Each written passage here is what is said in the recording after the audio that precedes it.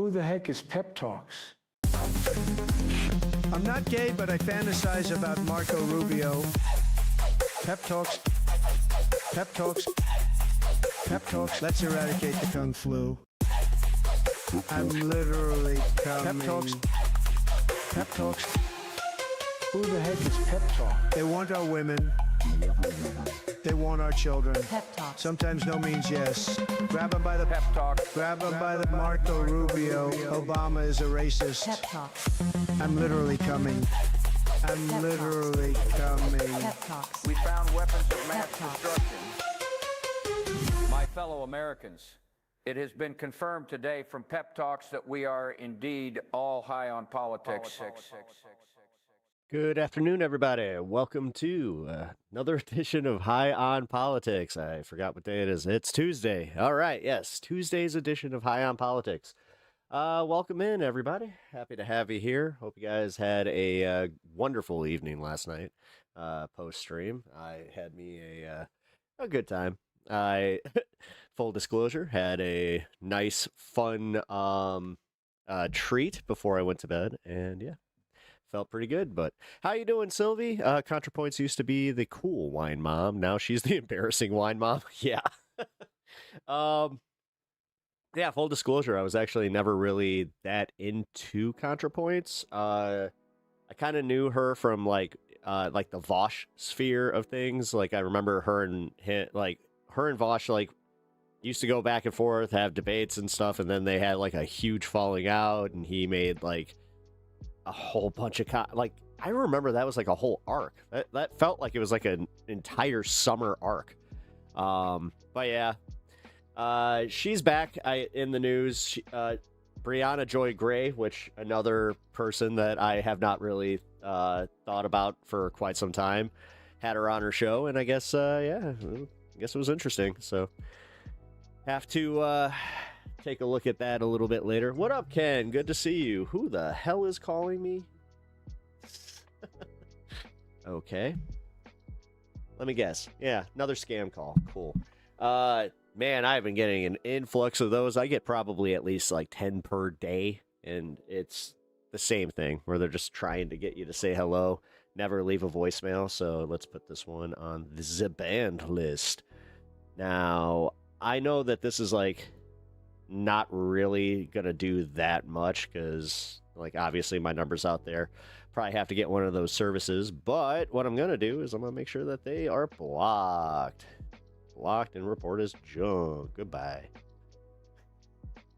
Yeah, if you have I don't want to say older people because I actually have some younger people in my life that they just answer every freaking phone call they get, and it makes me kind of a little concerned where I'm just like, oh no, don't do it, don't answer the phone, they're gonna scam you. And then on top of it, it is like the hello thing. I guess like that really does. I was paranoid for a while because I had heard about it, and I was like one of those grandparents that was just like, I heard that they run a scam where they use yourself saying hello.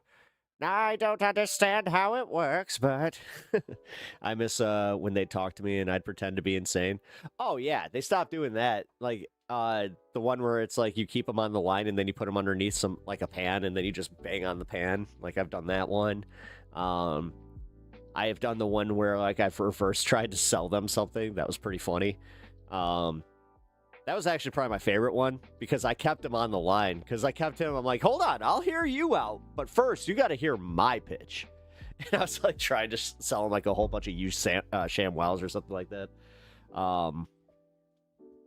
Yeah, I've always like been able to go back and forth with those idiots. Oh yeah, that was another one. When I would just anytime that they would talk, I would answer in Arnold Schwarzenegger quotes. So when they were just like, hello, do you have any? It's like, hello, this is Officer John Kimmel. And then they would just say something like, who's your daddy and what does he do? Like, I don't even do like the best Arnold. Trust me, I'm well aware of this.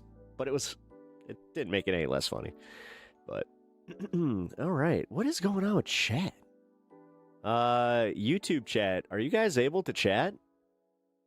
because I'm noticing that I'm having an issue with my multi-stream chat here. Uh-oh.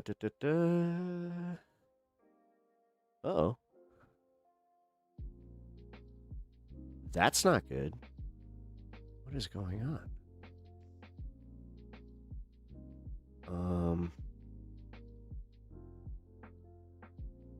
That is very much not good.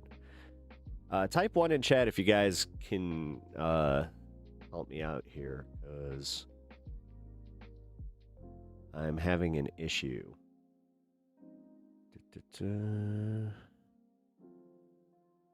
No, still not seeing anything. I'm assuming that some of you guys have had... oh, there we go. Unimoogle, you just came through. All right, there we go. Yeah, I've got my backlog finally catching up.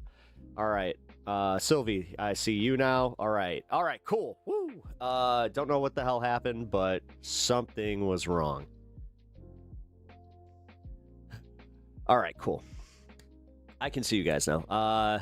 Let's see. Kyle, what'd you say? I'd talk to them like a schizo, so they couldn't understand what I was saying. It pissed them off so much. You just start changing the subject all the time. That's kind of funny. Imagine what 1.5 trillion could do for our country. Yeah, right? I don't understand why more Americans don't think like this. But you know what? No, I understand, because they don't pay attention. They don't know. They don't know anything about Pete Hegseth. They don't know anything about these hearings. They don't know about anything that Trump is doing as far as, you know, eat with the gas tax or any of that stuff. They just know gas is high, things are expensive, and it's getting worse. I do know that, like, average Americans do not trust the jobs numbers right now. I kind of did a little bit of research on that end. Talked to a few people in my life, so I got some anecdotal evidence, and then just in general went on Twitter and found that, yeah, consumer confidence seems to be at an all-time low.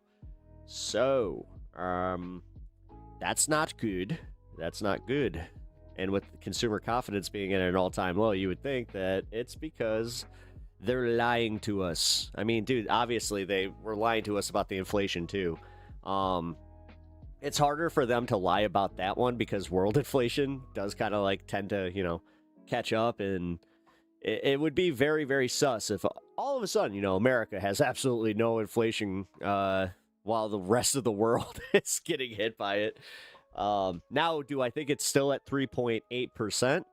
No, I think that they finally just caught up, but yeah, the golden phones. Yeah, that's another one. Trump phones, just another Trump scheme that did not come to fruition, which I love that they didn't give the deposits back. I loved that it was just a blatant rug pull. I mean, whatever. If his supporters want to be there for him, by all means, let them. Just let them. I don't care. We don't need to save them. I kind of said this on my last stream. Actually, on Pepaganda. So if you guys did not catch that, you should, by the way. It was pretty good. I would argue I had a pretty good show. But we were talking about the inflation and how it's just hitting everybody. Yes, and random words. Oh, dude. Like I was just saying, by the way, like, cause yeah, you were talking about the phone guys, fucking with the phone guys. I'm gonna just end and say that, and I'm gonna end that part and just say yes, it has gotten worse, and it is because of like policies that Trump has. Like, this is libertarian wet dream right here, like where there is no rule with like telecom companies saying, hey, you know, you can't just be spamming people like this and scamming people like this. But no, you know, Trump you can't have any regulations there. Trying to make us all poor and keep us slaving. Yes, that is 100% what it is. Systematically, that is exactly what they are doing, and it's ridiculous. Like, I'm so tired of trying to get people to care about this, that just have the attitude that they cannot be bothered with paying attention to politics. I Man, I haven't been at this point in a long time. I remember when I first started getting into politics and kind of going through this whole thing where I was just like, why don't more people care? Ah! And I kind of got over it where I was like, it's not the worst thing if they don't want to do what's in their best interest. You can't, you can't force a horse to water or whatever. Or you can force a horse to water, but you can't force them to drink. That's what it is. Yeah. Meanwhile, billionaires are allegedly eating babies and worshiping Baal. Yep. Which, the worshiping Baal thing, who cares?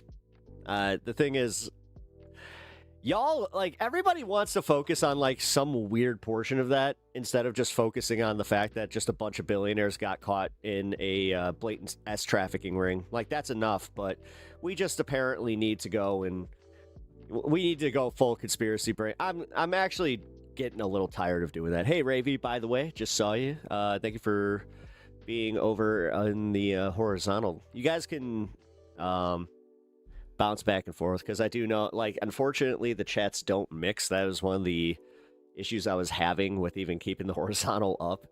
But whatever, it's fine. 7 whole people, 9 whole people now, bitch. Cool. Is that what you do? So you go to smaller channels, try to make them feel bad about their viewer count? Is you just literally, that's all you do? Because you have a very pathetic existence. I think that's genuinely, I feel bad for you. I think that it's kind of fucked up that more people are out there that don't get any love at all in their lives. They have absolutely nothing going for them, so they do what Jared's doing. Cool, Jared. That's kind of fun. Jared, Ravy, you teleported? Oh. By the way, Grizwiz, Grizzwiz. I cannot talk today. Also, I hate trying to decipher your names, but you know what? I went for it. They're all trying to make us poor and enslaving. Oh, I already got you. Their first time chat. Appreciate that, and also appreciate the follow. Jared hasn't had this many people talk to him in a long time. That's what I mean. The guy is kind of just, it's sad. It's sad. I'm looking at his freaking his interactions on this channel. It is pathetic. Oh man, he's got 21 Pilots video on his how old is his channel? Let's see. 2011? With a whopping 2 subscribers. Oh, man. I don't know. That's balls coming in here fucking making fun of somebody's view count when it's higher than your sub count, bitch. Oh, are you not trying to do this? So it's not even one of these things where you're trying to act like you're better than me? Interesting. I think they kind of forget that we can do that. My name is Blurryface. Oh. All right, let's see. Sorry, guys. Chat just froze again. There we go. You know what? I'm gonna just turn off multi-stream. Fuck it. That seems to be having an issue here. Jehu, not you, Pep. Just noticing me in the corner. Just kidding. I don't want to be the eye of the. I want the eye of the pepper upon me. Oh, we have a new bit, by the way, that was created over on Pepaganda. Pep Dad. Oh man, was anybody there for that? Because that was hilarious. Or someone in chat was talking about if I was their dad or some shit. I just was led into the whole me being Papa Pep. Stepdad's like your mom. That was hilarious. Your mom was throwing it back. Sorry if you got a little loud over there, but just she gets a little wild. You know what I'm saying? Slap the tush. Yeah, it was good times. Good times. The dad who stepped up. That's right. That's right. Actually, it's kind of funny. Ayo. Jehu. Yeah, Pep Dad. Mom said to ask you for her allowance. Yeah, tell her not to spend it all in one place. Also, if I see her with that jackass with the Camaro, then I'm gonna have to come over there. That was also part of it. It's just like, hey, so your mom says that your dad's a loser. I see where you get it from.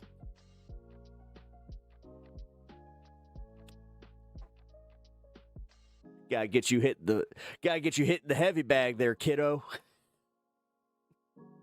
Just doing this shit. You got the fucking way too short shorts. Fucking take him to the limit. He's dressed like fucking Josh Brolin from Goonies. Fucking smoke cigarettes, like always, just keeping it up. You know, got the little tilt, just does the fucking little, yeah, exactly, blows the smoke into the kid's face. Oh man. Stepdad energy. Can we just say, like, stereotypical 90s stepdad energy? Fucking A. I was gonna tell the story on Propaganda, but I'm glad I didn't. I saved it for here. So yeah, my mom literally, she dated multiple guys that were kind of like that. There was this one guy specifically, Rick. He was a lawyer. He was such a piece of shit. And I just kept telling, like, I looked at my mom, like, just, what the, how? I was like 8 or 9 years old. He kind of figured it out, because, like, he knew the way to get, you know, my mom alone for a little bit on the weekend, you know. Gave me, like, you know, he was the first guy that got me a set of, like, pretty decent rollerblades, where he's like, yeah, why don't you go out and rollerblade, you know, for a little bit, make it at least an hour. Here, take this hockey stick, go find some, you know, something to do with this. Yeah, fun times. Hey kid, if you don't tell your mom about the cigarette burns, I'll let you she dated a guy that used to kind of, you know, leave the pack open, and also kind of give me like the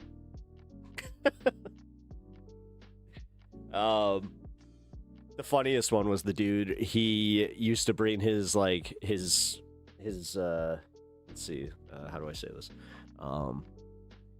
Like the sack of fun, you know, he would bring a bag of fun with him, and he would keep it at my mom's house, and I got caught going through it. That was hilarious, because it was kind of one of those, like, stalemate moments. It's just like, well, what's this? That's just, well,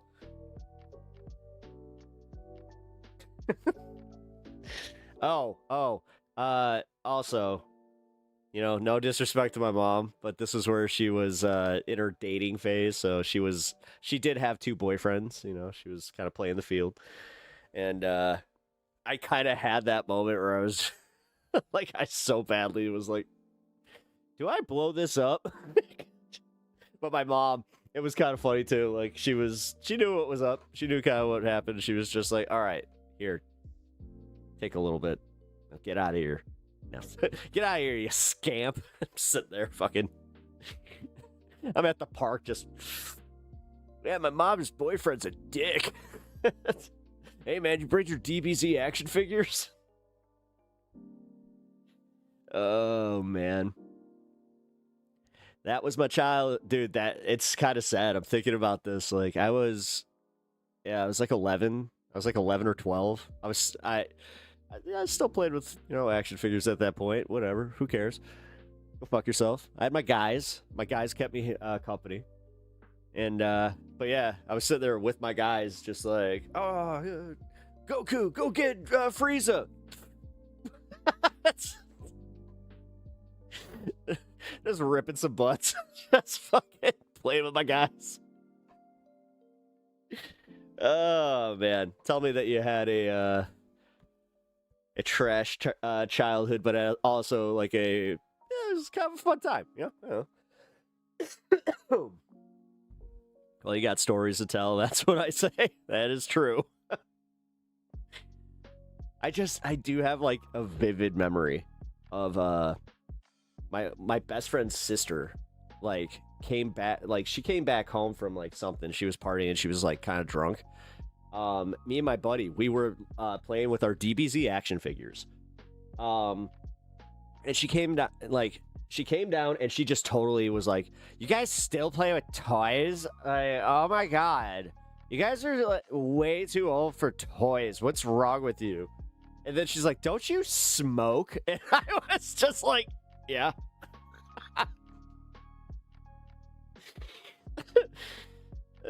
Just kind of, yeah. And then that was kind of funny too, because she was also, a bad kid who was able to acquire some, some primo butts, if you know what I'm saying. I was mad. I mean, it was kind of funny because pretty quickly after that, that's when I got into, oh God, this is embarrassing to say, but it's true. Cottonmouth Kings and ICP. I got into them for a little bit, and that was her doing, But that was also one of those moments where it was just like, am I too old to be playing with toys? And I felt so embarrassed, but at the same time, I'm also going like, yeah, I kept like, let's see, when did I officially like put him down, and not do scenarios and shit? Like, I'm pretty sure I was just about 12, where I finally did have that moment where I'm like, what am I doing? I should probably like go and try and like talk to girls or something. Like, yeah. The weirdest part is, like, I was smoking not even to look cool. That was the worst part. I did it poorly, too. Because I used to go through my mom's Virginia Slims. And I would smoke like Cruella DeVille because, like, I didn't know any better. So I'm sitting there like this, just... I looked way... yeah, way too effeminate. We took gateway to ICP.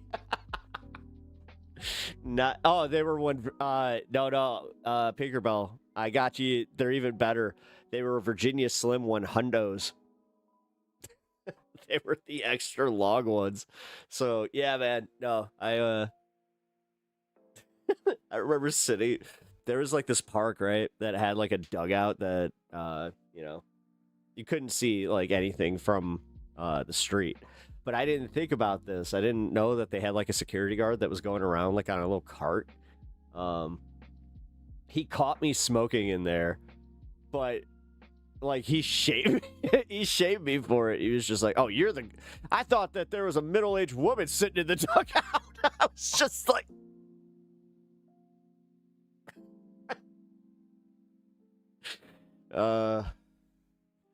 good times. Getting shit. Oh man. I think that now that I'm like thinking about it, he was just mad that it wasn't what he was expecting. Like, this guy was just like, he was cleaning up Virginia Slim like 100 like cigarette butts, and he's just like, "Oh man, this woman's probably got a husband that hate, like they're fighting, and she has to come to the dugout. Oh man, when I find her, I'm gonna make my move." Then he just sees little me just.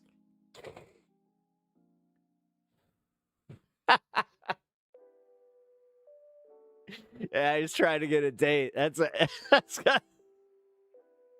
my fingers are the length of a regular. They all look a mile.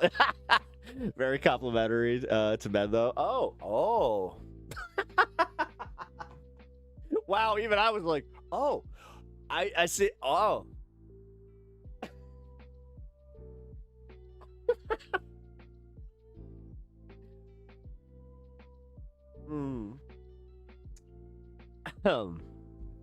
This cannot be real. What the fuck? Yeah, unfortunately, I was an awkward kid, man. Like, I really was. I I had that like really weird phase too because like my parents got divorced when I was like, just becoming a teenager. My grandma passed like again when I was 12. So yeah, like late 12 to 20 something. Yeah, it's pretty awkward. I kind of came into my own right around 16 though. That kind of helped. But man, I should have grabbed more. Oh, yeah. Well, yeah.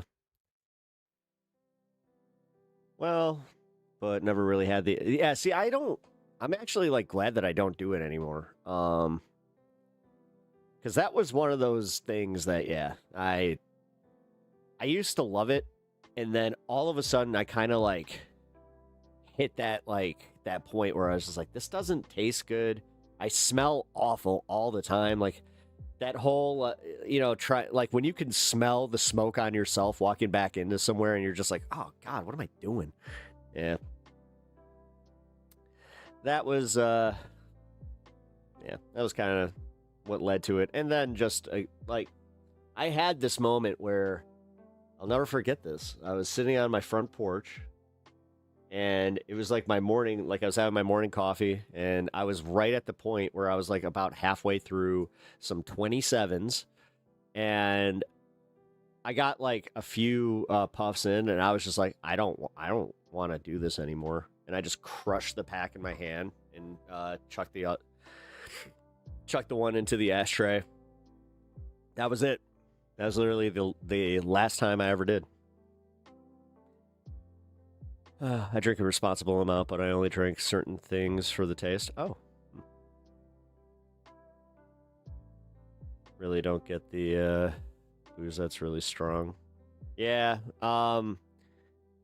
There was this new drink that was like a seltzer, or not a seltzer. That's actually completely wrong because I don't like the seltzer drinks. I hate those. No, this one, like, it looked like a seltzer. It was like clear. I think it's called clear water. I don't know. You know what? I'm glad that I'm not sponsored by them because I'd probably be butchering this. But, yeah, man, they're pretty good. Like, they have this one that's like it's like a canned, like, margarita. Trying to say this a little weird. Yeah, it's good. It was one of those, like, the first times I've ever had one of those drinks where I was like, wow, that was actually pretty good. Cool. Oh, shit. I just realized that I never asked you guys to do this. Man. Oh, I thought I started the show with a poll. It didn't. Okay, yeah. Are you guys seeing a poll on your end?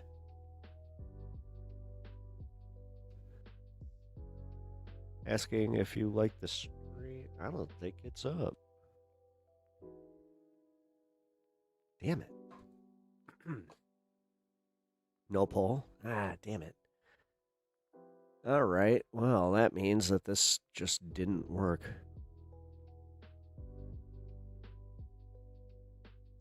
Nice, Hermit. Yeah, honestly, like, I don't know, man.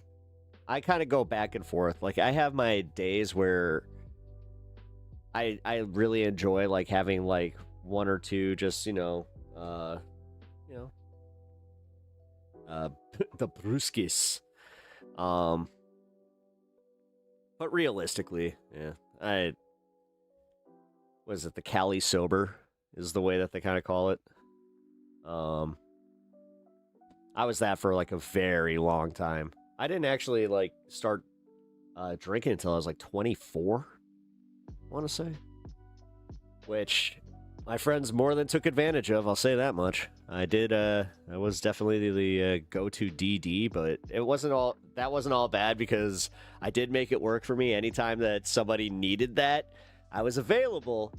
But yes, you were either buying me a pack, or something like that. That was, or yeah.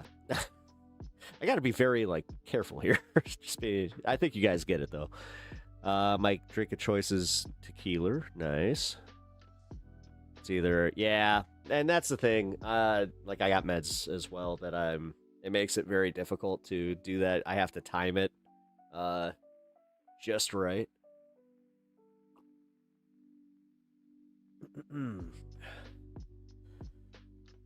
7 a.m. Nice. It's happening right now. Nice. Man, I always get jealous of that. That's crazy that I'm your morning show. I know, like, I never thought that was going to be the case when I started doing this. But that's pretty cool, man. Not gonna lie. My buddies are all lagging behind me incredibly in age, or incrementally in age, so I don't have to be DD for like 4 years. Hey, that's I don't know. Just make sure you're responsible. I'm dead serious. Like, I don't want to older brother you guys here and, like, get you upset or anything. But for real, make sure you always have, like, a planned route home as far as, like, having an Uber or having a friend or just, like, be at home. I'm one of those guys. Like, if I don't really go out and do that. Like, bars are not my thing. I fucking hate going to bars unless I can walk home, which we don't have as many as you would think. Like, it's not a bar on every corner anymore. That, it does suck. You're seeing less and less of the old style signs out and about, but yeah. Who cares? Oh, okay. I see how you are. What up, Batch? Good to see you, brother. Where I grew up, most people my age made it their life. Yeah, see, that's the thing. Yeah, you got to be careful with that stuff. Because I know people like that they ain't happy either. Like, they're really not. In those moments that they're at the bar, you know, it's very much like a Cheers episode, but yeah, I've seen the other sides of that. Where, yeah, it's not great. You live with an alcoholic and have one for a dad too, as a huge drinking. I've heard that. Yeah, that Australia has kind of a little bit of a drinking problem. So do you guys have like a lot of liver disease, or are you like Cuba where you have some like secret, you know, liver freaking vaccine or some shit?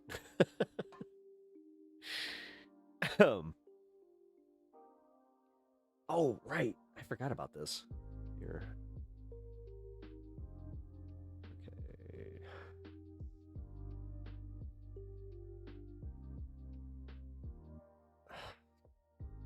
It's not gonna work. All right. Nothing is gonna work as far as what I wanted to do here, so I'm gonna just not even start. I'm not trying today. At least I have my music. That's cool. My music's up, and I know that the thumbnail went up, so yay, cool, huzzah. Lots of liver disease and cancer in general because of the UV, but my dad has bladder cancer at the moment from the drinking. Holy crap. And you said he still does? Man. Oh my God, I had a buddy like that his dad was told that his liver was shutting down, and he just said it was terminal, so he just said fuck it. He went all the way to his deathbed. Like, that was, I still can't believe that people can do that. But after I saw it, I was like, oh, I mean, now that I'm older, I guess I could kind of get it, where you're like, well, what am I going to do? But at the time, I could not wrap my head around that. I was just like, he did what? His dad was kind of a piece of shit, I'm going to be honest. Like, I don't like to speak ill. You know, that whole don't speak ill of the dead thing, but I'm not going to ignore what his dad was in life. Like, his dad was a piece of shit. He ignored him. He only showed up when his mom was talking shit about him. Yeah. I felt bad for him. Turned out he's a great dude too. He has a pretty large family. I think he's got like 6 kids or something like that. Like, he's doing really well for himself. So I always like when somebody like that like had a really shit home situation decides, no, I'm not gonna let that. I'm not gonna be that. My friend told me a story of someone they knew that drank so much that they became dependent and were having hallucinations of their dead brother. That doesn't surprise me. Yeah, that kind of stuff, that does happen. I don't know. That's the stuff where it's like, those are the people that really need to stop. That was kind of weird. Like, both my parents were alcoholics, and it was so weird to have that moment where, like, I kind of realized I'm not. They were, like, it was when I quit smoking. My dad, he kind of pulled me aside. He's just like, I don't think that you have whatever, like the gene, or he's like, you don't have it. I'm like, no, I don't. And that's like, it's weird to spend your entire life fearing something like that and then realize like, oh, I was fearing it for pretty much nothing. Okay. Well, that sucked. Fun fact, we call Box Y goon here. You call it why? Wait, why do you call it what? We call it box wine. Like, that's auntie drinking right there. That's like, you know, your weird aunt is coming over. She's got, you know, she always has like the little wine stain. Or like, especially like if she wears like a lot of white, there's always that little hint of purple on it too. And then you see her pull up with the box and you're just like, oh, Aunt Janet's here. You know what? And it usually goes like she cracks open the box. She got the first one. She's fun, you know, starting to cut loose and just telling some funny stories. Like, your father used to be so funny. He used to be so funny. But then like 3 or 4 in, then she starts doing the sloppy bit where again, like she has like it's a lot of like makeup stained cigarette or like lipstick stained cigarettes and like on stains on the cup, and then her doing like the, you know, your grandmother loved your father more than he loved me, and I gotta say that it was so manipulative. This just really fucks with me. It's just and then then they take a little nap. Never, like, dude, never they never wake up with like a hangover or anything like that. It's always like, you know, ready to go, but they got like the, you know, couch bedhead. Oh man. Or they show up to a wedding, you know. Every time they show up to a wedding, you're like, oh, that's a problem. Anytime that they walk through that damn room, you're just like, she's gonna hit on everybody here. Damn it. True story. I don't have an Aunt Janet, by the way. This is like an amalgamation of drunk aunt.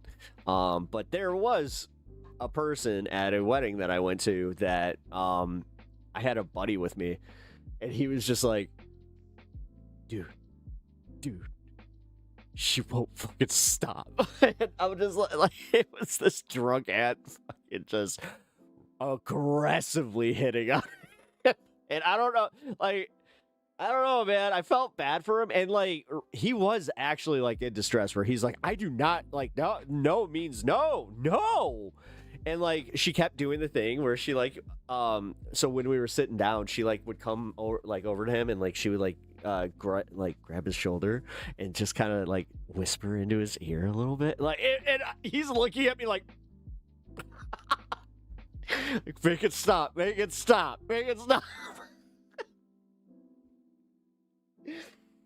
Oh man, I wish he was here to tell that story, because the way he tells it, where he's where it was one of those open bars, and he was just like, oh, that was the first mistake I made, where he was just like, he ordered her a drink, and I'm not sure if she understood that it was an open bar, like that she thought he bought it for her, but like apparently that was the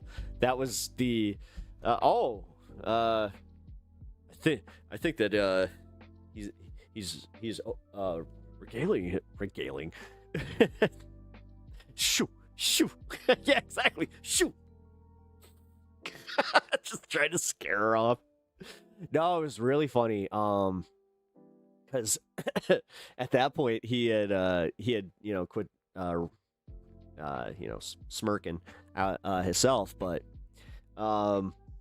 yeah, he had to go outside. He's just like, dude, I gotta get anywhere that she isn't. I'm just like, I don't think that she she smokes, and he's just like, let's get outside, let's go outside. I don't care. It was so funny. Oh man. The drunk ants. It's better. I mean, I don't know. I had a drunk uncle. He was pretty stereotypical. He was also a problem. Yeah. Not as fun as the Aunt Janet's, because that one is like legit, just like, oh, he hit him again. Ah, shit. Like, we had to deal with that, where it's just like, oh, do we have to call the cops on him? Great. Like, this is gonna be a whole thing. I've been drunk all of once, and I'm just dizzy. Those are the ones you get secondhand from the breath. Yeah, dude. Yeah, where you, yeah, you could smell. It's just like, oh my god, is that Malort? At the funerals, my mom was nice. Yeah, see, oh, dude, I haven't gone to one like that yet. I don't know. I still have to have like, we already did like one thing for my mom, but I have to do a I guess it's called a memorial, but like we already did a memorial for her. It was just like, I have to, and I think something like that is what I want to do. Get the cousins that, partake together, because my mom was, she partook.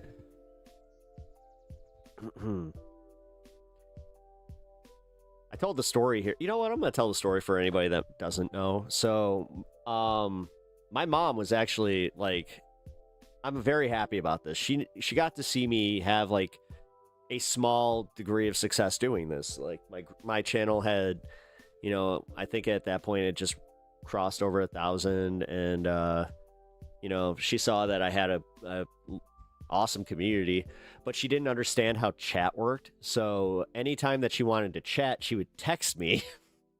And there were so many times that she'd be responding to somebody in chat, and I would be like, oh, and like I'd have to go find it. God, I miss it. But yeah, it was funny because the last time that I got to see her, I came home and told Stream about this. I'm so glad that my mom like that this happened, because I went back recently and watched the episode, and it was cool. That it was like so fresh, because my mom, she came and visited me, and this was after I did my harvest. So I had, I gave her like a nice little care package, and she didn't tell me where I was dropping her off. And she's just like, yeah, you're dropping me off at this, it's at this like plaza. I'm like, okay. She's like, yeah, you're meeting my friend. I'm like, oh, that's cool. Yeah, whatever. We pull up to this plaza, and it's like one of those medical plazas. I'm just like, what are we? Are you like going in? She's like, yeah, I'm a sponsor. I'm like, oh, what? I'm like, wait. What are you doing here? She's like, oh, this is a NA meeting. I was like, what? And she's got literally a pillow with her full, and I mean, it reeked. And she just like, she gives me a hug and just walks in, and then I'm like pulling out of the parking lot, and I'm just like, did my mom just walk into it? Oh my god.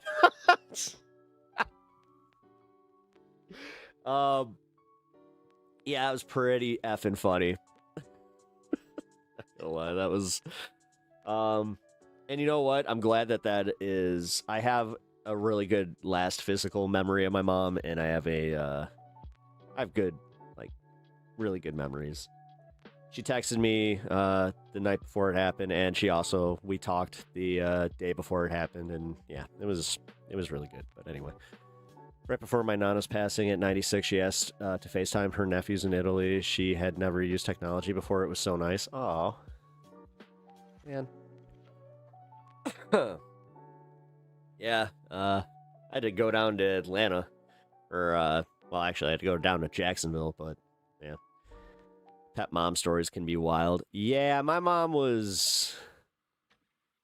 she was a wild spirit, man. She just did not give a shit, and I loved that about her.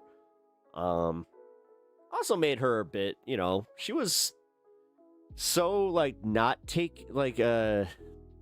such a person that, like, not taking shit meant, like, yeah, she like, did this thing where she, she'd lose friends occasionally, where I'd just be like, oh, yeah, you talking to this person? And it was just like, oh, I haven't talked to her since, oh, my God, one of them, where you kind of found out that her friend was hitting on my mom's husband, and it was just like, oh, well, that's problematic. Yeah, and, like, I had met this woman, and I was like, okay, yeah, you need to, like, get her out of your life. Like, she is, like, there's something broken in her where she is, like, a home wrecker, and it was like, no, don't even invite her to things. I understand that she's nice, but yeah, don't do that. Last memory, my Nona was... We're asking for Kellogg's cornflakes, and I was running around at 10 p.m.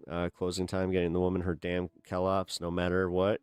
Me and my brother did that for my grandmother. The last thing she asked me for was a Milky Way. And we snuck that into the hospital. Shout out, Mom Pepper. Yeah, thanks, Mitch. I really appreciate that. Yeah, I miss my mom. I'm glad I can talk about it now. Yesterday, I wasn't going to touch that subject because, yeah, Sunday was a little rough for me. I know I talked a little bit about it, but it sucks. It sucks to lose a parent. I mean, I had to have this talk with my friend yesterday where, again, without getting too into it, we kind of ended, like, our talk just kind of figuring out that it was like, man, we're just getting older, and we're getting older means seeing our parents get older, and it sucks, sad. Actually, no, Todd, not anymore. Well, according to the President of the United States, so... On a different note, can someone please make it impossible to judge shop? Yeah, that'd be great. I know it's impossible for us, like our class. We're not allowed to do that. She refused to go to the hospital and caused a cold black trying to get out. She also refused to lay in the hospital bed. Yeah, my dad was that way. Yeah, my grandma, she was also a problem. So, like, she knew it was coming, so she just wanted to go home, and they got her home, and, like, 2 days later, she passed. Like, she wanted to, she was like, I have to. Like, I want to be in my home. You guys actually saw that exact house when you guys went on the pep walk with me. That was, yeah. That was rough. But... you know what? It is one of those things where it was what it was. And, yeah, my dad, when he had his heart attack, not only did he drive himself 45 minutes to the hospital having a widowmaker, which, yeah, that tracked with him. He got to the hospital, he's like, hey, my chest is a little tight, and... my arm hurts. I kind of felt like, I was sweating. He even says, like, it was the sweating that got me.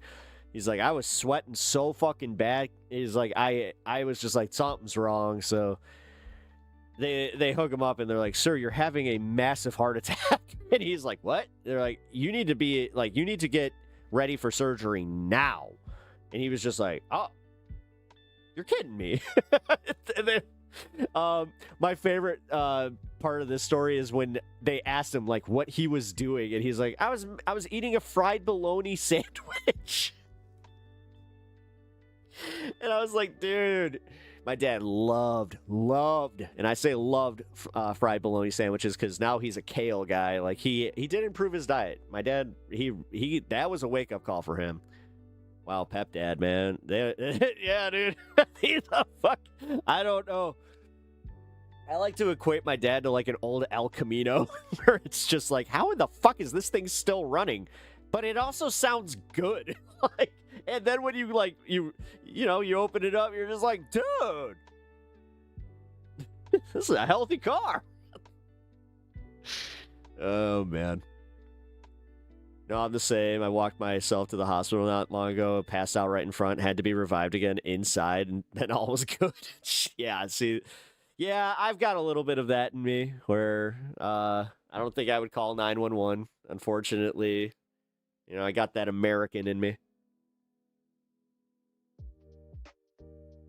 On a slightly brighter note, the suit against Trump's recent attempt at overturning the Presidential Documents Act got a restraining order put on them, destroying the Mar-a-Lago documents. So, no destroying evidence for them. Yay! Good news. Woohoo! I'm excited for that. That's cool. When you've been dealing with health stuff long enough, you just kind of get the job done. Yeah, I've had that. I've been lucky, like, because I had a stomach ulcer that turned into a little bit of a bigger problem. I just barely dodged having like ulcerative colitis. Which, yeah, all before 20. That sucked though. Let's see, because I got diagnosed when I was like 9, and then when I was 14, I had a surgery, and yep, I'm all good. Ouch, stomach ulcers are painful. Yeah, it was a stress thing. I got misdiagnosed with, again, they thought it was ulcerative colitis, but it turned out no, I just, was very, very stressed out.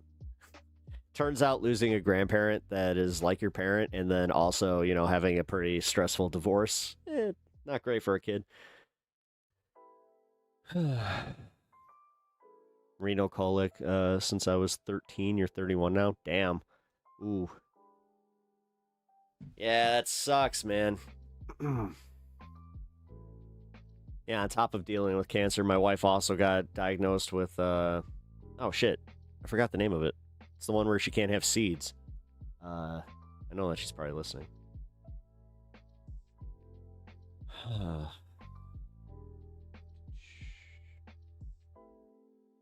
think you guys know. Just kind of wait. Here, give me a second.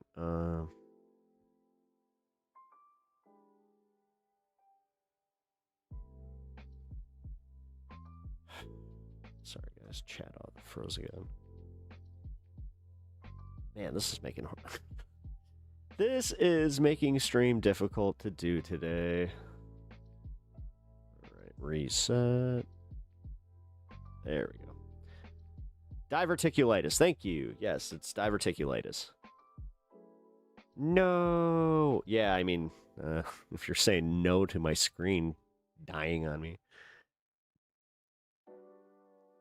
You tell at 7's3 to fuck right off with all that Fed posting. Why are you telling yourself to fuck off? I just saw that. Also, Sevens, how you doing, man? If you don't want me using your real name, then cool. Me imagining things your mom might say. Oh. My mom didn't know what Fed posting was. No, she was more like, if we were talking about like random subject A, she'd be like, "Oh, that I like what that Sevens guy had to say about that. Can you tell him that that I agree with him?" It was a lot of that kind of stuff. I had to literally like say, "Oh, hey, my mom just texted me. She says that she likes X and YZ comment." Okay, what is going on with you? Look at him. Are you guys watching this little fucker? He is about to. Okay, this is gonna hurt.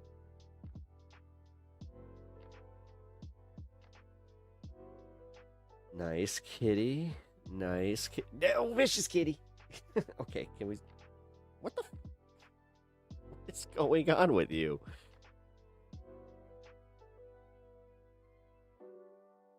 It looks like he's letting me have his paw. He wants to fight. Yes, he very much wants to fight. Okay, you want to fight. Here. Yep.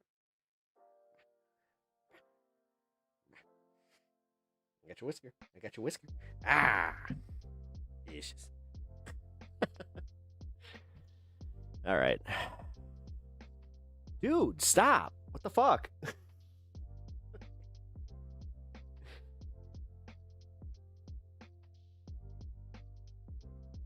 Okay. Just when the chat box was like one of the things that was kind of difficult to get around on stream here. Now I got this little gatekeeper. It's just like, if you want to type, then you must fight me. Are you gonna do this? Can we just get this out of your system, please? Because, yeah, the whole thing where you grab my hand and bite it. Sometimes. It's a little too hard. My cat left us a tiny shrew this morning. Really? That sucks. 'Tis but a flesh wound. Yeah, it's a little flesh. It's hurt. He has that thing where it's like he doesn't bite very hard when we're, like at the start of playing, but for some reason, man, like once he gets amped up, there's that one quick moment where he's just like, no! He will draw blood. The knights who say meow, that's you. Also. Okay, is this what we're doing? You're just gonna... Alright. You got this whole dog bed behind me, but no. The Trade Federation needs more battle droids. Are we the Trade Federation in this scenario? I think we are, right? Yeah, we're not the Republic. Man, it's so funny that we're like 5 firings deep. What do you mean, like 5 firings like from the Trump administration? All right, dude. You almost done here? Because I gotta use my keyboard. All right. You're warmer than the dog bed, though. Yeah.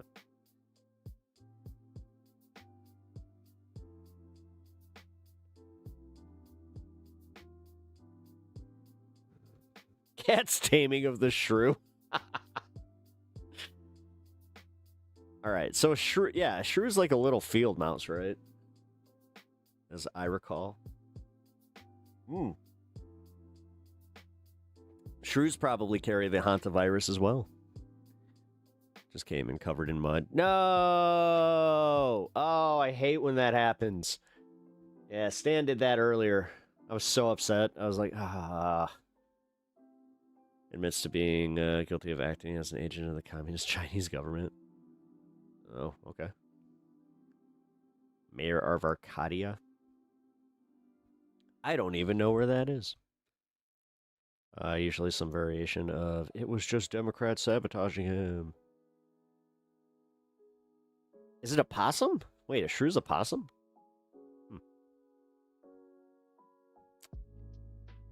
Oh my god, the rest of this U.S. discovering hantavirus has been hilarious to us in New Mexico. Yeah. No, again, the fact is, I've known about hantavirus just because, yeah, I've done jobs where I had to clean out like, nasty ass basements. So you find out just how dangerous that stuff is. So I thought they're a mole. All right, that's it. Is a shrew? No, it's not a rodent. Oh fuck. Okay, no, you're right. It's more like a mole. You were right. All right, Mitchell, you get the win. It's more akin to moles and hedgehogs than rodents. Oh. Oh, they're cute. Oh, they got long little noses. Oh. Oh, and your cat had to lessen the population by 1, huh? Dang. That sucks. She agreed to plea deal, faces 10 years. Oh shit. Crazy. Glad they caught her then. That's cool. One less mole. Hey, we're sitting here talking about moles, and now we're also talking about moles. Get it? We're talking about, CIA stuff. Waka waka. All right, let's get to some watch mode stuff. Oh, shit. Give me a second. Of course. Why would this work? Oh, hey. Yeah. There we go. All right, so the Bears. I was going on a little tirade yesterday about the whole bill to keep them in Chicago. Well, turns out I might have been wrong about something. Bears pilot bill could net Chicago billions in tax exemptions. And we are learning more tonight about the mega projects legislation and what so, it could yeah, mean you know how I was for the like, city of Chicago they're going to make us, taxpayers. pay for this. NBC5's Paris Schutz is live outside Soldier Field right now with much more on how this mega projects bill would provide billions in incentives for the city as the Bears are contemplating that move to Arlington Heights. Paris. Yeah, Allison, I'm right in front of a bunch of train tracks just west of Soldier Field, but imagine instead a giant entertainment complex and a bunch of high-rises. Well, that's exactly what the developers behind One Central are proposing, but they say they need state assistance to do it. So the mega projects bill could provide exactly that. Arlington Heights is the focus of the Bears' mega projects legislation, but tucked into the massive bill, a provision that could raise billions in tax money to help build over train tracks or rail yards, like the One Central proposal. So the idea is to I hate to say it, I like this one. look at a projection of what the future tax revenue would be at those sites and property taxes and sales taxes, and take a portion of that revenue and use it to sell bonds to finance the actual construction. As long as it's not my fucking taxes. State Senator Bill Cunningham is a sponsor of the mega. Dude, they were talking about using county taxes, not just like, it doesn't matter if you live in Arlington Heights or not. Projects bill. He says this. And then that would also kind of go like around to the outer suburbs too, where provision would like this would fuck over like the entire Chicagoland area. Also apply to the if it was the other way around. Michael Reese. Hey, it's Cabrini Green. This is the last building that's left on Cabrini Green right here.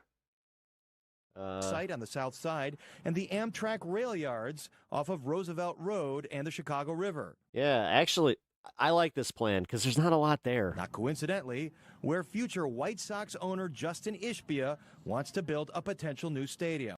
Stop trying to build a new stadium for the fucking White Sox. You can't fill the one you have. But is a bill designed specifically for the Bears now Oh my God, I hate these fucking billionaire owners of teams. becoming a Christmas tree loaded with goodies for everyone? I think one of the questions you heard raised multiple times, Paris, about the mega project proposal that is partially designed to help spur the Bears' development in Arlington Heights is that there was nothing in that bill for Chicago.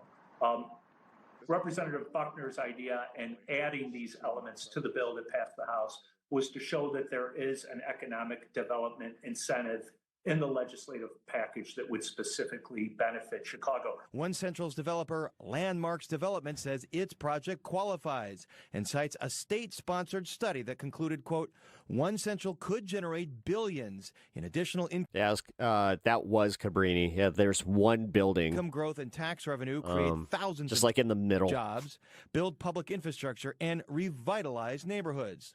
But Chicago Mayor Brandon Johnson and groups like the Illinois Federation of Teachers, led by Stacey Davis Gates, have been critical of the mega projects bill. Oh, shut up already. They say the tax money needs to go to schools. Shut up with your... No, enough of our taxes go to the fucking schools. Can we stop? And public services. Dude, oh my God. Not billion-dollar developers. I mean, as much as I agree that, yes, the billionaire developers shouldn't get it, the way that they have it kind of planned with, like, they would end up paying through it for it through the bonds and the taxes on the actual properties. So it's not just that provision. There are other things in here, things called star bonds and Nova bonds that could collectively raise more than $1 billion to go to developments in the city of Chicago. You heard some state senators from Chicago not on board with this legislation yet, but Senator Cunningham says he believes eventually they'll get to the finish line, maybe not this week. I hope that they do. I hope that enough state senators kind of come to the table on this one. Maybe not next week, but before the session. I mean, Mike Simmons is going to have to vote on this. Adjourns at the end of this month. Allison? This is So his much great district over information. here. I wish they would have started this conversation a long time ago, but hopefully they get it done. Thanks so much. It's a little late in the game, isn't it? It is. Yeah, a little late in the game. Fourth quarter. All right. Yeah, but that's, think of it, it's the Bears, dude. The Bears in the fourth quarter. That's literally how we, like, dude, that's how we got to the wild card last year. So don't talk to me about that shit. That's just how we play. All right. Trump, desperate ploy. And 18-cent gas tax, even though I personally think that this is not going to actually happen. As the war in Iran rages, President Trump announced yesterday he was in favor of suspending the federal gas tax. This is according to the Wall Street Journal, which is basically writing up comments he told reporters in the Oval Office. We can put the first element up on the screen. Trump said, quote, I'm going to. He said gas prices will, quote, drop like a rock after the war. And when he was asked how long he would consider suspending the gas tax for, he said, quote, until it's appropriate. Worth noting where AAA has gas prices, the national average here, we can toss up on the screen, $4.50 a gallon.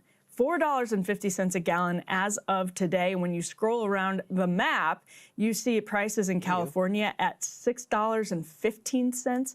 Michigan, $4.71. Illinois, almost $5 a gallon, $4.97. There are still some states where it's a bit lower, basically nowhere lower than $4 a gallon. In most places, much, much higher than $4 a gallon. So you can understand why President Trump would be feeling the pressure to take that federal gas. Yeah, because now, like, when you got them southern states finally come into it, where it's like, oh, wait a minute. Tax and this isn't great for us. Spend it. Let's toss this Wall Street Journal element up on the screen as well. B3, looking down the barrel at what might happen, what might be happening in California, just as we discussed, them already having sky-high gas prices. The Journal has this piece. Think $6 gas is bad? It's about to get even worse in California. Why is that? Well, the state just got its last shipment of Middle Eastern oil, Sagar. So the pain is about to be felt this is the tip of the iceberg, I think is actually probably the best way to put it. It's about to get much, much, much worse around the country, heading into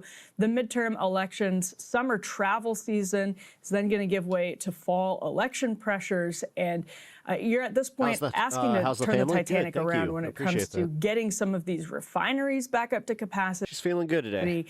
Even if you were to wave a magic wand, end the war today, it's going to be a huge, huge problem for the administration. Last thing I'll say is Senator Josh Hawley introduced a bill yesterday that would actually allow President Trump to sign this into law. It's pretty clear he can't do this by executive action. So Republicans now getting on the bandwagon in Congress as well. Yeah, but at the end of the day, we're talking here about 18 cents a gallon. Like, that's just what we already have in the Iran war tax. The Iran war tax is what, $1.50, something like that. You know, the California example is a very good one. It's something we've been trying to hammer home here because we always say, oh, Brandon, no one America cares. is a net energy exporter. Yeah, that's true. But what do we learn is that each individual region. Again, the only reason that you're here coping about this is because you understand that this is very bad for Trump, and inflation going up to 3.8% is also not good. Yeah, we're not even in COVID, and we're going right back to it. Cool, dude. Cool. Yeah, you don't get to do that thing where you're like, but it was $1.50. No, it wasn't. Of the United States. It wasn't the national average. Shut the fuck up. Is uniquely vulnerable. You also lie about everything, so keep going. Vulnerable to the conditions for gas. That's why gas is a very different price in California than here. A lot of people like to talk about how California has a high gas tax. Definitely true. Don't get me wrong. However, 1/3 of California gas comes from the Middle East. Right. Why? Well, they have to import a lot. It's far away from a lot of the refineries. They don't want refineries in California. That 217. you sign You're just a lying sack of shit. your own destiny. You're a lying sack of shit again. It didn't reach past 8%. You lying sack of shit.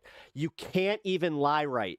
They don't want refineries. We God haven't built a damn, new dude. refinery in this country since the 1970s. Most of them are being, constantly tinkered with and Oh, my or God. updated, but brand new ones not happening. It's also something that he inherited from Trump. That was Trump's economy. That was Trump's 8%. If you compare the Chinese refineries to ours, He got it down to 2.7%. We're back at 3.8%. The economy sucks under Trump. Suck it. it's not even a question.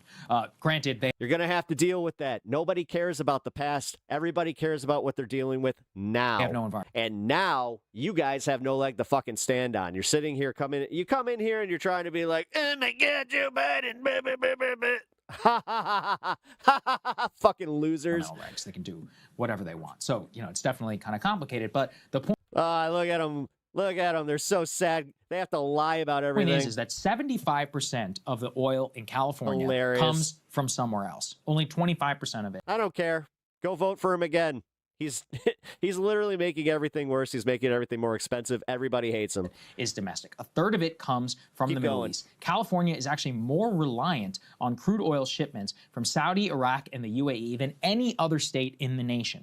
Quote, it'll take a month or two for flows to resume. Then you still have all of the catching up to do. And so Iraqi oil actually just came for the first time, I think, in a while to the shores of California. I mean, look at a map and think about how long it's going to take to get there. So gas prices as of Friday in California are $6.16 a gallon.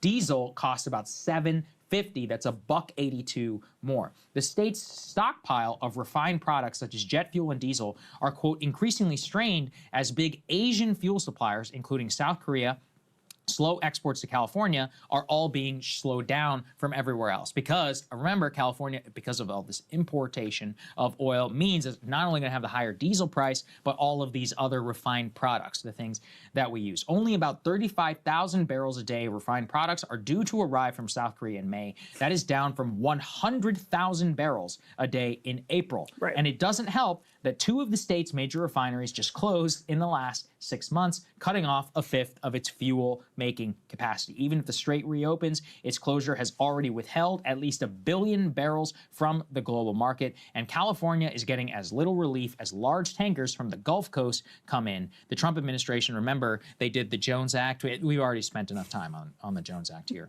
on the show. But the reason why I'm going deep into this is that California is a very, very extreme example. Like, put B2 up there on the screen just to show California at $6.15 a gallon. But let's take some other states with high gas. Illinois, for example, right? Illinois is at $4.90 a gallon. And in fact, Michigan and Indiana and Ohio all actually have very, very high gas. It's almost like we have a fucking population density that's a lot higher. Say why? Well, what was I reading about? Weird. How come these red states are also pretty high? What's up with that? Refinery that happens to produce Alaska. Why is Alaska high? Jeez. The oil for those 3 states had a problem, an accident or something like that, and so that means that you have to take the oil off. Oh, wait a minute. Ohio has the same gas prices. Weird. Which means it's have to come from elsewhere via rail, via truck, whatever. And then same in the Northeast corridor. So Pennsylvania, so 4.66 a gallon. And in fact, you have pretty high gas, which is colored there in red, pretty much all along the Acela corridor. Even in the states where you have all these refineries, and it doesn't have to travel that far. Let's say Oklahoma. You've got $3.94, and even Texas, the petroleum state, is at $4 a gallon. What this highlights is two things: the global commodity of oil, and two is just the sheer complexity of moving oil and gas all across the United States, and what why. Are you doing? One of the things, it's a very interesting story, is one of the biggest trading firms in the oil markets is now betting that Trump will do an export ban. And what he's betting on is that, just to explain, the exact mechanism, he is betting on the spread between West Texas oil futures and Brent crude futures. The only way that would happen, even more so, is if we had an oil export ban. And this seems, again, like a clean talking point. Yeah, we'll just, no more oil. But that doesn't account for California getting a third of its oil from the Middle East. So where's the rest of it going to come from? Are there refineries even set up to refine oil, let's say from Venezuela or from Texas or from anywhere else in the United States? And if they are, how can we even get the oil over? These are huge logistical problems to keep everybody on the road. And in the long run, it would actually create individual shortages, probably like in California or elsewhere. It might immediately actually lower the price here, but in a month, maybe 3, you would begin to see problems. In 6 months, you're just going to straight up, shortage. Yeah, he is. And also, he's in a mood. It would actually dry up one of Trump's biggest talking points, which is we're you're not making going so up much there. money Stop. off of this, which is technically true if you are in Why are you being Texas like this? or if you are an oil company who are making money hands over fist. So yeah, if you're in Midland or if you're a Houston strip club owner, you're doing great. Or a Ford F-150 dealer in Midland, it's money. Billy Bob Thornton. Yeah, if you're in the Taylor landman, Sheridan universe. Right, exactly. I actually met a fan of ours who's a literal landman. She was a woman though. It was interesting. So she was telling me about her landman. I love it.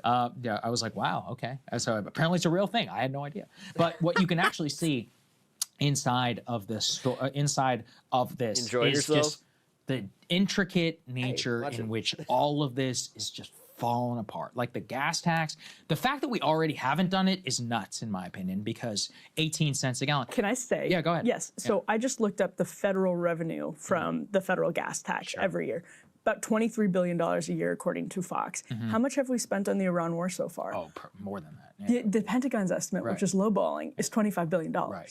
So it's just like one-on-one, right? So It's just the Rebecca, gas tax. good to see But you. it's such a good example of what we prioritize and what we do not prioritize. And yes, we do need money to maintain federal highways and such, but we also don't need to start a war with Iran. Yes. Give me a fucking break. I'm with you, all right?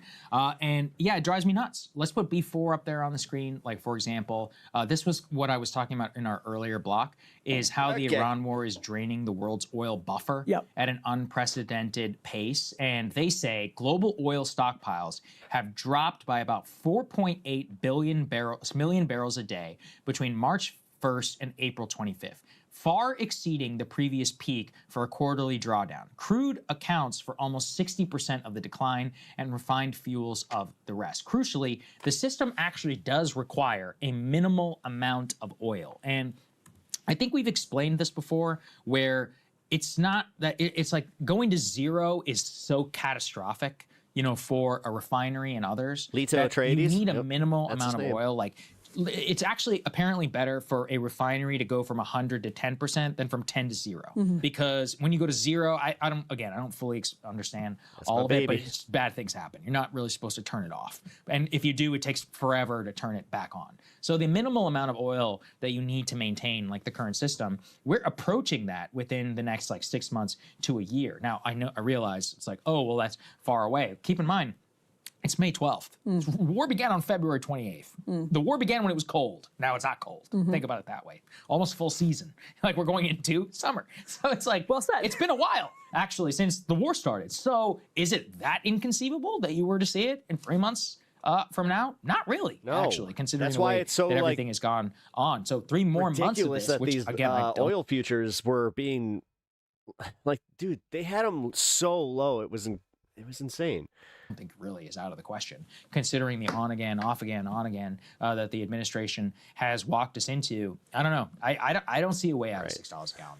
I don't think you're wrong. And I mean, obviously, I support like more domestic production on this front, and if it forces that, I think maybe there's a sick silver lining to all of this, but I don't think that's actually what's happening at all. Let's put this Fortune headline on the screen. This is B5, another huge part of this. The headline here is Iran war is draining world's oil buffer at an unprecedented pace.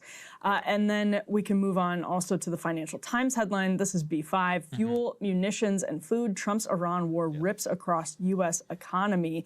This is not just about gas. Not just about gas. It is about prices that are going to increase across the board because of how fully integrated into every product, plastics, for example, that gas is. And you're going to have, obviously, what the Biden administration dubbed greedflation. No question about it. Already seeing it across the economy as well. So it is just a geopolitical mess. You don't need us to tell you that. But when you look at some of these, you just pull at some of these Yeah, but what's scary is the fact that the Democrats are not doing anything. threads. They're not saying anything. Their approvals are abysmal. Extent of it becomes obvious. I mean, dude, they should be riding this into like record high approval ratings, but they haven't done a damn thing. They're not out there offering any counter proposals.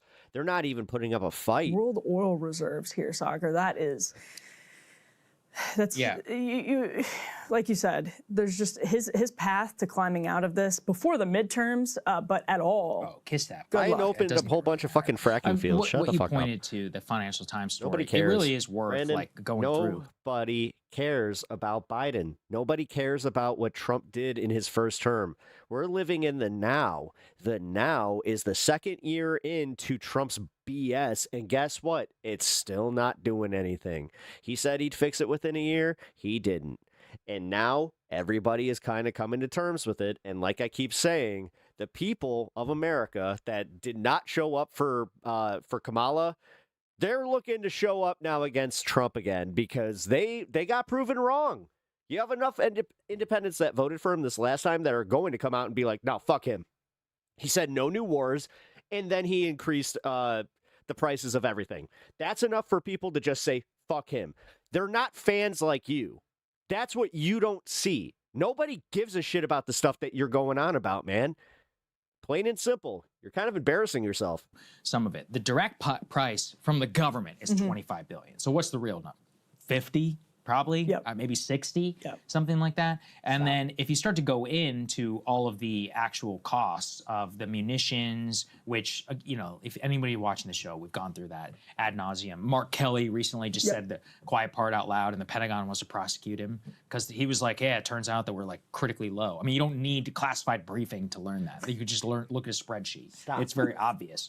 But really what we're all seeing inside of it is from the fuel export problems, the already keeping interest rates and all of that high, then the crazy part about it too is I think it's consumer sentiment at an all-time low. We're going to talk about that a little bit with Derek. You've got AI kind of holding up the stock market. You've basically got healthcare holding up the rest of the jobs market. But the Honestly, actual consumer experience, the reason that they didn't show up for Harris is because they really didn't feel like they had a choice in Harris.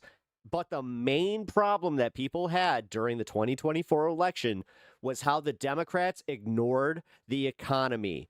Brandon, you might want to take a lesson from this one. Miserable on a day-to-day. It didn't help that anybody in the Democratic Party or even just the, commentary space was just like, yeah, Bidenomics, it's, basis. And gas, I think it's just fine. It was already bad, going into this, not just because of tariffs, but largely as a result, it's tariffs plus, really, of like the continuation. Protest votes. That was like number, 10? Of a lot of these economic forces. And we're going to watch the Contrapoints, Briahna, Joy Gray. I think this just really put, it lit that feeling on fire. Not the whole thing. Yeah, much like Biden, things were already a problem for Biden, and then the Ukraine war happened. It eliminated it. No, that's a really good point about the tariffs too, because the question of whether or not there's certainty over investing in the United States for the future, manufacturing, business, and the like, exports, that was already precarious. And there were a lot of countries, I mean, the BRICS meeting is in September. So the realignment of some of these really big geopolitical relationships is happening right now in a sense that the Iran war thrust some of this over the edge, right? Like it was already in motion, starting to gel, and then the Iran war just puts that into hyperdrive. So it's really, I mean, for Trump to leave office with a genuine sense of having redrawn the world for the interests of America first. Whatever that was like before the Iran war has become, the odds have become infinitesimally small after. Can I give you a prediction for China? Let's do it. Trump, there's already a report out there. Trump is considering a $1 trillion investment package from China. Yes. Here's what I predict. Do you see? We will have Chinese EVs in this country in the next 5 years. That's my a prediction. Great prediction. That's my prediction. Did you see? So Laura Ingraham reacted to that right away and said, like, catastrophic mistake on the brink. It's going to happen. It's over. He loves it. He loves it. It's not that I actually he loves agree it. with him on this. It's the stars aligned. And for I'm China. looking forward to it. I love it too. No, of course he does. But they got some fucking killer EVs. But what I'm saying is, they have been. Elon is about to turn on him, though. They're waiting. They know he loves investment. They're going to take the Toyota deal, which is you can build here, but you have to build in America. They're going to wave across all the IP things, and there will be, within 5 years. Toyota's not a Chinese company, numbnuts. There will be BYD cars. He is a fucking absolute idiot on the road in the U.S. That's my prediction. Did he really? And they will be built. They will almost certainly be built here. But that is the deal that they're going to strike with Trump, because he loves the the investment, and they're going to pledge all of this stuff. What they're good for the money. We have the largest consumer market in the world. That's my prediction. He's going to then have to bomb Karg Island to keep the neocons happy. Right. Because they're going to be so pissed off. They'll stay quiet. All they care about is Israel. They don't actually care about China, which is kind of how it's always been. Hey, if you like that video, hit the like button or leave a comment below. It really helps get the show. Heard nothing but good things about their if you'd like to EVs. get Yeah, the full dude. show, The truck ad-free, is and the in your big one where I inbox was like, every morning, damn. you can sign up at Break. And it's like only $30K. All right, here's the tax holiday breakdown. He's considering suspending the federal gas tax. Eliminating the fee would lower prices roughly 18 cents a gallon, but he needs Congress's help to do it. And the thing is, Congress is not exactly too thrilled with doing that, because right now we don't have, like, they've already taken a whole bunch of our budget and just pissed it away into this war. They've already cut the social programs, and they're going after Medicaid even harder. Like, what else are they going to milk from us? And honestly, how much more is America willing to take on this one? Like, damn, dude. Gas Buddy, head of petroleum analysis, Patrick DeHaan's here for more. Hi, Patrick. What impact would suspending the federal gas tax have? Well, it certainly would send gasoline prices down, although gas prices would still remain far higher as the strait remains closed. It would likely lead to relief of roughly 17 to 18 cents per gallon on gasoline and close to 22 to 23 cents a gallon on diesel. Depends on when the tax suspension would become effective. Motorists may either see the 18-cent rollback at the pump, or if the price of oil is surging at the same time the suspension goes into effect, well, some of that could be offset by a rise in oil prices if it happens at the same time. So it's not guaranteed that consumers will see the 18-cent rollback, but it certainly could be something that does offer temporary relief to motorists at a cost of roughly $2.1 billion to the Federal Highway Trust Fund. It's meaningless, that is what it would cost every month if this suspension goes into effect. The latest CPI report shows inflation at its highest level in 3 years. How much are oil and gas prices driving those higher prices? Well, there's certainly a significant component of it, especially as gasoline prices reach new multi-year highs. The national average right now at about $4.50 a gallon. And just moments ago, we did start to see prices in Michigan and areas of the Great Lakes re-accelerating, with diesel prices jumping well above the $6 mark at most stations. So, and that's the diesel number that's very impactful to the broader U.S. economy. Of course, many of the goods that get to grocery stores and the retail level get there through diesel and through semi-trucks, and that is extremely impactful. And we are likely to see those numbers grow even more as we get into the month of May, as the higher prices for both gasoline and diesel start trickling down to the costs that consumers are paying. Our latest poll shows about 63% of Americans say their household's personal financial situation has taken a hit. Short of a peace deal, do you see signs of improvement anytime soon? Unfortunately not. The $28 billion Americans have cumulatively spent more on gasoline since March 1st will likely continue to grow. By Memorial Day, it could be north of $35 billion.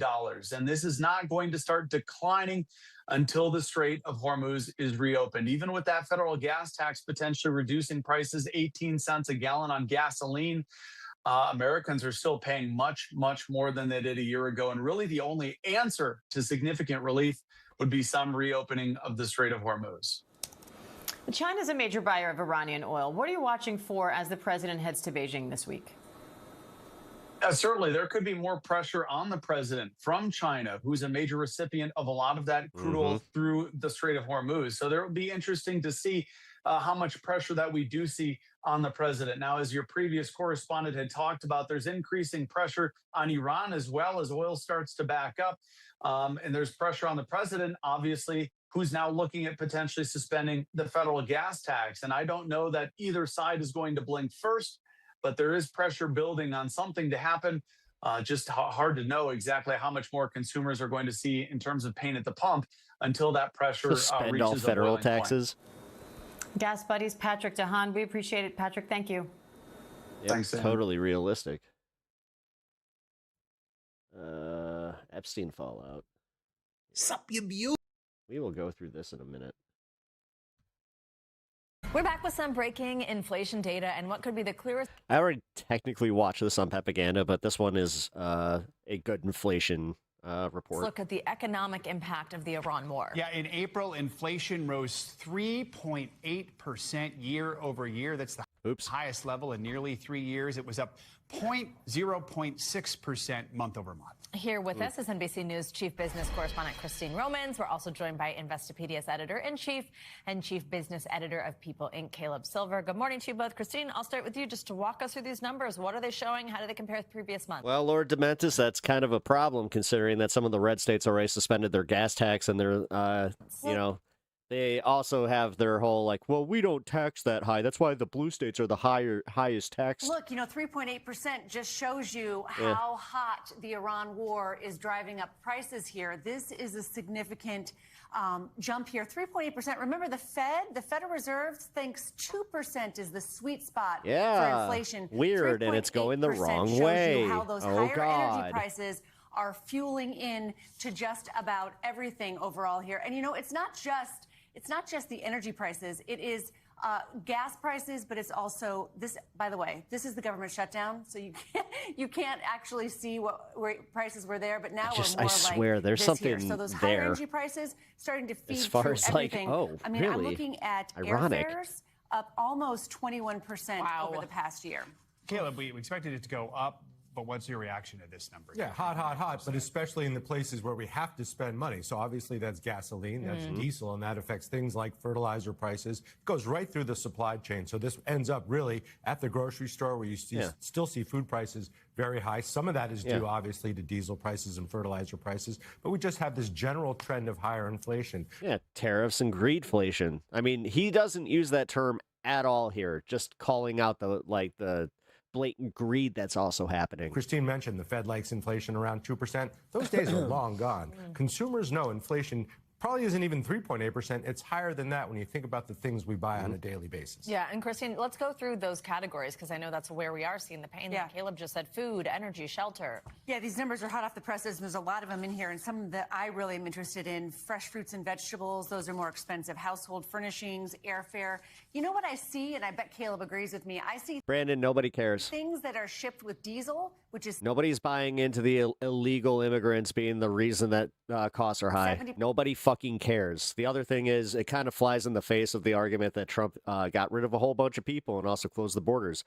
Which one is it? Are the borders wide open and we have immigrants still taking all our money? Stuff in the United States that gets to your store. Or is it that it's a bullshit argument to begin with? This war is robbing us, like literally, like him causing this war has robbed us, plain and simple. And he's also giving sweetheart deals to all the billionaires that are his buddies. Those things insider cost trading, more all that. Because, look, farmers, ranchers, shippers, Like, shut small the fuck businesses, up. Nobody cares, man. You're dealing with the most corrupt president ever. they have And you're sitting here like, illegals. a significant new cost that they have It's genuinely getting kind of funny, where it's like, oh, you guys got nothing. to deal with. Diesel It's prices the are same bullshit $2 over and more over. today You might as than they well, if you're not a bot, you might as well be. were a year ago. These are those gas prices, about $4.50 here right now. And here's something Yep. else. What we're hearing from economists and the brainiacs who study this is they think that the energy shock is just beginning to come into these numbers, that we have a lot more pain ahead, especially with no real off-ramp in sight here for getting energy costs under control in the near term. And Caleb, you mentioned the Fed. We know it meets next month. I have to imagine this just locks in what was already Dude, Saudi Arabia literally give Trump a fucking plane. Shut the fuck up. inevitable. Nobody cares. For them? Again, this is my favorite part about this shit, is for every talking point they have, it's just so easy to be like, uh-huh. Yeah, you mean in 36 days? No one cares. 5 hours and 13 minutes. We'll probably have a new Fed chair by then, Kevin Warren. Hunter Biden, no one cares. Confirmation hearing set for today. And the inkling was for rates to go down. Rates aren't going anywhere. I just looked out until the meeting in September. You actually see a 9% probability of a rate increase by then if inflation doesn't cool. How possible is that? I mean, that's We're looking at at this three point. months, so it really depends on the duration of this war, Yep. how high oil prices stay for how long. That's going to impact just about everything. And then the Fed's going to have a very tricky decision on its hands, probably with a new Fed chair in charge. Christine, this is the first time that inflation has outpaced wage growth since 2023, a while here. What does this mean for consumers whose budgets are already under pressure when you have a fact like that? Look, the consumer sentiment indicators have been telling us this. People feel like the money's not lasting the month. And guess what? The numbers show the money's not lasting the month. The money that you're making, your wages are growing 3.6%, your costs are rising 3.8%. That's your purchasing power. And that is why I think No, he got it because he takes bribes. so many people The thing is, he's owned and he's being completely puppeted by the Saudis and Israel. have felt so rotten It's just as bad as Biden. about the economy. Actually, I'd say that the strings are even thicker on Trump. To piggyback on what Caleb said about the Weird. Fed, even at the last Fed meeting, there were 3 Fed governors who didn't even want to indicate that maybe the next move would be a cut. It was equally likely that there could be an interest rate increase. We've seen a decent No one cares. job number in the interim. So if the job market's okay and you've got hot inflation numbers like this, the idea is why Man, the bots have to work overtime to try and convince people that things are great. wouldn't the Fed be wanting to raise interest rates to not have a repeat of the last time we were in this kind of a zone? Yeah, Remember weird. when It's they almost were like we also have like a historic precedent for raising this. interest rates too late to try to cut, to try to combat inflation? So there's some recent memory here on the Fed, people on the Fed board who don't want inflation to get out of control. So for everyday Americans, they can't control what the Fed does, but what's some advice you have for them who are trying to manage the fact that maybe they're even losing money right now because inflation is outpacing wages? They are. The value of the dollar just keeps declining. Brace yourself for it. And consumers aren't stupid. They know that inflation is going to... Yeah, somebody brought up that if the jobs report is even real, that it's most likely being propped up by technically false data, because what's happening is people are getting 2 jobs, 3 jobs. be here for a while. I was looking at consumer expectations just to keep up with the inflation. For inflation throughout the rest of the year. We think it's going to be around 4.5%. So use that as your baseline and build your financial plan around that, because prices aren't going down anytime soon. Yep, good job. Caleb, Christine, thank you both. Good job, Trump. For taking us through some breaking news. We appreciate it. We thank you for watching. So happy that, and here's his response to everybody's worries about the rising costs.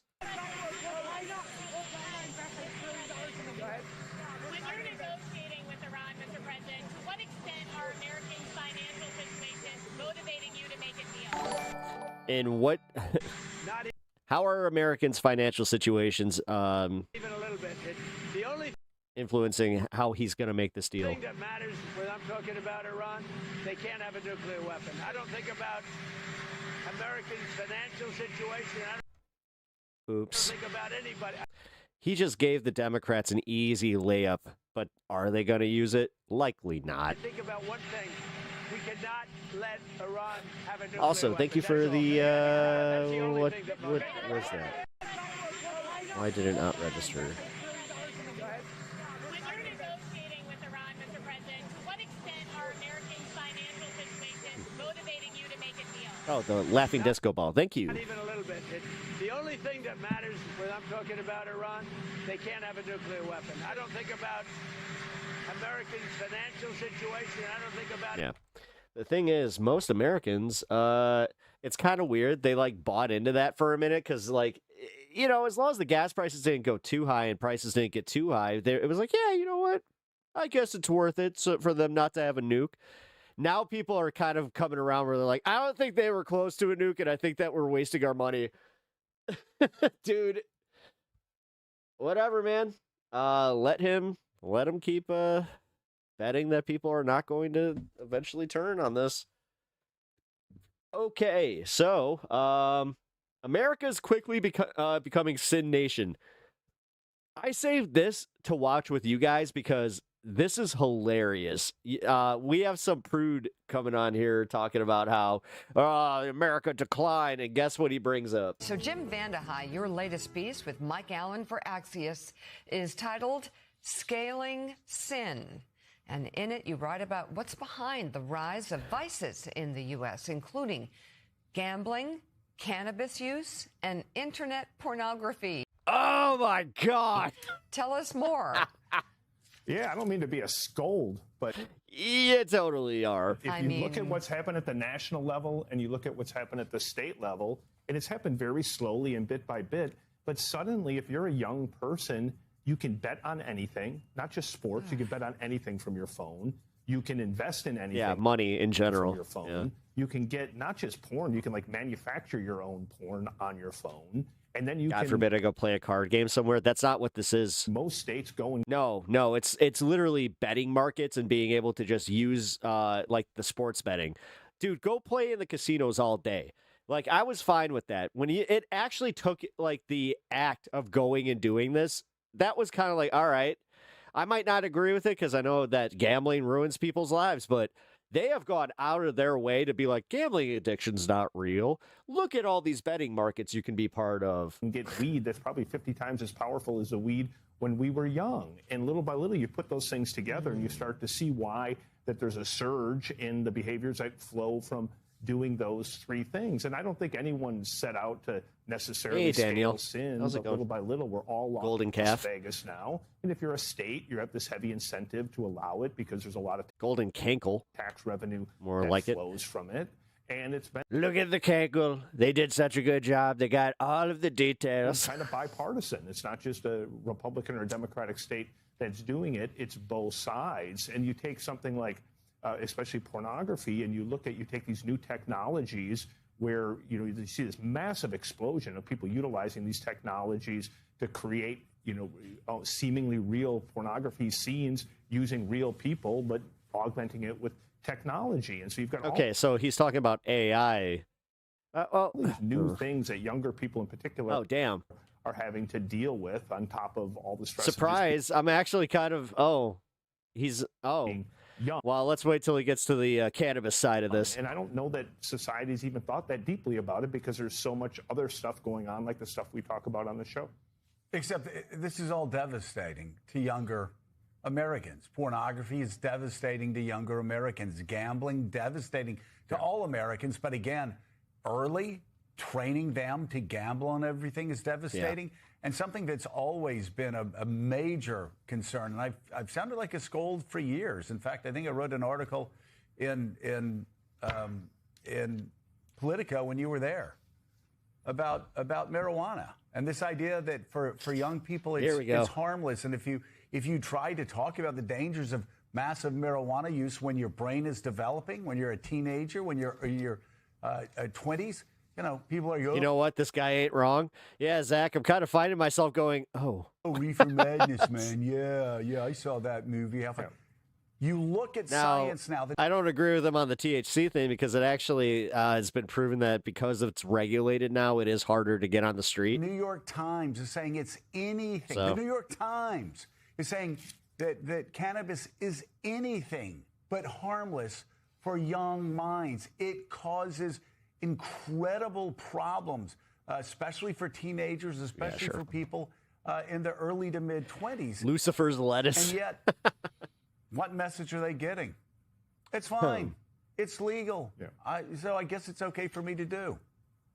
And it kind of happened overnight, right? Things that were completely. Yeah, because that doesn't happen with alcohol. There's never been anything provably wrong with alcohol. Illegal, and something talking about that would have been like you would never be able to talk about it in public is now commonplace. Gotta think of the children. The children. And I'm not saying you have to regulate this stuff. It's always the same assholes too. The business.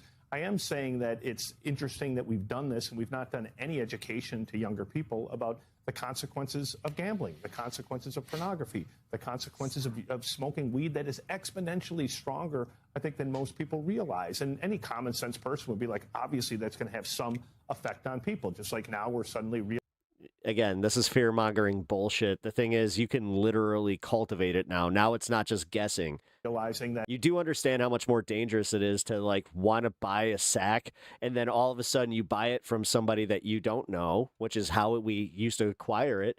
And then, oh, look at that. They put a little spice in there. hey, if you drink a lot of booze, Hey, G-Man, what up? it might not necessarily always be great for you. Like, we weren't even told that when we were young. So these new things happen, but they're kind of happening all at once, and it's happening to a generation that is so phone fluent. They're used to just sitting at home looking at other people, and now they can not just look at other people, they can access all of this from their couch without ever leaving home. And so at the very least, you think you would want your young people being taught how to use these technologies sensibly, understand the downside risk of the things that we were taught at a young age, but you probably shouldn't do this. Here's why you should. What in the fuck? Now you're like, so now it's turning from like doom scrolling, and he's saying that because we get high, it leads to doom scroll. Again, look at this. Look at this panel of a nightmare blunt rotation. Like, holy shit. Do it. I think a lot of people don't hear that, and you're starting to see it in the numbers. Wow. Yeah, and Jim, this is devastating for. And again, they didn't bring up alcohol. This is why I'm calling bullshit on this one. This one's paid. This is literally paid for by the alcohol and tobacco industry. For all younger. I wouldn't be shocked for them to just be like, yeah, did you know that cigarettes are all of a sudden technically good for you? Americans, but especially men. You look at porn, you look at gambling, you look at weed. I mean, it's young men who are disproportionately impacted by this. And I think that Mika actually doesn't even buy this. I think that this is like a vendetta that Joe has. It's causing a real crisis. It's not. No. This is a manufactured crisis by fucking prude asses like you and Sagar. I don't want to be one of those, hey, you damn kids. Like, yeah, no, you really are, though. You are. Stop doing that. But no, you are. That's exactly what you are. You just fucking nailed it. One of the things you should watch is anyone should spend a little time looking at what they call it's kind of okay if you do tell, like, 18-year-olds and 19-year-olds, yeah, you know what? You should probably lay off the gambling. You should probably lay off the cannabis. You should probably lay off the porn. It's going to have long-term impacts on you while your brain is developing. These are people. Did you know that the more you tell people not to do something, the more it makes it appealing? It's almost like, I don't know. You would know that if you raised kids, I guess, which apparently he did. Sometimes you wonder whether you should even trust them with car keys, let alone all of this. There's a great documentary, I think it's on Netflix, about the manosphere that people should watch, or you should go follow some of these young men that young men follow who just glorify treating women like crap, doing drugs, gambling on everything, trying to maximize your look by doing things that have not. So Clav, okay, but he doesn't smoke weed. Like, you're just trying to fucking. These guys are fucking, like, the worst types of squares. And medically cleared. Like, that's the stuff that gets fed into kids' brains. Yeah, this is some fucking propaganda bullshit. And again, just being aware of it and teaching kids that, like, you need some proper, like, digital hygiene to be able to navigate what is a really wild world. And I just don't think anyone's getting that almost anywhere now. All right, Jim Vandehei with the quote of the morning. We are all Las Vegas now. Great. Thank you very much. You can read the new piece, Scaling Sin. It's online now. Yeah, no, I'm good on that.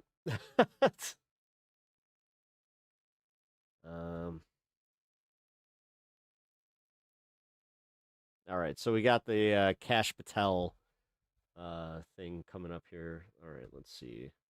You know what? No, I got this video game thing. This is pretty funny. You know this group that calls themselves Secret Handshake? Nobody really knows who they are, but they're the group that keeps keeps putting up different life-size statues of Donald Trump and Jeffrey Epstein, like this one on the National Mall in Washington, D.C. You may remember they also did the big golden toilet on the National Mall. This was hilarious. Hey, just what we needed. Well, today the folks at Secret Handshake, whoever they are, they have a new installation in the nation's capital. Trump decided to call his war in Iran Operation Epic Fury, which is hilarious in its own right. But behold, Operation Epic Furious. Straight to hell. Straight as in Strait of Hormuz. This is a real fully functioning old school arcade game, a couple of them, stationed at the War Memorial in Washington, D.C. You can go see them there. They're out in public. They work. You can play them. It's an RPG. Oh my God, I want to play this so bad. And if you're not in D.C., you can still take a crack at this thing online. Secret Handshake made an online version of this video game so you can play at home. Basic ideas in the game, you play as if you are President Trump deciding to invade Iran. You start the game behind the Resolute desk in the Oval Office, and your options then are either to... Oh my God, it is. ...order a Diet Coke or to invade Iran. You can order as many Diet Cokes as you want. They just pile up there on the desk, one after another.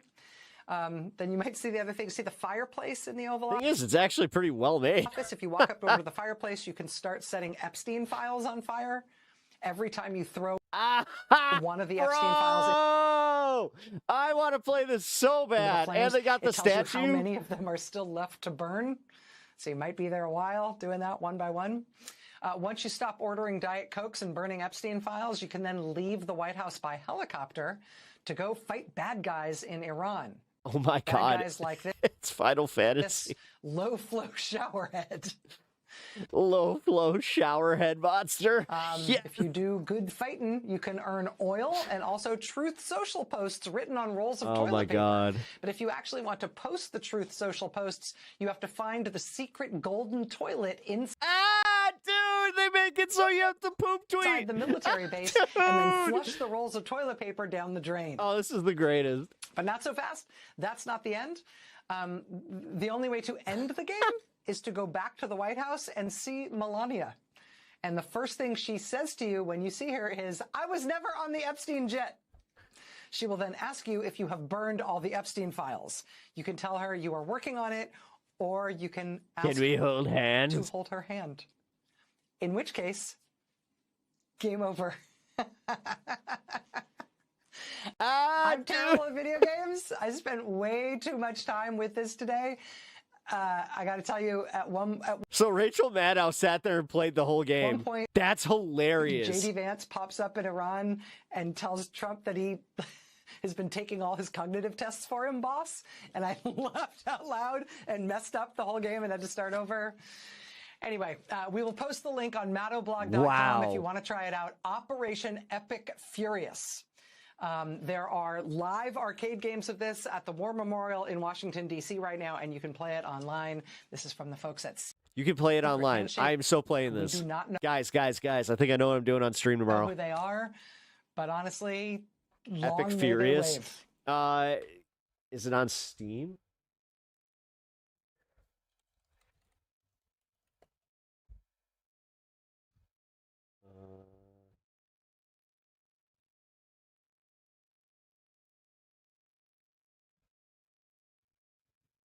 Where to play?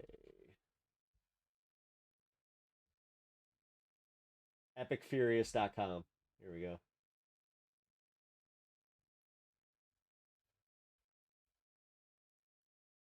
Oh my God, dude. Hold on. This is it. Dude.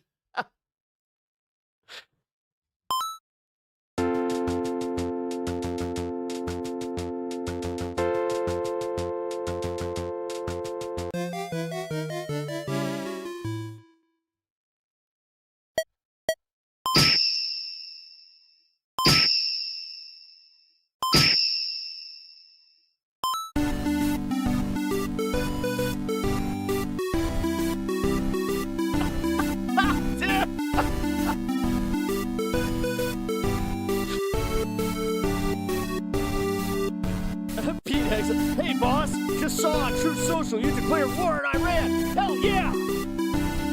Some call it a war. I call it renovating my Middle East ballroom. My talents are my talents are combat ready. Let's liberate some oil. Go outside and borrow Kid Rock's helicopter to get to the war zone.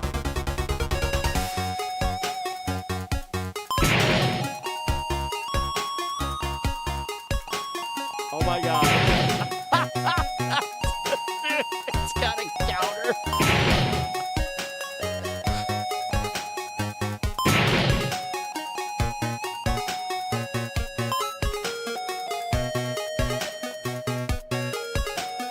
All right, let's go for a walk. Listen, who is this? I'm gonna stand on the couch. Oh, look, my tie. My tie is so long. Wait, can I go to the... It's just like point and click. Wait, can I talk to Melania? Yeah, wait, I'm so hungry. Oh my God, I'm literally playing this like, wait. Can I not pick up the papers? Wait, this seems like what am I missing here?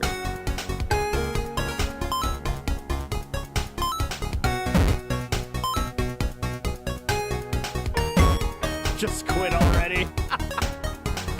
Oh my God. Wait, more pages. Come on, pick up the page. Pick it up.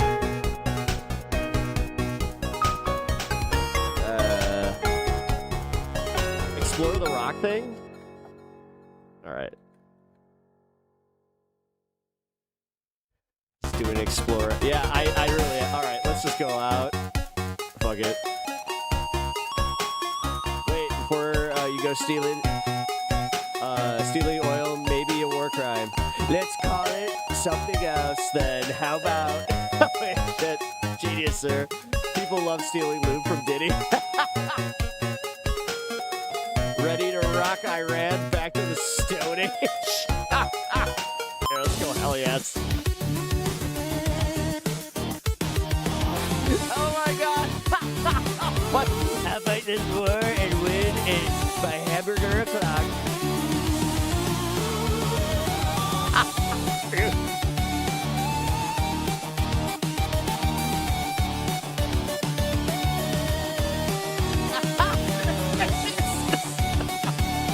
He slept the whole way. Mr. President, all your masculinity is overwhelming. Capture all of the lube in Iran and ship it home through the always open Strait of Hormuz. Thanks, JD.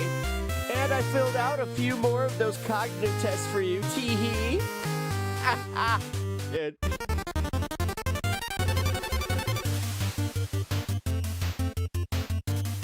Go get the lube. Must get the lube. All right, let's get the lube. We got the lube. Oh my God. Angry terrorists emerge. Fight. Angry terrorists. Take that with my me tweet.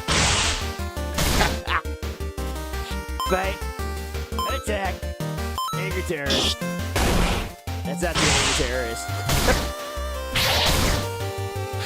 Oh no, my magic healing potion. Bro. Little did you know that I was a little bit of a black mage. I knew this guy. People accused him of having blackface. Wore a blue jacket. Yeah, take that, terrorist. I love that with the phone. No.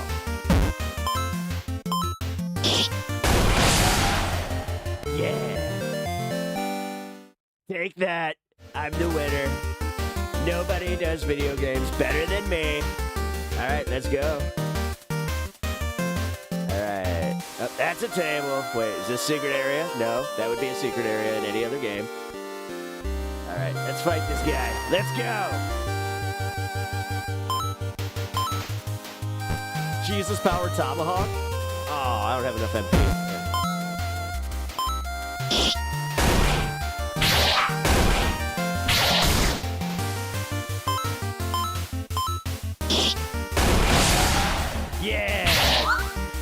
civilian. Totally not a war crime. Bro.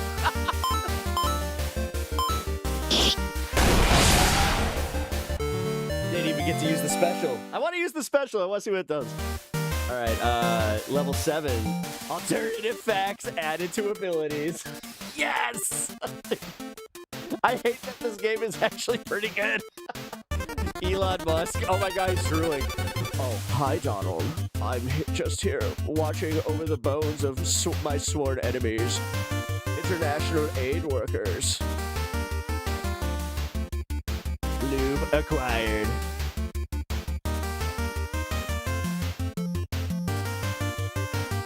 Alright, so this is pretty much just point and click, but I might still use the, Oh, there's nothing over here. Man, this is nothing like Pokemon. If this was Pokemon, I totally would have just walked in, and there would have been a Geodude.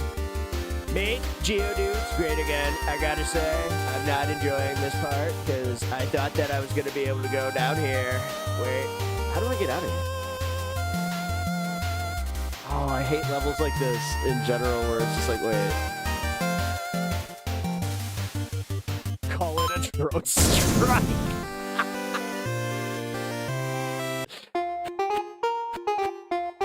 Oh, I got a hamburger. Big Mac found, political power, magic power restored. Oh, Epstein files. Oh boy, let's get some Epstein files. Do I not talk to any of these guys? Oh, here we go. Sir, I have a bad case of ED, epic destruction. Also, the other one. Now get back out there and continue to crush these gains. Kash Patel. Bro. Capcom 2, sir. The keg is super foamy and we lost both the beer pong balls. Oh my God, I love this. Get me out of here. Oh God. What are you doing with the this? I'm pointing towards the future. Space. Actually, while you're here, can you help me with something? What do you guys think? Yes, or should I have time? I don't have time. I don't have time for this garbage, right? Fuck it. Let's see. I seem to have misplaced one of my illegitimate children. Can you help me find him? I hate babies. That's all right. I got more than I can count. Actually, while you're here, could you help me find something? Yeah, fine. Lost my children. His name is 10011001. Forget non-binary. This baby is only binary. Ha ha ha ha ha ha ha ha. Please find 100101. Have you found him yet? Is he a toilet baby? I don't know. Mirror, mirror on the wall. Who's the orangest of them all? Oh wait, I need to find the golden toilet. That's right. Where's this baby? Now I kind of want to find the. I mean, is this like a extra thing I need to do here? Let's see. Wait. Oh, the executive bathroom is under construction. All right, I gotta go find more lube. Let's find some lube. Oh God, it's RFK's gym. Planet Falafel. Jesus fucking Christ. Bad news, sir. Bad news, sir. We can't defeat these guys in battle. There's only one way to defeat these barbarians. Take off your shirt and let's do some pull-ups. Hell yes, my testosterone is peaking.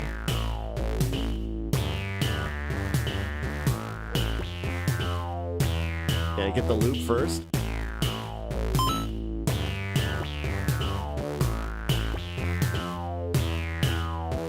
How could this be?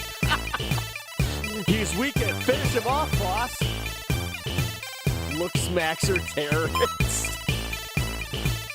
No.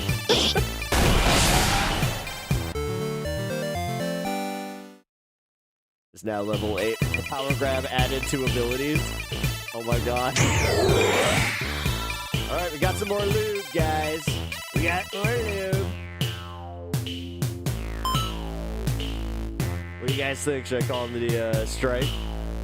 I mean, it doesn't look like this is definitely not like Final Fantasy where there's like a bunch of other stuff. So yeah, I'm gonna call him the strike. Let's go.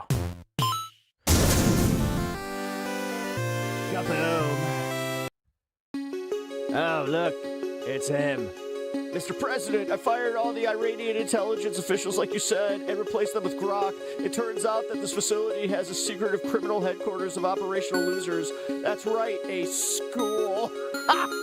Dude, a school? My son Eric was defeated by one of those.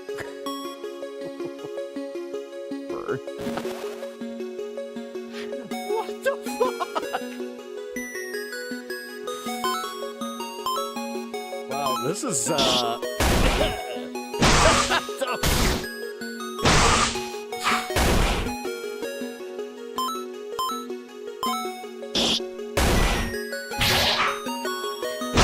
up, down, left, right. Is that a thing in this game? Wait. Up, down, left, right, B.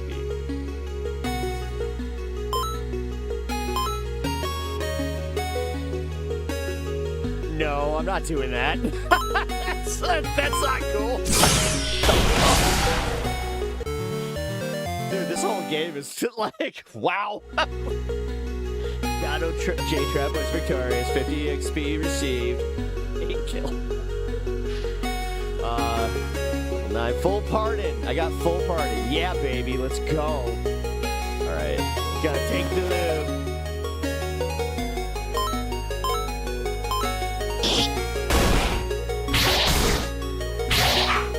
Take this. You don't understand what you're who you're messing with. Come on.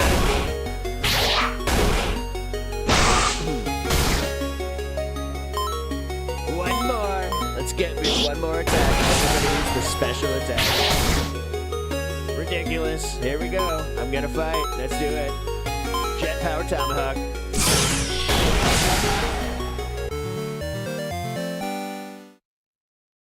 Manosphere ability.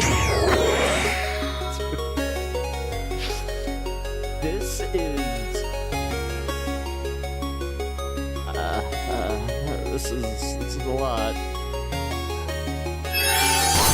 I found a burger and a trophy. The Taco Bell Ceasefire Award.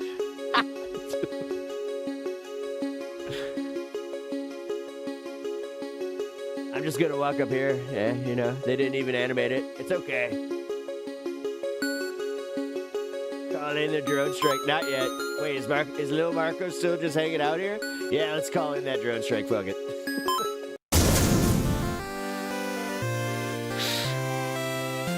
Kaboom. Dude, this is Couch Depot. Oh.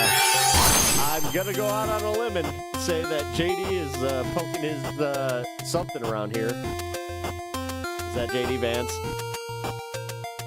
Where's JD? Wait a minute. Where's my vice president? There he is. Look at him. Beautiful son of a bitch. Sir, what are you doing here? Just dominating the expansion of the American Empire. Wait, what is this place? It's not what you think it, but unrelated. I seem to have lost my couch stain remover. Can you help me find it? Oh, thank goodness. I'll just continue dominating the Ottoman Empire. Come talk to me when you found my cleaner. All right, let's see. Where's the cleaner? Where's the cleaner? It's got to be somewhere around here.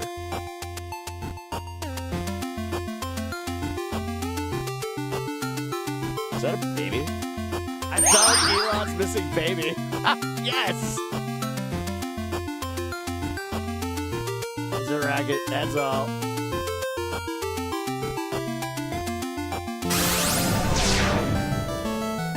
The IHOP Peace Prize.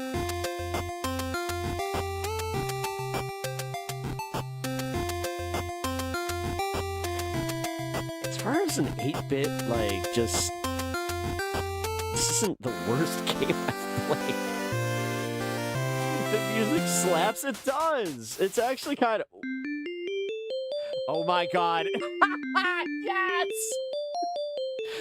Hello, Donald. Little Donald. You have so much to learn. I can't do a fucking Russian accent. I started a war of attrition, but you let Jimmy Kimmel survive. In Russia, he would be banished to Serbia, or even worse.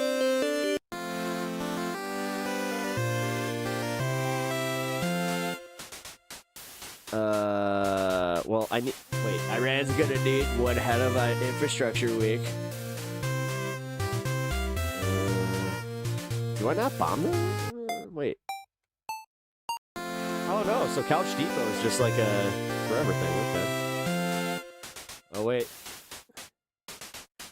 You got the loop, great work! Another consequence-free political masterstroke, sir! Let's get home, this place is worse than the sand of Augusta. Follow me into one of our big beautiful boats, sir! I don't think so. I think I'm gonna go get some more lube. Oh, who did I just find? Who's this? Pete Agnes. Careful, this old dude is pissed because someone drank all his Sacramento wine or whatever. I turned water into wine. I've done it many times. People are amazed. Sir, does that make you a doctor?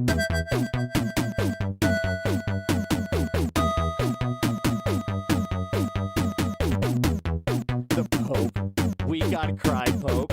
We are called to heal, not destroy. I'll heal this whole country, tremendous healer like the pit. By the way, the pit, very dingy. I'd make it a beautiful pits.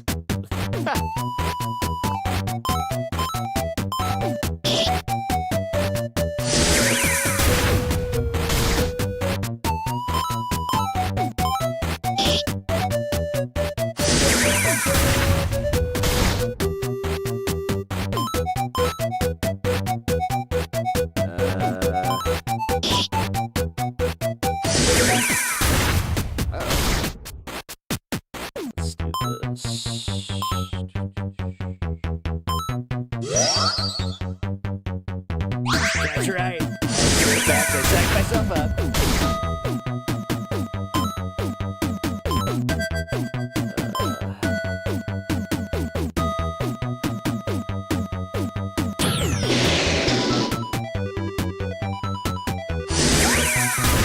We got Crackle use Catholic guilt. I lost 22 points.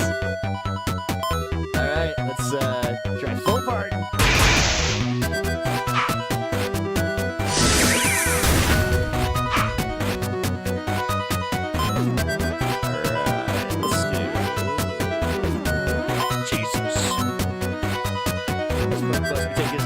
Because he's invincible. I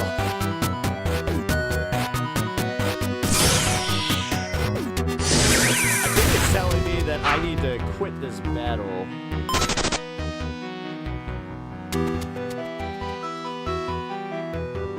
So I need to be stronger. Oh shit, you gotta be careful. Apparently that wine hurts you.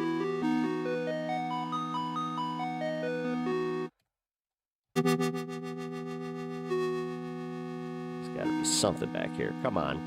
Come on. Yeah! Got a burger. Let's go. You knew gaming was inevitable? Well, did you know that it would be Operation Epic Furious? Maybe...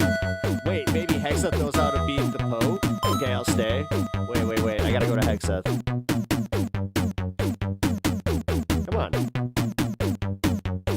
Come on, Kex Breath, what are you doing? Turn water into wine. Do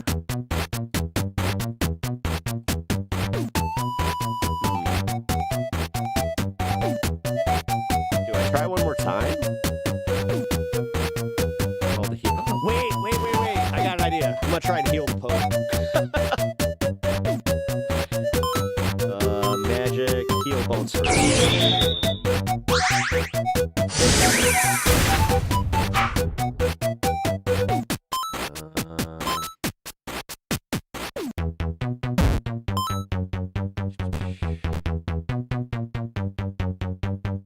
I need more special power. Here we go.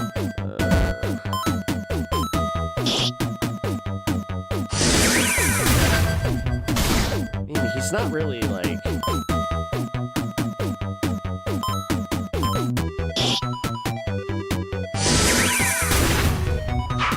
All right, we got 60. Let's go. Let's do the power grab.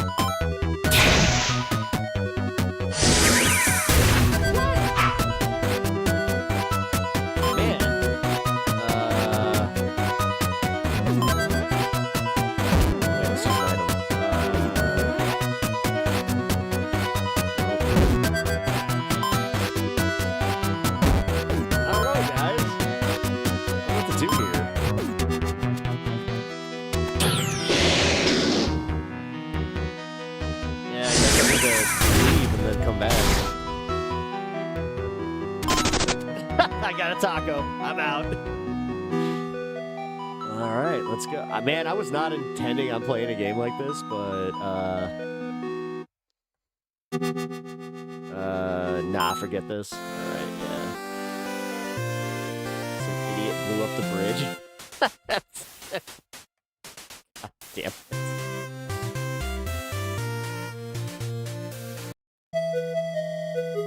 Oh my God, you can control the ship.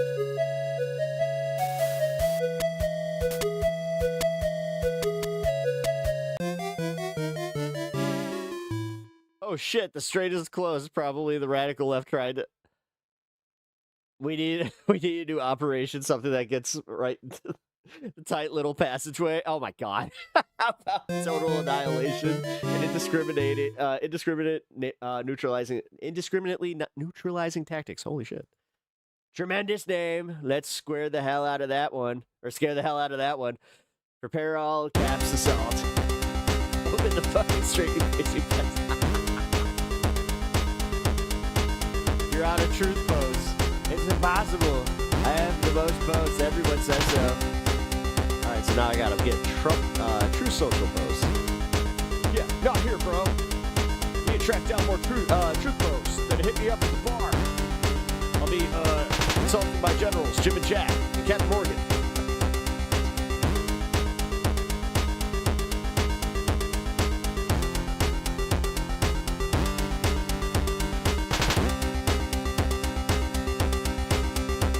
I guess we gonna fix the bridges, or is that just like a thing that we can't do? And also, how the hell do I get off the boat? How do I get off the boat? There we go.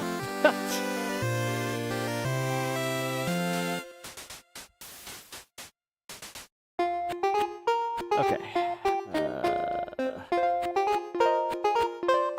Assuming that there's no truth posts around here. What do you guys think? Ooh, what's this? Oh, the couch stain remover. All right, let's go do this. All right, let's do this. Wait, Elon. Where's Elon? Here we go.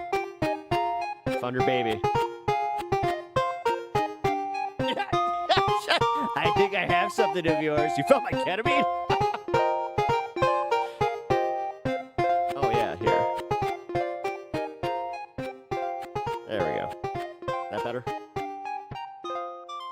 Man. Yeah, right. This is actually like really loud music. Yeah, Pep audio levels. Sorry.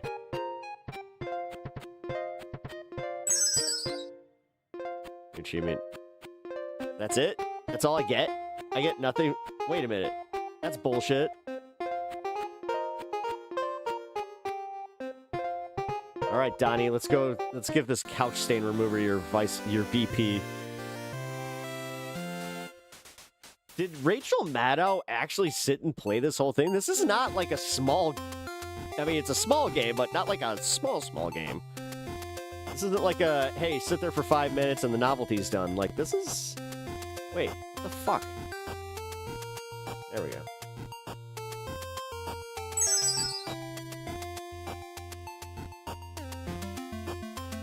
Okay.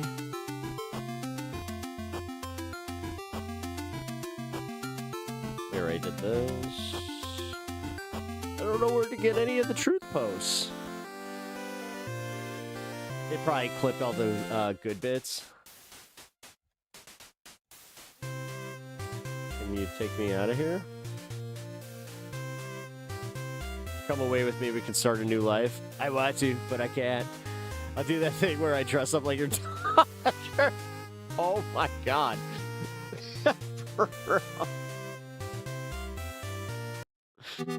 This is wild, man.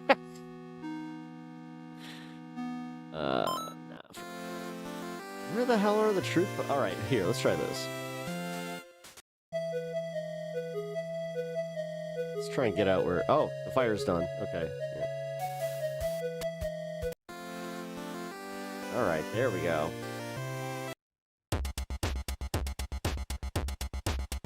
My greatest nemesis, stairs. The WrestleMania human rights medal.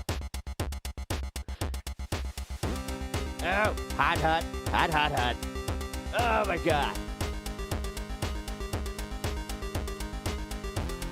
Fucking music slaps. Here it is, the low flow shower head.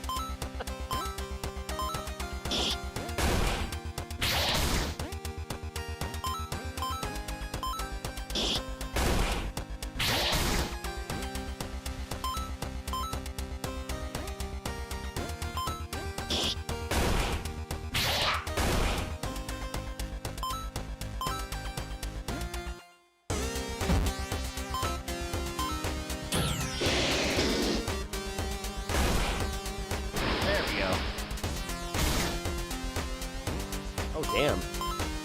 Actually kind of hurt a little bit.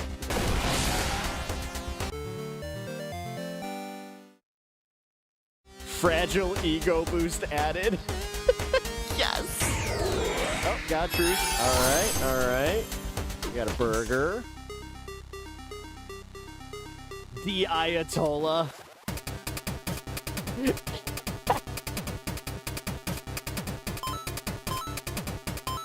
This is insane! Trace with her bias.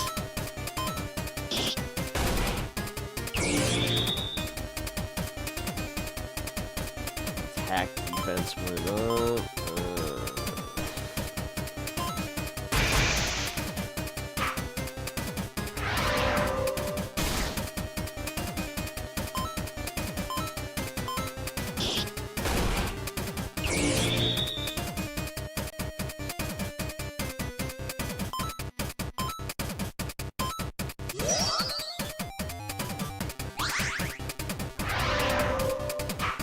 Safe space. Oh my god. You guys are just joining us. This is the Operation Epic Furious game that they have on the National Mall right now.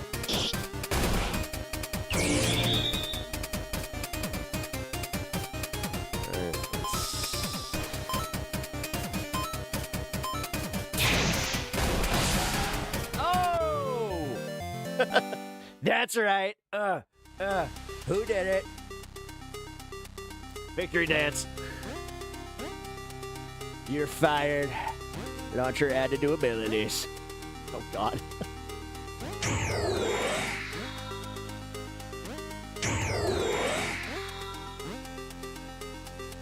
Handsome Mom Donnie. I came here to redistribute your wealth and chew bubblegum, and I already redistributed all my bubblegum. We must defeat Zora Mamdani. Handsome Mamdani.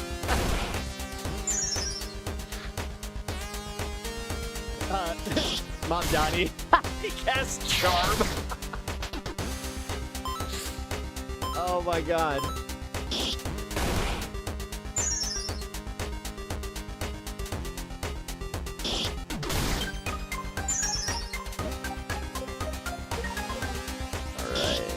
Damn. Oh. You can't do that again. You're fired.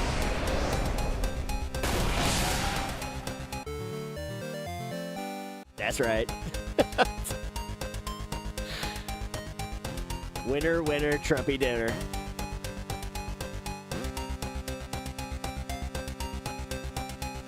Calling the drone strikes.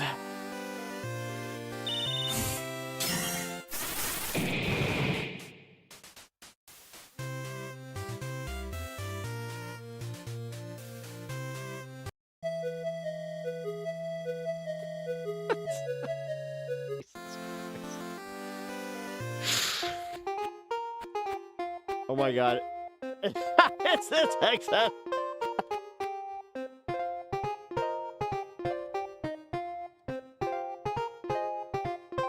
Really? I can't wake him up? Pete, fell, yeah. He said, you know, where to launch the TP. Do you know what you want, what to do with the TP? Yes.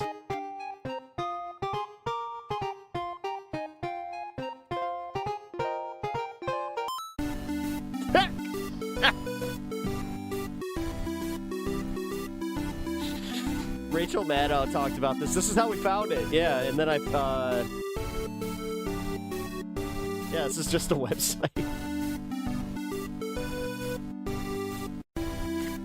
Oh my god.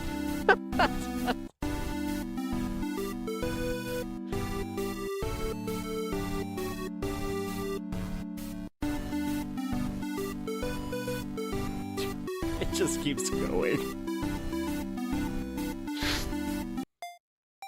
Oh my god. Hey boss, you did it! Your true social barrage. They've opened this trade. We can get back this. We can get this loot back in time for the UFC fight. Great work, sir. Oh, Theo Vaughn. Oh snap, homie! I just heard Iran shut the Straits down again. That's right, bro. Oh, this was for nothing. But if you, but you know, if you steal enough of their loot, I'm sure these bastards will surrender. Here we go again. Dude. Oh my god. Capture all the lube in Iran and the ship and ship it home through the always open Strait of Hormuz. Thanks, JD. And I filled out a few more of those cognitive tests for you, Teehee. Oh, wow. Same thing again, huh? Oh, gotta go find the lube again. I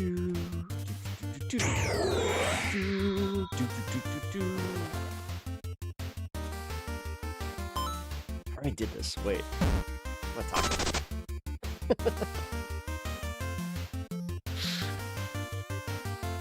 Alright.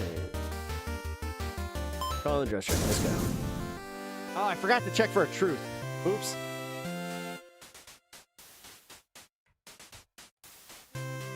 How do I fix the bridges? Now I'm doing that thing where I like try to get ahead of myself. Wait, I have to do like all this again? What?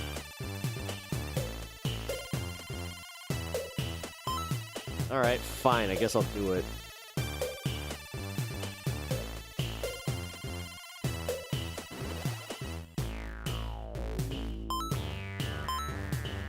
Oh, wait.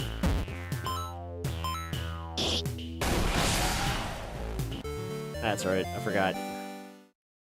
He's a look smaxer, so he falls in one hit. Because, yeah, you know, iron or glass chin and all.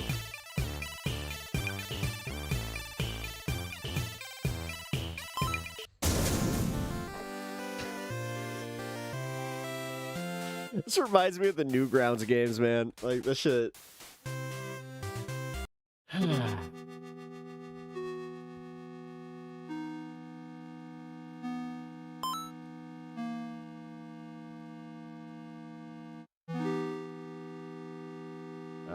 Drink some.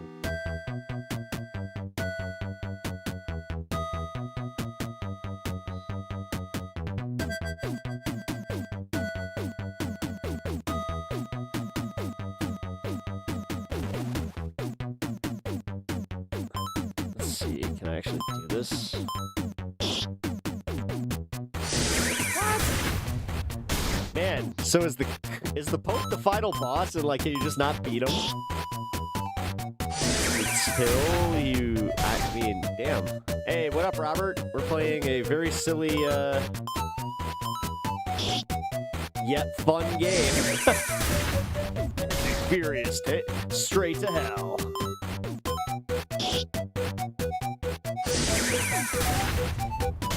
All right, I'm getting the hell out of it. Wait. Heal bone spur. There we go. Let's get the hell out of here. I love his little shuffle off.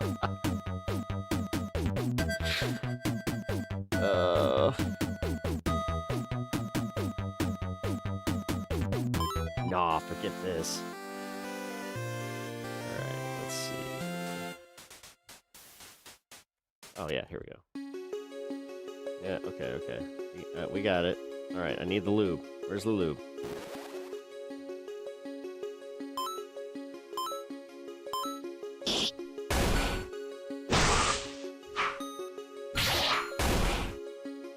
The eyes, I know.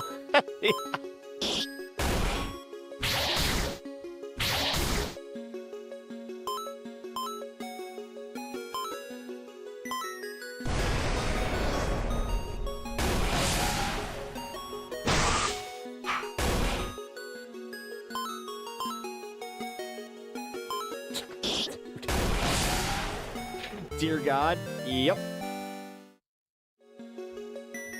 Yep. This is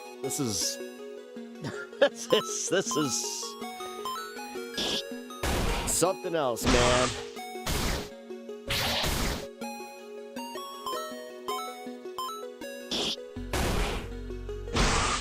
I mean, I know how to beat the game technically, I guess. I think after this, since I got all the loot, now we will do that, since I already did my poop tweet. I want to get to the other side of where the bridges are.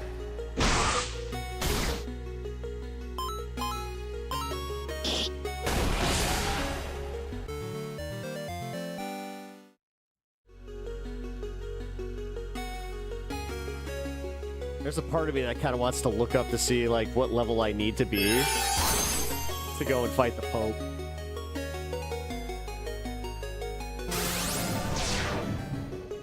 Well, at least I get 2 of those, I guess.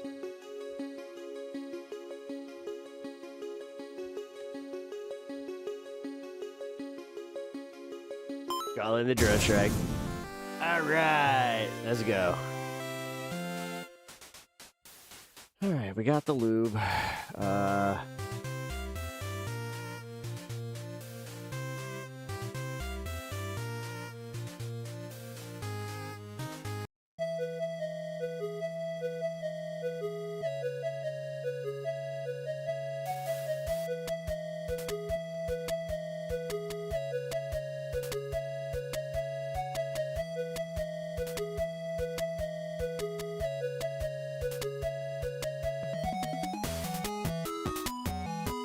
This isn't the 80s. What are you doing on the left?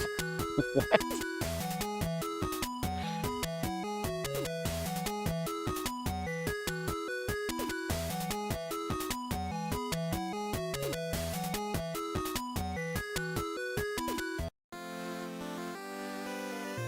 That's it?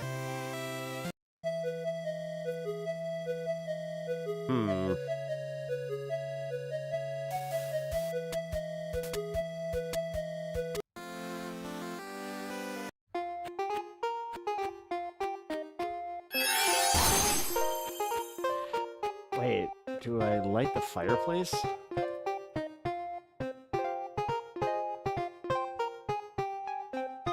I love how it has, like, normal bar music.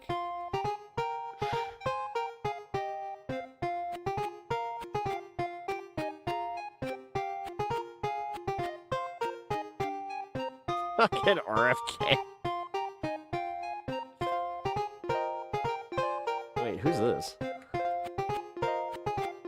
Oh, it's Theo. Are there any Iran podcasts I should guest on before, damn, dude.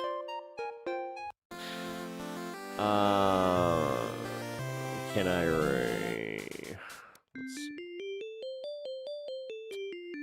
let's see. This is ridiculous.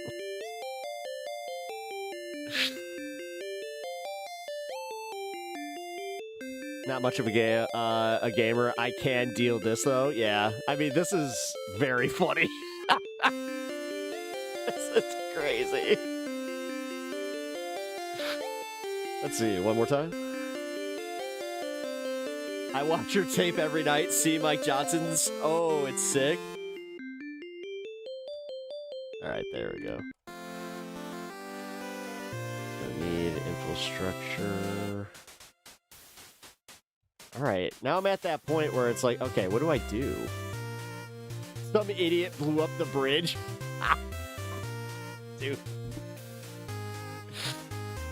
All right, do I try to fight the Pope? What do you guys think? All right.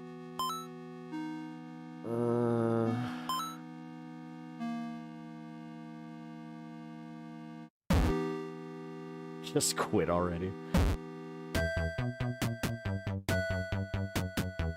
Last time, we'll try the Pope. I should be strong enough. Level 15? Come on. Alright, let's try this.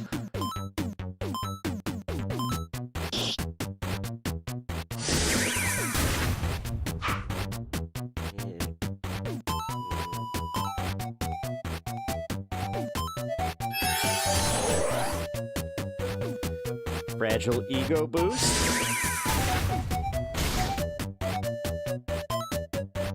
Let's try your fired rocket launcher.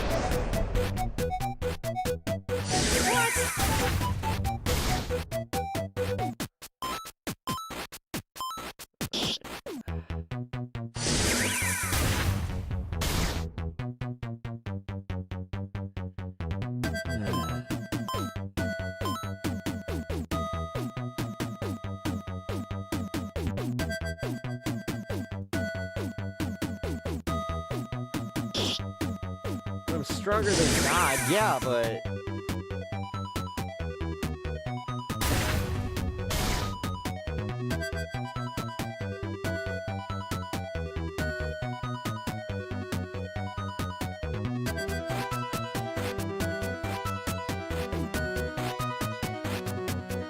There we go. Alright, let's try...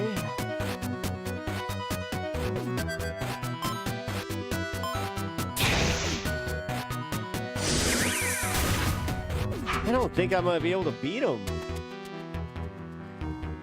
I have to find the secret weapon? That's what I thought. Like, okay. Find the secret weapon, but what? Where could it be?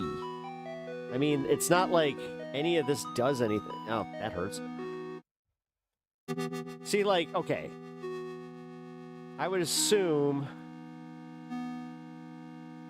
Yes, I like his brother, the MAGA one. This Pope is so weak I can't even defeat him. I know, let's say a prayer, maybe this will work. Great idea. I know one for Pulp Fiction, dear Lord. Say what again? I dare you. I double dog dare you, motherfucker. Say what one more time. Amen. I have 2 Corinthians. I'm gonna go beat this Pope. There it is. All right, Pope. Let's go. Very normal hands, baby. Better than normal. Bigger, less bruised. Doctors have said, wow.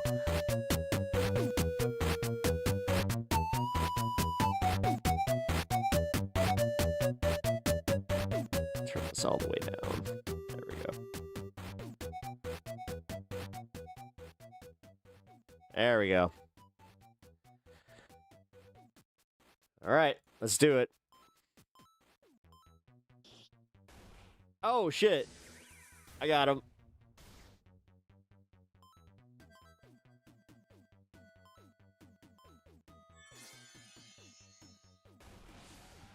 Woo! Take that, Pope. Got that extra lube. What's up? Wait, is there anything in the coffin?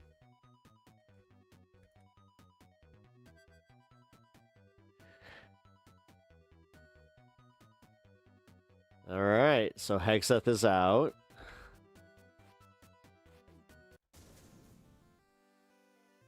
Come on, dude.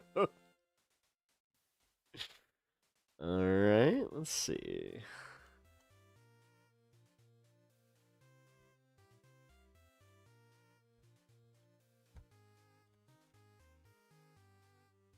I don't need to go back to the couch store. There we go.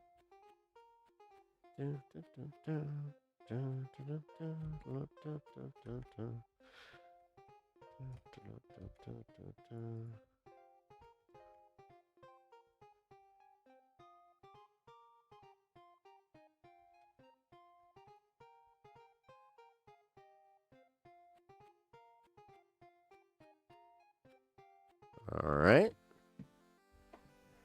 Is the fire still go? Okay, I don't know where to go now.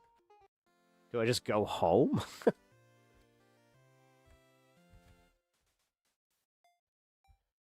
right. Let's get another burger. Fuck it.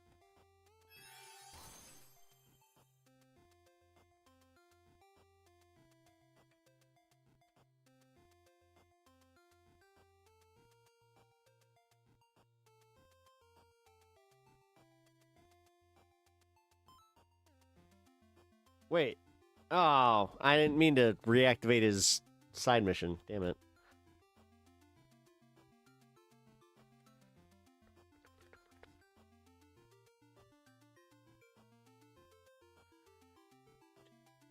I mean, honestly, this sounds just like it belongs in Pokemon. All right, so we found the baby again. Let's see. And then we found the trophy.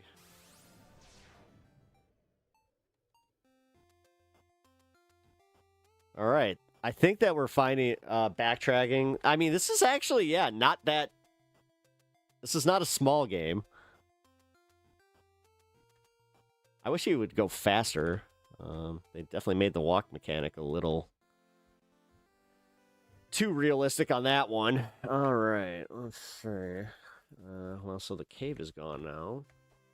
Like, is there an area I can go through? If some idiot bombed all the bridges.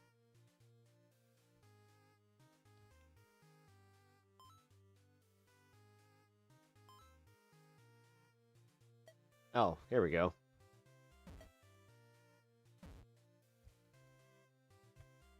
That didn't do anything. Okay. Yep, some idiot blew up the bridge. I guess we just go here and try and go home, maybe?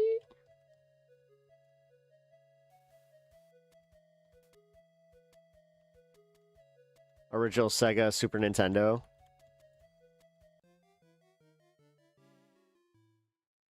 Oh, shit! The strait is closed.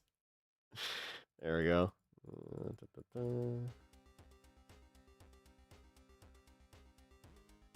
Oh, so this is... Oh. So this technically... I see what's going on. All right, so I gotta do this, and then I gotta head down after that gets cleared. Got it. My greatest nemesis. Stairs. Dude. All right, it's on the other side, right? There, much better. Oh, here's the shower head.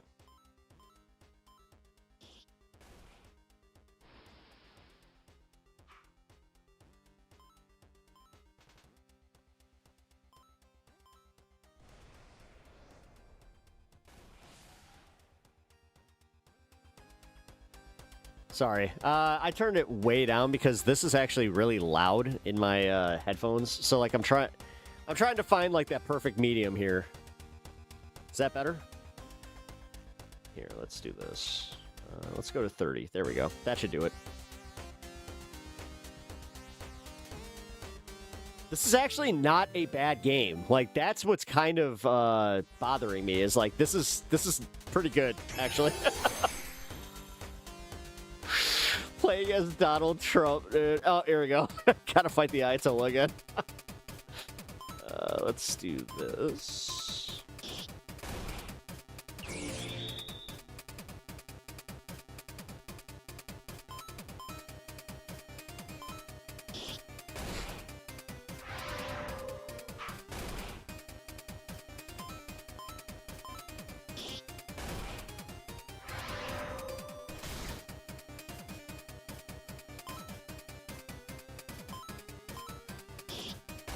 All right, now let's use 2 Corinthians. Let's see what it does to him.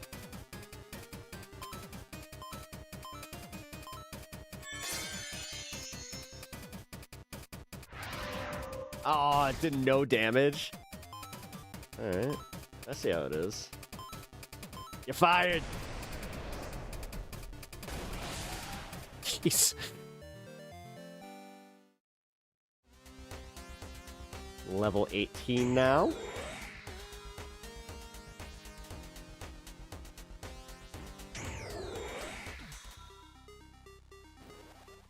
Mamdani again. Handsome Mamdani. His character model's badass.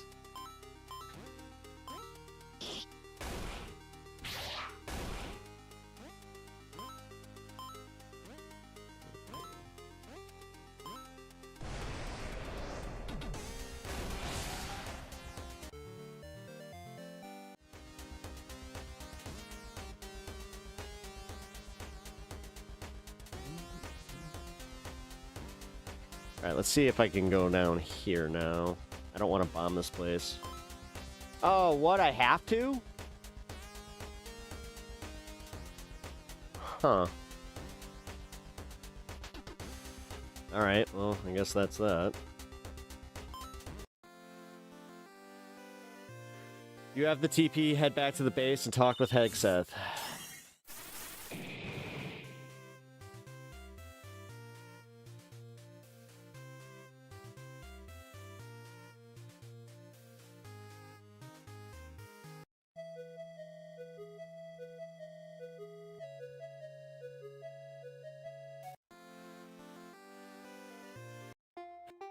Alright, so Hegseth is passed out again.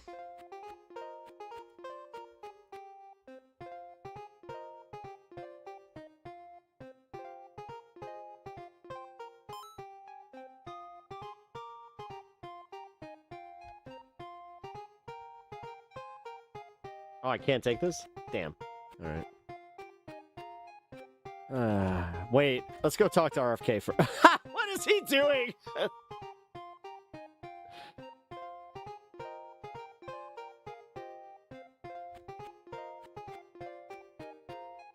Mirror, mirror on the wall, who's the orangest of them all? Alright, let's see. Can I do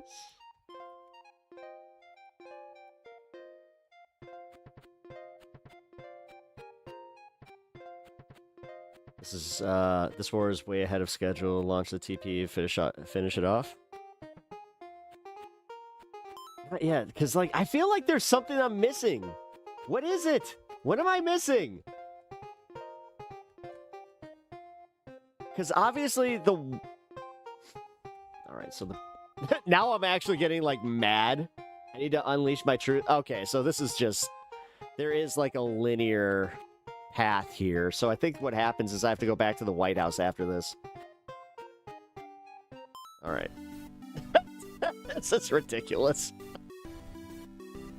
Hormuz Strait situation is over.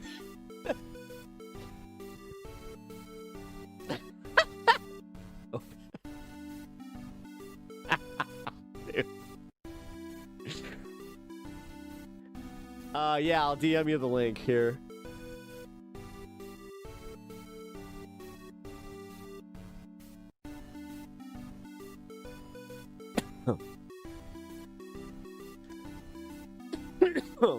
Okay.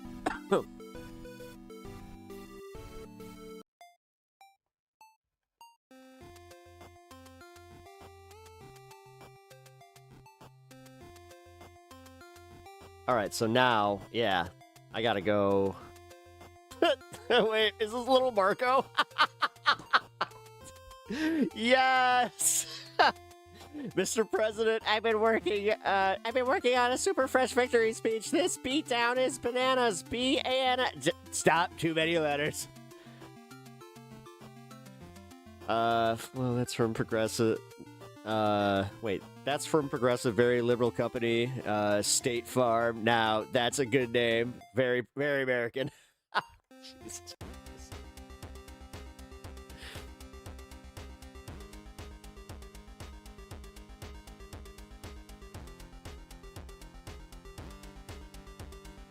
Oh my god, so it's just like you have to keep going?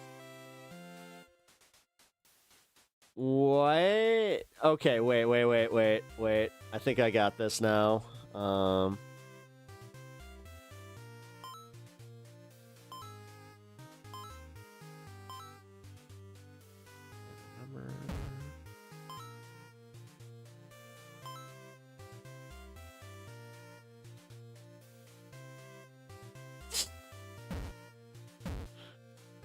Well, I don't want to do all that again. Wait a minute. All right, now I just want to go back home. Wait. So...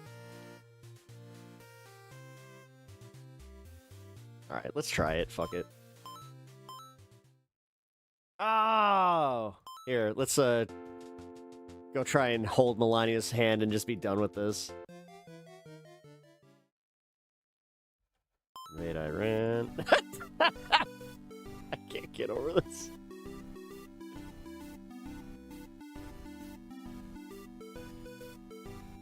All right, here we go. Hey, boss. Yeah, we got that. All right, Melania.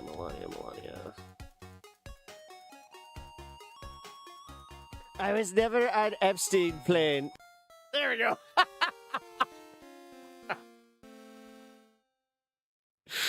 Oh, man. All right, that was hilarious, and honestly, I had a blast. I hate to say it. That was pretty fucking funny. All right, let's turn this back up because, yes, I got some stuff that... Yeah, I mean, I was not planning on playing that for as long as I did, but yeah, guys, here's the website link. Definitely check it out. I'm actually going to... I'm going to try... Like, now I'm actually going to look it up. Now I am going to look up, like, can I rebuild those bridges? And because, like, there were 2 areas that you couldn't get to, and I know there's a secret. There's got to be a secret. So that was epic. That was fun. And for everybody that wanted me to play video games here, you guys finally got your wish. I know that Alex has been telling me that I need to. My therapy, it is over. Sad Mitch. Oh, it was fun. All right. Yeah, that was a blast. Damn it, I should have recorded that, but that was amazing. Good breath of fresh air. No, it really was. Yeah, no, I'm gonna have to. I'm gonna clip that. That's gonna be a thing. Screw it. Whoever made that is the GOAT. I gotta say, yeah. I forgot who it was, but yeah. She said, who made it? You can earn by helicopter. Once you files on file, then are basic ideas in the game online. Secret Handshake, you can play them. And if you're not in DC, you can still take a crack at this thing online. Secret Handshake made an online version of this video game. Secret Handshake. Okay, it's made by Secret Handshake. That was freaking awesome. Okay. Yeah, Secret Handshake. Okay, cool. Yeah, I'm gonna check out. Well, dude, are they even a game developer? Like, honestly, that's kind of crazy that they were able to do that. All right. Well, this brings us back into some of the reality of the situation. And dude, okay, so Kash Patel got grilled today, and it went about as well as you would think. Here, actually, I forgot to look at this up because it was live as I was starting. Yeah, here's the Van Hollen clip. All right, I'll just bring this up. Fuck it. It's better than this. Or it's better this way, so I don't have to stay with a whole bunch of BS and kind of run through it. Because Senator Van Hollen's asking about the excessive drinking. You agree, Director Patel, that if one of your agents was unable to perform his or her duties because of excessive drinking, you would need to take corrective or disciplinary action. You agree with that statement? We would implement the inspection review process, just like these other agencies have their own internal investigations, and complete that review. As I said in my opening remarks, I really don't care about your personal life so long as you are able to perform your public and official responsibilities, which are awesome responsibilities. Multiple reports, including reporting by The Atlantic, have alleged episodes of excessive drinking, unexplained absences, and behavior that concern current and former FBI and DOJ officials. Kash is so cooked, man. Because notice how like his demeanor isn't like as confident and like he's more depressed here. Denied those allegations and filed a defamation lawsuit. So today, as you testify before Congress, is it your testimony that those allegations are categorically false? Unequivocally, categorically false. So there have been no occasions during your tenure when FBI personnel were unable to promptly reach you? Absolutely not. You can ask my entire workforce. They hear from me at every single hour of the day, as do these great gentlemen here, as do the men and women of the interagency and state and local law enforcement and the White House. And so there have been no occasions when Did he get broken up with? your security detail I swear to God, something like he's difficulty waking sad. or locating you. Is that right? Nope, it's a total farce. I don't even know where you get this stuff, but it doesn't make it credible because you say so. I'm not saying it, Director Patel. It's been written and documented. You are literally saying it. No, I'm saying that these are reports, Director Patel. No, and unlike your baseless reports, the only person that was slinging margaritas in El Salvador on the taxpayer dollar with a convicted gangbanging rapist was you. You know, the only person that ran up a $7,000 bar tab in Washington, D.C. at the lobby bar was you. It's the same thing as Pam Bondi did. He has like prepared smears for each person on the days. The individual in this room that has been drinking on taxpayer dime during the you day. polygraphing? He's trying. Director Patel, come on. These are serious allegations that were made against you. They're in a lawsuit that you filed. You drinking margaritas with a gangbanger is true and on video. It just goes to show you running a $7,000 bar tab at the lobby bar has been filed by your own office. This goes to show during the day. That's you. This is the ultimate example of hypocrisy. I will not be tarnished by baseless allegations and fraudulent statements from the media. The fact that you mentioned that indicates you don't know what you are talking about. Now, here, Director The only thing I know is you're the one drinking margaritas with felons. Actually, that's a false statement, and I'm asking you about your statements. I've answered that. And I'm asking you about a particular report. And it's not a report. Testimony. So let me ask you this. Are you willing to take the test, it's called the audit test, that members of our active duty military and others take to determine whether they have a drinking problem? I'll take any test you're willing to take. I will take it, Director Patel. I'll take it. You ready to take it? Let's go. Yes or no? Let's go. Side by side. I'll take it. All right.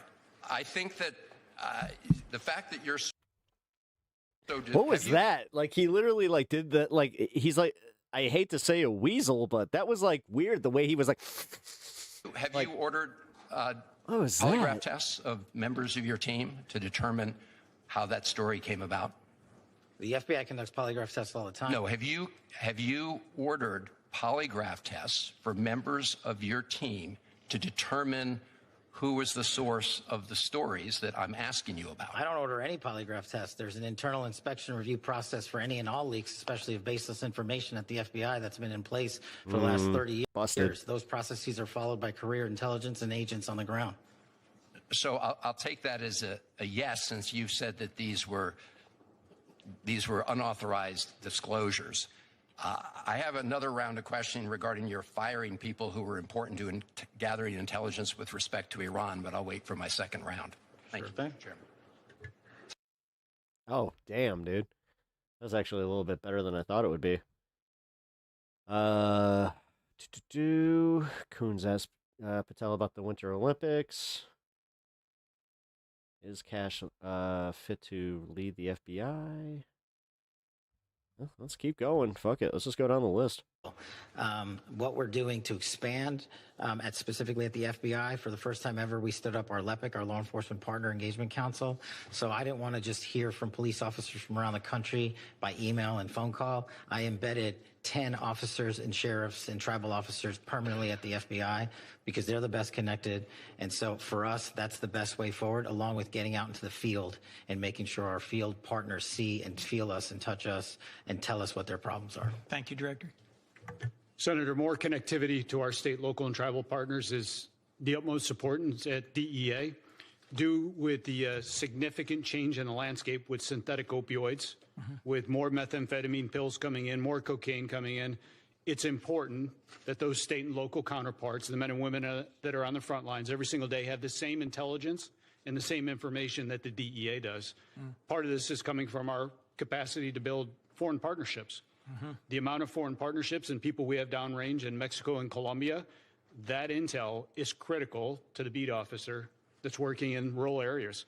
So we have to continue to be better partners, continue to be more engaged, and respond when they call for help to address violent criminal activity. Director Seralto, I'm going to interrupt myself. I appreciate the work that you and the Marshal Service do to keep federal judges safe, but there's thousands of state and local judges who don't have the same intelligence network, the same resources. I'm proud to co-sponsor a bill with Senator John Cornyn that would create a new state judicial threat intelligence and resource center.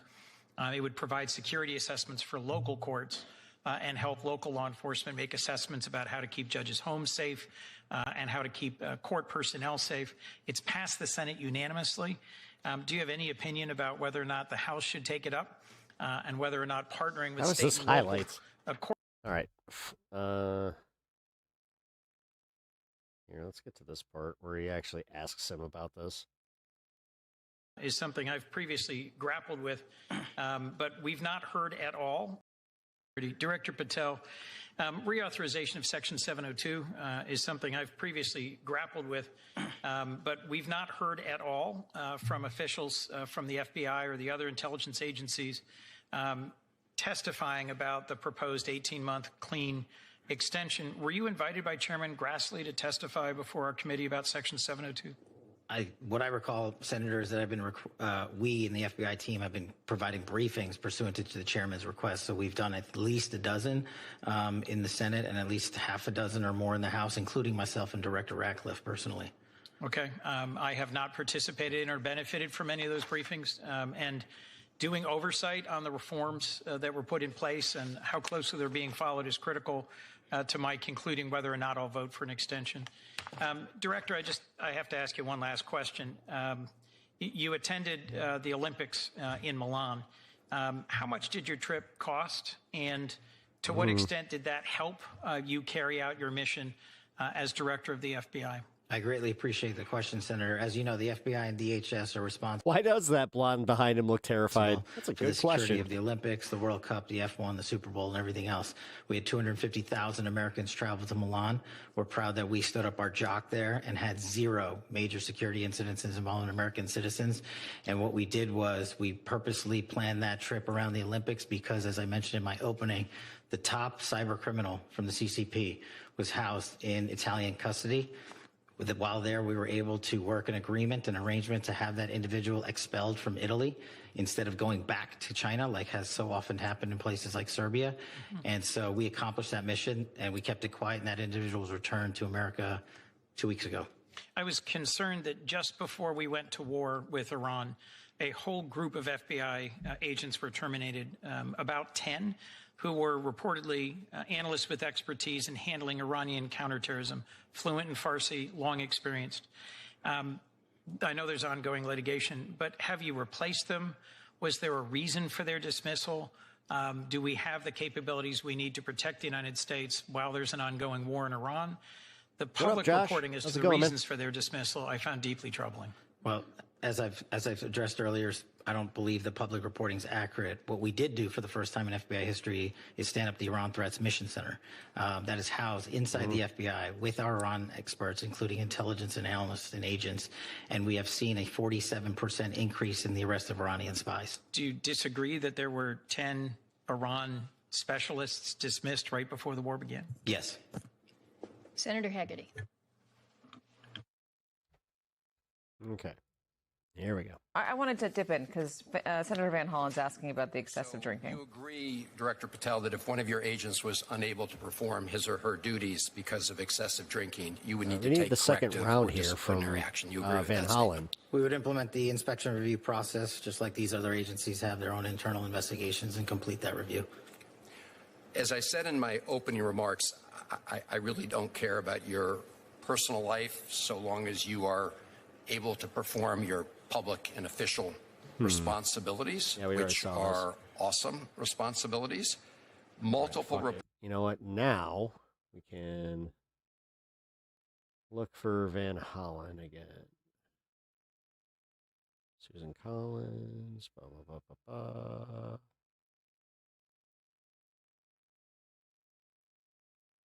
Oh, wait. Lindsey Graham. I heard about this. Cases involving violent.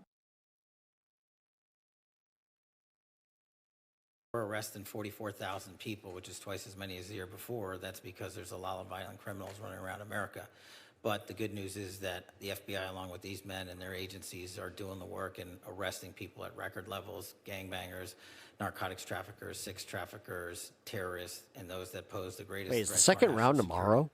During the Biden years, they say 11 to 15 million illegal immigrants came into the country. Are you familiar with that reporting? Yes, sir. So what are we supposed to do? Oh, no, here we go. Ignore it? Senator agents with expertise in Whether it's Of course, the audio's got to be scuffed. Donald Trump. First of all, is Here. that true? The article, just like all the other articles you cited, is false, and there's ongoing litigation, so I can't address it. Okay. You did answer Senator Coons, and I understood your answer to be that the people that were fired, that none of them were part of the group that had Iran expertise. Is that your answer? No, he asked if they were Iran experts. I said they were not. Were the group fired? Did it include people who were Iran experts? No. Did it include people who were involved in counter-espionage activities with respect to Iran? I don't have the list in front of me. So you don't know whether or not you... The fact that he's such an asshole, just with partisanship here, this is also part of the problem that, I never want to hear another Republican talk about how it's the blatant partisanship. Oh my God, they played politics. They played politics. You fired people with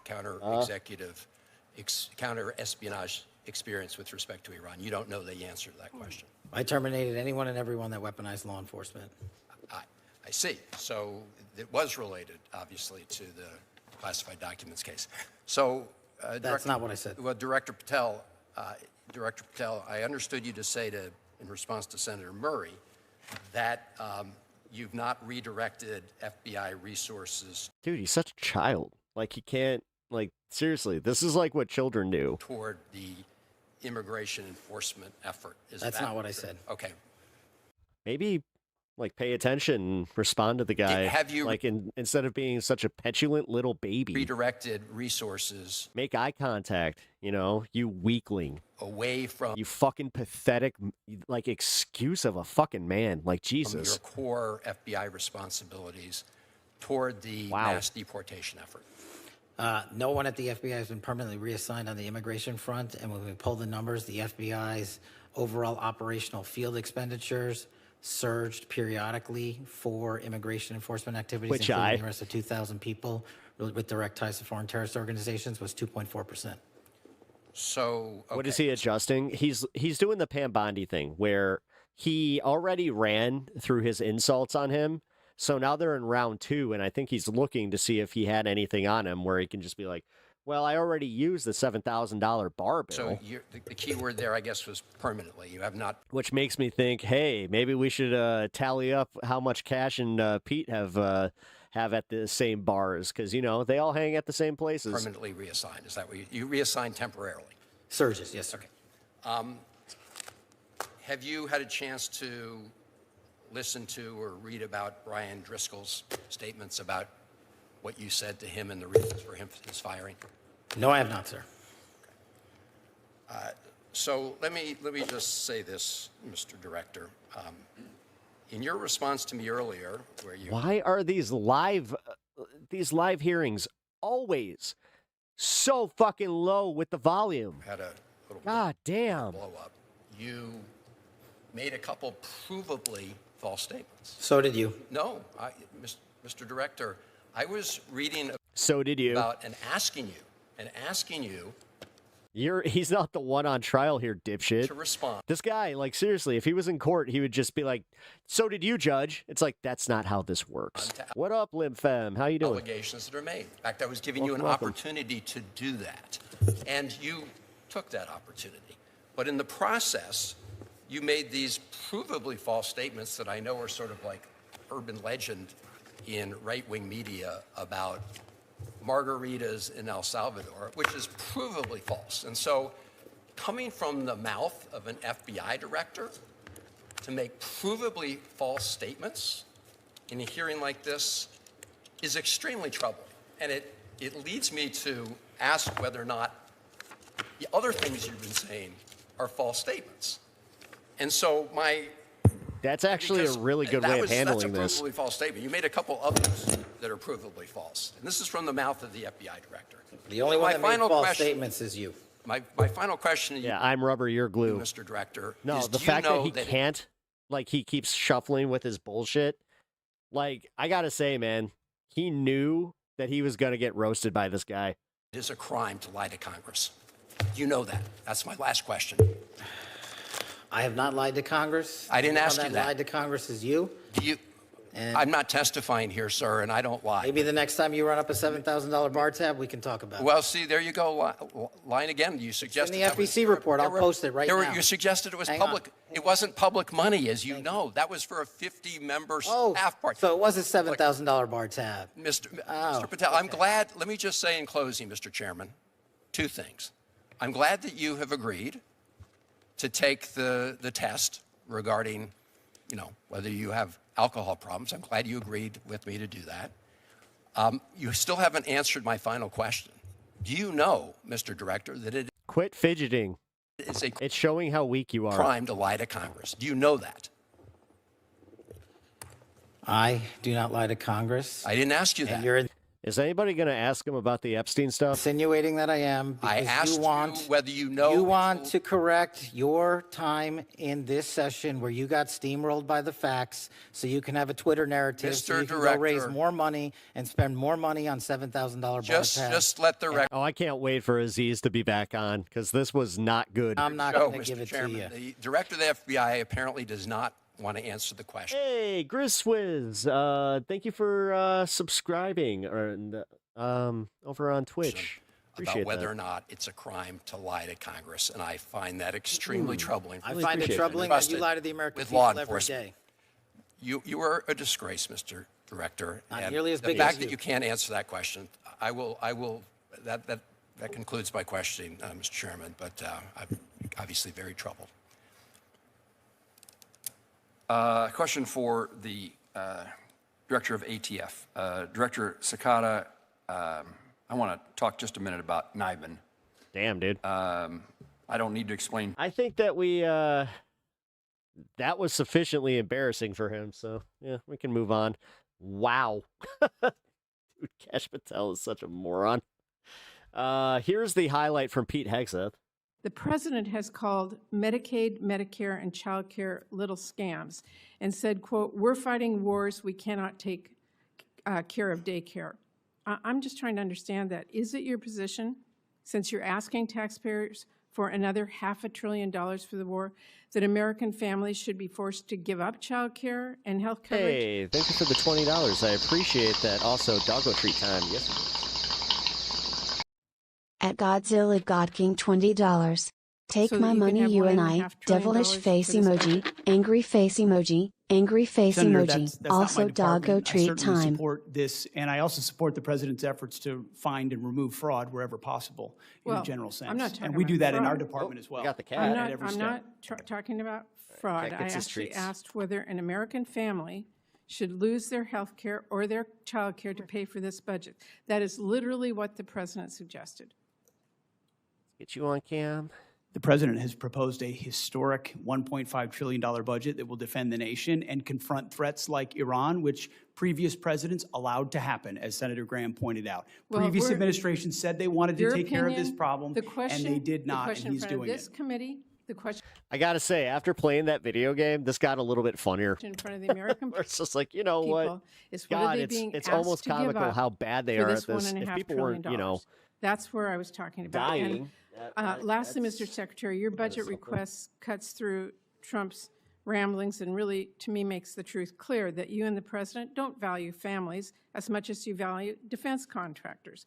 You want to increase the war budget. I mean, Let me every finish. family at Dover. Okay, don't tell me we don't care about families. We sure do. Mr. And we Secretary- take care of them in every way we possibly can. I'm asking you about taxpayer dollars that everybody has. So when we've been to war before, we have asked people to do victory gardens. We've asked them Again, to thank you pay for the more. dono. I You are not appreciate doing that. You are asking for Both these $1.5 guys trillion, are really happy which about means that. something else has to be given up. That is what this committee is looking at. You want to increase the war budget for the next year by $500 billion. That is taxpayer. Which, by the way, guys, just remember, they're like micromanaging, like couple $100,000 there, you know, a couple $1 million here, but 0.5 trillion. Money that could be used to feed families or build new affordable homes $500 or billion? wipe out some Like, what are we diseases doing? completely or increase child investment. But yeah, healthcare, 20 times over. But you are asking us to bailouts for, you know, everybody. Yeah, bridge too far. blow it all on war. And that's not even counting the money that you have spent bombing Iran or that you may still request in a separate supplemental. And to me, this budget wasn't even strategically crafted. $1.5 trillion is like the president decided that was the number and you all filled in the blanks.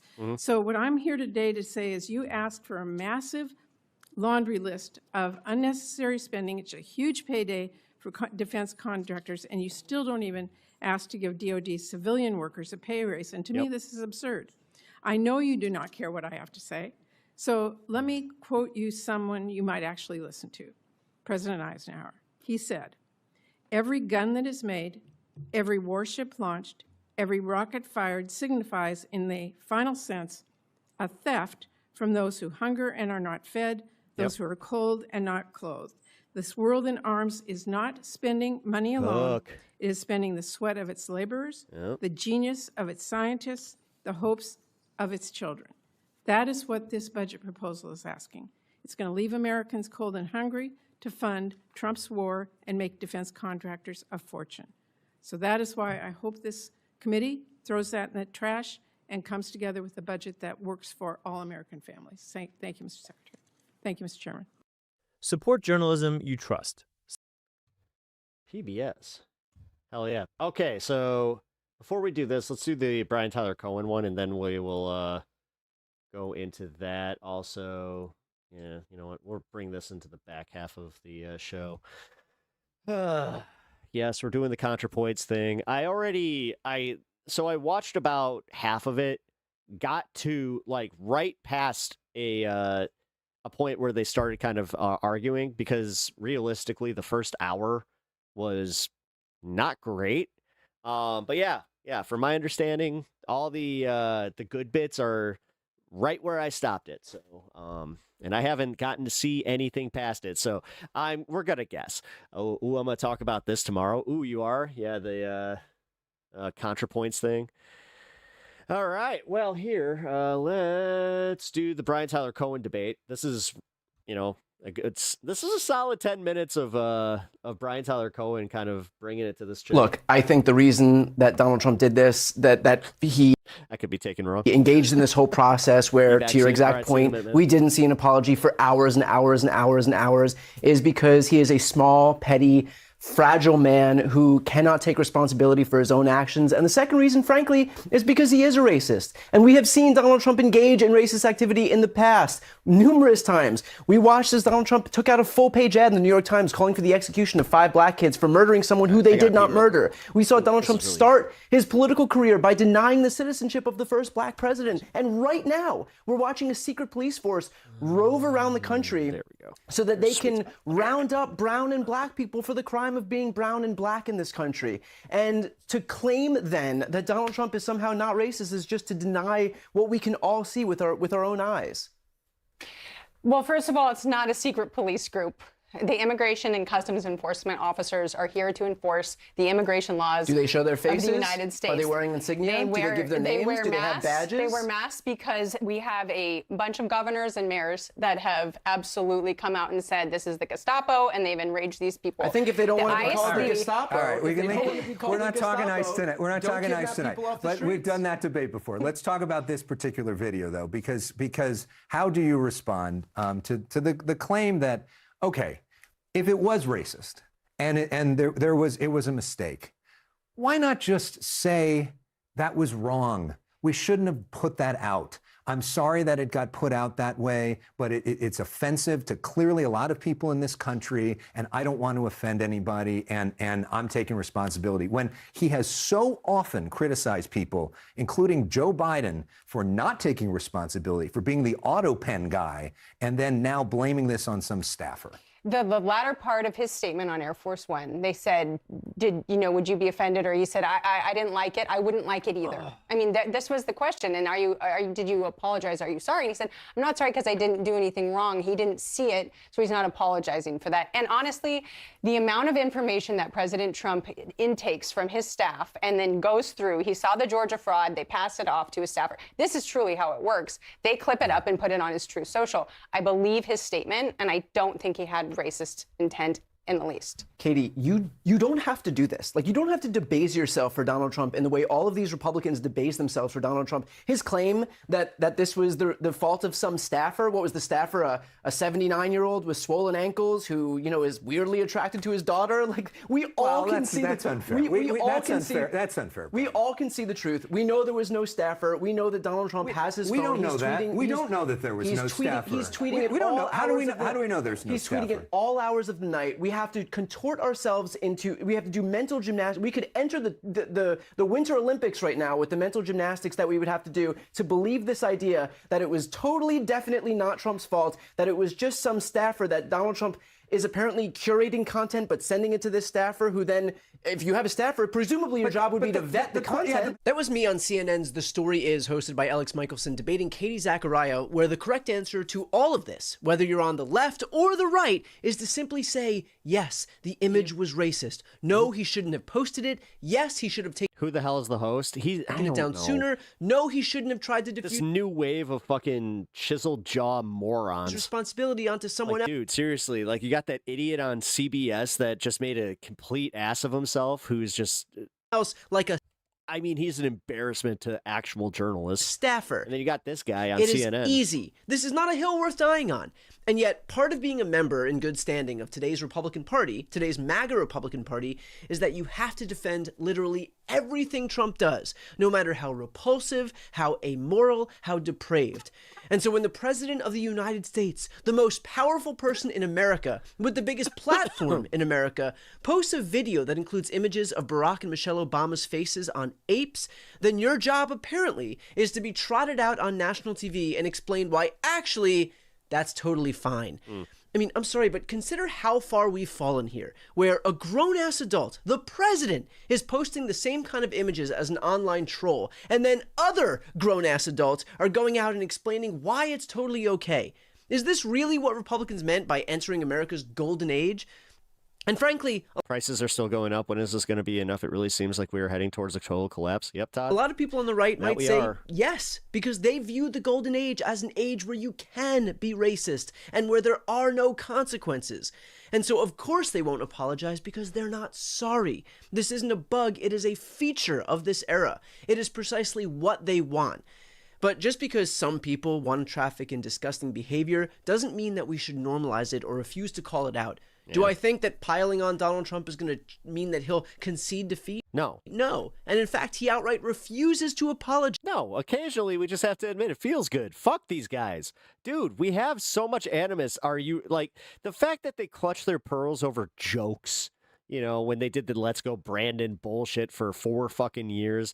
thinking like, oh, you have TDS again, not admitting that they had Biden derangement syndrome. Like, it's just whatever. But that doesn't mean that we allow the just enjoy it, guys. Stop pulling punches. Overton window to shift as a country so Just go much that for there's it. no longer any pushback to overt racism. It's disgusting. It's He's looking thin, vile. It's immoral, and I won't sit silently by while a bunch of small-minded clowns. The weird part is, I feel like this was filmed. Yeah, okay, this was 3 months ago. Redefine this country. That's what it is. In their white nationalist image. But the debate Yeah, continued. he definitely took that type of criticism, and he got jacked. As we then switch topics to Epstein. Brian, you think it's interesting that the Clintons are testifying here, but not Donald Trump, who also is in the Epstein files? Absolutely. I mean, look, I am fully in favor of the Clintons coming and testifying. I'm in favor of them doing it in public so that we can all see with our own eyes what they say. I'm in favor of anybody, Democrat, Republican, Independent. If you are implicated in the Epstein files, you need to... What are these people going to do when Trump is out of office? They can't conceptualize it. That's actually my favorite part, is once he is like, just, we don't have to think about him. Once he's gone, yeah, they're going to have some major issues. Be held to their identity. It's going to be a major identity crisis throughout, and not just like, again, like it's going to be bad. I'm just kind of starting to realize it, where I'm like, wow, I've never put that much thought into it, but fuck, man. Yeah, it's going to collapse. You need to put this stuff out in the light of day. And in the same way that I'm fully supportive of the Clintons coming and testifying, just as I'm supportive of anybody coming and testifying, I think that Donald Trump should do the absolute same thing. Will he do that while he's president? No. But you know what? If Republicans want to set a precedent where former presidents and their family members who have some involvement with Jeffrey Epstein have to come before Congress and can't defy any subpoenas to do so, then I'm fully in support of that precedent. I mean, do you think that Donald Trump, maybe even after he leaves office, should then have to go testify? President Trump has been the most transparent president on the Epstein files in all presidential. How many Epstein files did Joe Biden release? How many? There was an ongoing investigation. How many Epstein files did Joe Biden release? There was an ongoing prosecution in 2022. How many did Obama release? Wait. I mean, acknowledge what I just said. There was an ongoing investigation up to 2022 that was appealed, and that appeal ended in 2025. Oh, please. No, they need to railroad you. That's how this works. Ongoing prosecution. So let her finish. They don't do counter, like they don't use counter like facts or anything like that. They don't use counterpoints. So President Trump has been transparent about this. He has also been under the inquisition of the press, and everyone else that asked him a question, he has answered and answered and answered. Oval Office, press room, Air Force One, you name it, he's answering questions. How many times has Bill Clinton been asked by the conservative press or even the liberal media hard questions about the Epstein files? Zero. You say that he's been the most transparent president in history. You've heard his answers. He's come out and said, are you still talking about the Epstein files? When a reporter on Air Force One asked him about the Epstein files, he called her piggy. When Caitlin Collins just a few days ago tried to ask him about the Epstein files, he attacked her and said that she should smile more. This is the transparency that you expect from the president? The files released are the transparency. We have 6 They're still redacted illegally by his own order. million files and 3 Holy shit. million are released. What about the other 3 million? Are you okay with that? I'm kind of glad that we're watching this. I mean, 3 months feels like an eternity, but man, every once in a while you do need to get reminded where it's like, oh yeah, they really didn't. Are you okay with 3 million files not being released? Let's let the process tease out. They stopped it. From Todd Blanche. Yeah, by the way, I mean, again, 3 months. Now Todd Blanche came out and just said, oh, there's nothing else to release. So the process won't be teased out. I honestly didn't think it could get worse than defending Trump posting black people's faces on the bodies of apes, but claiming that he's been the most transparent president on Epstein certainly gives that a run for its money. So let's discuss a little bit of Trump's transparency. We just watched this White House host an influencer event where they waved around fake binders pretending that it was real. We watched the Attorney General claim that the files were on her desk and ready to be released a year ago. We watched Trump bully Marjorie Taylor Greene, his once most vocal supporter, out of Congress over this issue. We watched him try to pressure Lauren Boebert into not signing the discharge petition for the Epstein Files Transparency Act by summoning her to the Situation Room. And now we're watching his Deputy Attorney General, Todd Blanche, offer up half of the files while we're supposed to just ignore the remaining 3 million.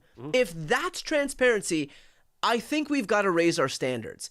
In fact, Trump scoffed at the notion that the DOJ should even be wasting their time on any of this. If you look at the DOJ, they announced, they released 3 million pages. It's like this is all they're supposed to be doing. Yeah, how annoying when the DOJ has to waste its precious time on a multinational pedophile ring. Don't you just hate it when the DOJ has to... That his friends are implicated in by his own admission. Spend its time doing law enforcement? Isn't it so annoying when our tax dollars have to go after pedophiles? Wouldn't it be so much easier if they could just go after Don Lemon and Adam Schiff instead?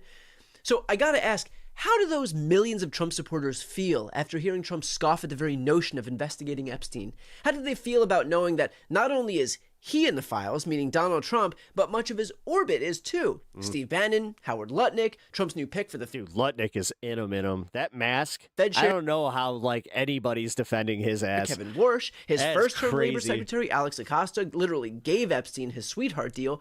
You thought that you were getting exposure on the Epstein files. Instead, you ushered in the team that has the biggest vested interest in secrecy because they are literally the ones who need protecting. The reality is that no matter how much Donald Trump's loyalists and sycophants echo this idea that Trump is some king of transparency, do not ignore your eyes and your ears. We are right now witnessing the biggest government cover-up in the history of this country, and this White House is on the wrong side of this issue. Whether you want to align yourself with Trump and Epstein's accomplices is up to you, but just to be clear, history will not look kindly on these people. Nope. And again, 3 months out from this video, and we can already kind of like counter some of what she was saying. All right, we will KU. Trump regime goes mask off on left-wing extremists in leaked document. So you guys need to realize that this government is actively... Also, what I did right there, liking his video. If you guys can do me the solid, get my stuff out there, I appreciate working that. against you Also, on a daily sub to the basis. channel, Not only are come they on. not working for you, and not only are Appreciate they it. like not doing anything positive, they are actively working against you. They want to harm you. If you're a Democrat, if you're a liberal, if you're a leftist, even if you just disagree with MAGA, you could be a Republican. If you just disagree with MAGA, you're on the shit list. Okay, so take a look at this. The White House... Hell, you can be ex-MAGA just saying, hey, this is a bridge too far, and they're just, it's literally like Scientology. House just dropped a new counterterrorism strategy that quietly expanded the definition of terrorists by lumping cartels, ISIS, left-wing extremists, and anarchists into the same threat category. The first page of text ends with the phrase, "We will find you and we will kill you." That is printed above the president's signature. Oh, you think this is the papers finally finding out about MSPM7? Sure. Yep. The language in the document is broad and open-ended. Once political labels become national security threats, the target can change overnight. This is how mission creep starts. Today it's cartels. Tomorrow it's dissidents. That is exactly right, and this is what we've been warning about with NSPM7. Okay, so more. A new counterterrorism strategy for 2026 released by the Trump administration on Wednesday continues to ramp up despotic rhetoric targeting political adversaries and any Americans opposed to authoritarianism. And as Dan Carlin thank you, LibFam. I appreciate of that. Hardcore History says, this goes along with the post we retweeted yesterday. We've discussed this forever. When you make special legal tools for special threats, you open up the door to using those new tools against anyone. Just change the definition of what they're doing to your special threat category. So in other words, when we have, say, the war on terror, and they go, look, we need to take away NSPM7. the privacy rights and the due process rights of people who are Al-Qaeda or who are terrorists. We have no choice. They're a special threat, so we need special tools to go after them. Well, obviously you're only one step away then from saying, oh, I got to go after this other group because they're also terrorists. Yeah. So expand who fits in that category. Yeah, this is actually an old story. Like, we covered this months ago. And then boom, no more rights for anybody. In the same way that when in the Lake and Riley Act, which unfortunately virtually every Republican voted for, I think literally every Republican voted for it, but unfortunately there were some Democrats who voted for it, right? And under the Lake and Riley Act, they took away due process rights for immigrants because they said all you have to do is be you have to accused of just a crime. accuse them. Not convicted, accused of a crime, and then your rights are gone. Okay, we can do whatever the fuck we want with you. Well, that opened up the door for them to take away everybody's rights. Because if there's one group of people that you say, well, they don't have rights, well, then they could just say that you fit in that group of people, even if you don't. So do you understand how this works? If due process is gone for one person, it's gone for fucking everybody. And that's why people need to wake up in this new era. We are in a horrifying, horrifying new era where they are openly saying, oh no, you are the enemy. You're the enemy if you dissent. And so NSPM7, let's remember this. NSPM7, But also remember, this isn't just extreme leftists. This is actually what kind of pissed me off about his title here. Left-wing extremists. No. they will classify anybody that's a dissenter that doesn't like Trump, like he kind of insinuated at the beginning of this, that it would be right-wingers as well. It changed a whole of government. It's centrists that don't like Trump, anybody. Mindset approach. Instead of going... It really is not great where you're just saying, oh, they're coming for the leftist extremists. It's like, no. Make sure that if you're going to use that, make sure that the normies know that's how they're seen. After... back in the day, it was the Soviet Union and the threat of communism. Then it became, we're going after Al-Qaeda. Repeal the Patriot Act. I mean, it looks like Hawaii is looking at getting rid of Citizens United. And terrorism. It's the war on terror. Well, now Trump changed it to anybody who's not MAGA. So according to their criteria, if you are anti-American, anti-capitalist, anti-Christian, then you are an extremist and you are a terrorist, and they can use the tools of the government to try to infiltrate and take you down and arrest you and keep you behind bars, okay? And by the way, you should be asking yourself, what does that even mean? What does it mean to be anti-American? They would look at somebody like me who criticizes this country because I want to fix this country, because I love this country. They would look at the stuff I say and go, that's anti-American. It's anti-American to criticize Trump. It's anti-American to say he's corrupt correctly. It's anti-American to go after his illegal war of aggression against a country that didn't attack us. That's anti. You're rooting. It's literally the boys for the enemy. That's anti. And there will be re-education camps. Anti-American. Oh, or do you want single-payer Medicare for all? Well, that's anti-capitalist, which is anti-American, which means you get locked up. Are you an atheist? Are you an agnostic? Do you not believe in the state religion, mystical fairy tales? Sorry, that's also something that puts you on the shit list, something that makes you a terrorist or terrorist adjacent. They say if you're an extremist on... And just remember, there's at least 30% of the country that's going to be just fine with this. On migration or race or gender. If anything, they're going to cheer it on. You're the enemy. Well, what does that mean? It means if you want more immigrants to come in this country, as I do, because immigration is good for a country, that means you're an extremist. If you think black people should have voting rights, well, that makes you an extremist, because now you're opposed to what the Supreme Court of the United States said when they overturned the Voting Rights Act. If you are in favor of trans people getting the health care that they need and deserve, well, that's you supporting the genital mutilation of children. So you're an extremist on gender. Like, this is the shit that they do, bro. They'll cheer it on until it is them. They say if you're hostile towards traditional American views on family, so what does that mean? Like, you can't be proudly in favor of gay marriage, or that means you're a terrorist or adjacent to a terrorist? Think about what they're saying here, guys. And this is what this regime does. This is what they are. And so, and by the way, they're already acting on this. It's not some theoretical threat. They're already acting on when they go after the Southern Poverty Law Center. What do you think that is? They're going after a left-wing group that gives a shit about human rights. And what did that group do? They infiltrated the KKK. They infiltrated neo-Nazi groups. They got information that was then handed off to law enforcement, and law enforcement used that to take down these organized actual terror groups. Instead of the Trump regime going after those same terror groups, the rising threat of right-wing extremists and terrorists, what do? They go after the group that's taking down the right-wing extremists. And they lie about them, and they go, oh, they were funding the KKK. They were funding neo-Nazis. No, they were paying informants to get information to take down those groups. But notice what they're doing. They want to go after Act Blue, the Democratic fundraising platform. They are going after them. They're going after the SPLC. This is what they do. There is no group left of center that is safe in this country. They will claim they will claim you're involved in organized crime if you just fundraise for Democratic candidates. This is the moment that this is an older broadcast. No, this is actually this was released just today. We're in now. So. Okay, this is the moment that we're in. And by the way, it's his new haircut too. If you're some sort of liberal and you had a gripe with leftists, you might want to let that shit go, because you know what? They see no difference between you and leftists. If you're a liberal and you go, "Oh, I'm not as extreme as them," they don't give a fuck. You fall in the same fucking category as every leftist in the country. If you're some fucking Destiny simp who shits on Hassan Piker all day, it doesn't matter. The fucking MAGA regime looks at you like you're all the fucking same, and they want to lock all of you up anyway. And they will use any tool available in order to do that. Okay? We got insane Gestapo thugs running around this country. Stephen Miller, a goose-stepping Jewish Nazi. Okay? These people control policy in this country. We have people being sent to concentration camps, people being sexually abused in these concentration camps, people being tortured. There's allegations of slavery. There's dozens of children, babies, have been tear gassed by these ICE Gestapo thugs. They are Trump's secret police, and he has them at his beck and call. And now you know the whole of government mindset approach change is go after all the dissidents. Okay, so counterterrorism is now, if you disagree with us, we're targeting you. And by the way, I should also point out, you know what else they've done? They've disbanded a bunch of groups, for example, that went after actual cartel crimes, that went after actual child trafficking. What a surprise. The people who are protecting the Epstein class are also protecting current child trafficking rings as well.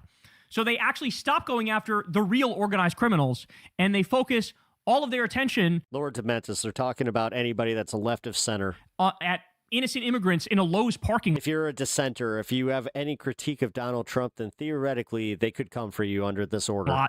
Trying to be a day late. Again, old Alex Jones, if this was Obama, he'd be losing his absolute fucking shit over this, and it's all he'd be talking about. And make $100. They go after the MSPM7. And they go after Obama's NSPM7. Gotta say that we this is the thing that we have to be very afraid of, that we cannot let it stand. They're coming for anybody that doesn't agree with the regime. Sure.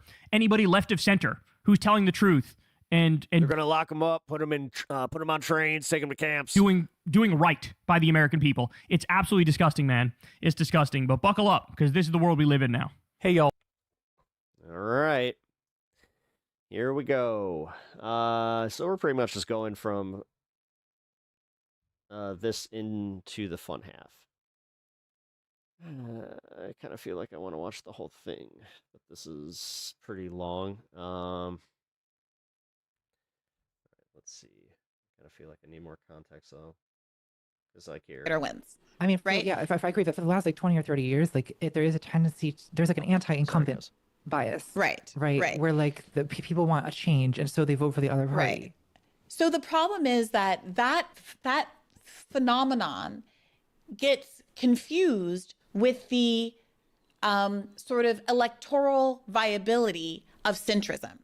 So Bill Clinton wins doing third way triangulation, basically running as a Republican who is from the South and pretends to be a black person because he's, plays the saxophone or whatever. And that gets interpreted as third way neoliberal triangulation works. And the Democrats have been doing that for the last 40 years. Didn't it work? Well, no, because what we just described was that after 8 years of one, we're going to get the other. That the person who there's a kind of incumbency disadvantage when it's one party has been empowered for a long time, is blamed for everything that's going wrong in the world. And so whoever is on the other side is going to win. Like, we just agreed that that's the case, right? We just agreed that that's a phenomenon. And the problem... I don't think it's like inevitable. When it happens every fucking... But I think it's a tendency. It's not necessary. I mean, sure, but we just... or every cycle. Just both agreed, did we not, that that's been the case for basically the last 40 years? Yeah. I don't know. Like, watching the little bits that I did of this, I gotta say, I always thought Contra knew more about politics than she actually does. Yeah. So that being said, it feels like what it seems like is the same people who elected Bill Clinton are still advising the Democratic Party. You got James Carville still on TV saying the same thing he's been saying since then, no matter how many times he's been proven wrong, no matter how many times Hillary loses Obama and then Hillary loses to... Yeah, fuck it. I want full context of this. We're just going to go for it. I don't care. If we get bored with it, then we'll move on. Fuck it. I'll watch this. Hit the like button. All right. We're just going to go for from the beginning here. Is there something else that I'm missing here that's your critique of the left? My frustration with the left is more that when it comes time to actually elect, the energy So this is all the I just want your takes on this. Anybody that watched Contrapoints, is this her why I left the left pre-vid? Where it's like she's going out here, and this is definitely leading up to her making her why I left the left video, which is going to do gangbusters because they always do. So oppositional. Let's talk about leverage. Yeah. Okay. Do I have more leverage against Kamala Harris before she's elected or once she's president for 4 years? Hope this isn't copywritten. Protest voters are sort of unwinnable, are sort of never happy, right? Whereas there are centrist median voters that are more winnable. And how has that been panning out? And if the Democrats pivot to the far left, ooh, good theory. There's this it's kind of how I feel about it. The far left? Well, by is Democratic not supporting Party a genocide as far left? what's this music?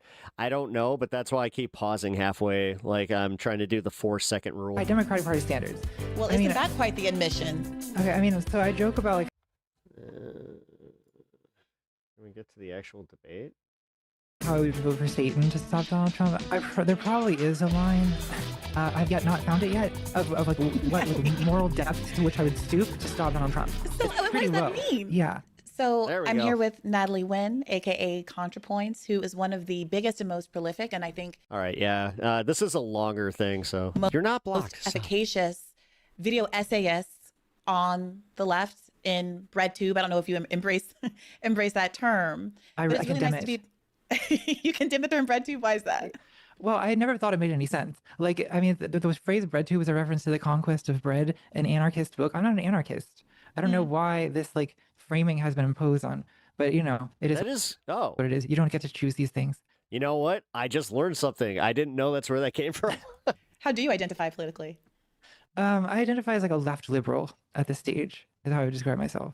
So I would say that destiny. I'm aligned with like the left wing of the Democratic Party, like AOC kind of politics. Well, AOC, at least at one point in her life, self-described as a socialist or a democratic socialist. At That's least, right. did she not? Yes, that's right. Would you define yourself that way as well? I think I would at one time also have. I think now I would say I'm probably more of a social democrat. But for me, my attitude towards politics is very not. Well, it's very non-philosophical in a way. Why don't Dems nominate Sanders? Because I well, I mean, we tried. feel that I react to the situation that I'm in. So I think that, you know, am I a social democrat in the sense that I think capitalism is like this amazing system? Like, no, not really. I just think that social democracy is like the most plausible path to improving what we have. If I like found myself in, I don't know, a Stalinist country, I probably would not be advocating capitalist revolution. I would be advocating like, you know, well, I don't know, some kind of like Dengist reforms or something. So, I mean, from my perspective, you know, someone who's obviously been a witness to some of the backlash and at least your career over the last, 5 or 6 years when I've been more plugged into the online left, it does feel sometimes like some of the pushback you get is because there's a gap in your perceived sort of identification or self-identification, at least at one point, in some of the political stances that you take maybe in a post-2020 world. Does that feel right to you? Yeah, I do think that there is like a definite proportion of the backlash that I receive that's based on a kind of misreading of me as being sort of having always been more radical than I really was. I mean, I think that part of it is like the aesthetic of what because I started out doing, I'm like this like transgender YouTuber who was making videos about how fascism is bad. This is very like communist coded behavior, at least in like internet culture, right? Like, I mean, it is no wonder why she did kind of pick up with that audience. If you're a trans person on the internet, you're complaining about Nazis all day, you're probably a communist, right? And that's true. You are probably a communist if you fit that description. I mean, that's reductive as shit, but sure. I mean, I think that kind of critiquing why they would they would label you that way. I kind of did have a more. So I mean, I used to be quite centrist in that, like in 2016, I think I was like a Hillary Clinton supporter in the 2016 primary, for the reason that I thought that she was more viable than Bernie Sanders. Then she lost. Wow. And I think that did prompt me to rethink a little bit what was possible. Combined with the fact, she's kind of dumb. That Donald Trump. Because they think that you're all useful idiots and the left absolutely can't win power without centrist Democrats. I agree with that. At the time, seemed like this kind of crackpot candidate who, how could a serious country elect a person like this, right? Well, joke's on me. But like, I think that did make and me. Now I get called like what? Recently, somebody called me a moderate leftist. I'm just like, minded, like, well, like maybe like it is time to consider it. Because I had I had campaigned for Obama in 2012, and so my experience was like talking to these like median. How old is she? Voters in like Ashburn, Virginia, or whatever, and like the amount of effort. Oh wait, 2012. No, she's probably about my age. Needed Okay, to convince them that actually giving people access to healthcare, even if they have a pre-existing condition, did not amount to a totalitarian Islamic socialist takeover of the government. I only watch the Contrapoints you play on here, so she means nothing to me. It made me think like. I think I've played her one time ever. Okay, everyone just hates the word socialism so much. Why bother? God, there was some. Who was it with? I think it was Xander Hall. But then There was something. Somebody was covering like a crash out on her end, and then like she left Twitter for a while. I thought. I don't know. I guess I questioned if maybe that was. So I think it was. I think I was experimenting a bit more in that era, and also I did get audience captured somewhat. I think because I had a much more leftist audience, but I think we've clashed over that over my like. I suppose like more pragmatic, moderate stances. I don't know. It kind of comes across like she's uncomfortable to bring this part up. I want to come back to this issue of pragmatism, but I want to say that on some level, I empathize with having the notion, especially coming. Yeah, but they also hate Briahna Joy Gray. They part hate of a marginalized group. Let's be real. BreadTube subreddit hates everybody. Interests don't necessarily drive politics, and sometimes drive people away from my the politics. DGG right? community. That, Feel better. I remember in 2007 being asked by like an adult, coming straight out of college, asked by an adult, who I supported in the primary, not really knowing anything about Barack Obama and kind of having the knee-jerk reaction that I should say Clinton because I would be perceived as doing witch casting if I said Obama, or it was expected because I'm black that I would say Obama, and that it was so unlikely that I seemed like the pragmatic person to say Hillary Clinton. And then I had a similar experience over the course of the primary when Hillary Clinton revealed herself in various ways and frankly actively talked me out of her support. You're so confused. Okay, to sum this up, Contrapoints is hated on the left because she comes across like she disingenuously used the audience of BreadTube and like the left, and then did a pivot when it suited her to do so, as far as like when Trump started coming into power and blah, blah, blah. Support. And then love your show. Nice burp. Thank you, Brian. By the time if you haven't already subbed, please do. Seriously, thank you. I always enjoy a good compliment. 2016 came around. Oh, and I also want to validate that, many black voters did not think that Barack Obama could win and did not align behind him until after he had won Iowa and demonstrated his viability with white voters, right? So I think there's something very relatable about your approach. I think the question people have is, once this lesson was learned in 2016, that who we were told was electable wasn't who was actually electable. And that there was this appetite in the country for somebody that was more radical, that was more anti-establishment in the form of Donald Trump. And that there was this phenomenon of the Bernie to Trump voter where those same Trump voters would have been interested in someone like Bernie Sanders, who didn't just, talk about healthcare the way that Obama did, but did so in a much more radical way, in a way that was thought to be somehow alienating to the public, but which was in fact populist.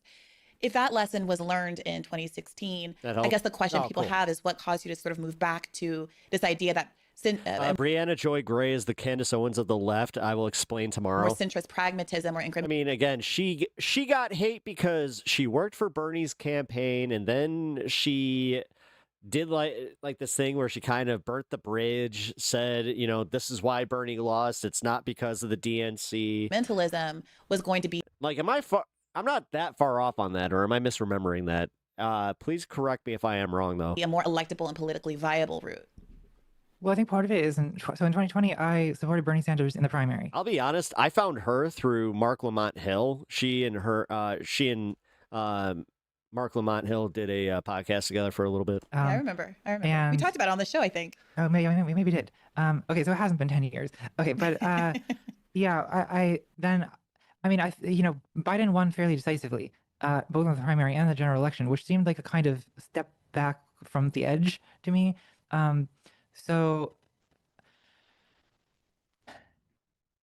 I think that kind of pushed me in a more moderate direction. Brian. Also, as a result of, I think, clashing with people who were abstainers, I felt that because I've always seen Donald Trump as very menacing, as a nightmarish presence in American politics, who I am willing to resist by any means necessary, essentially. And so I think that I got frustrated with the opposition to voting for Biden.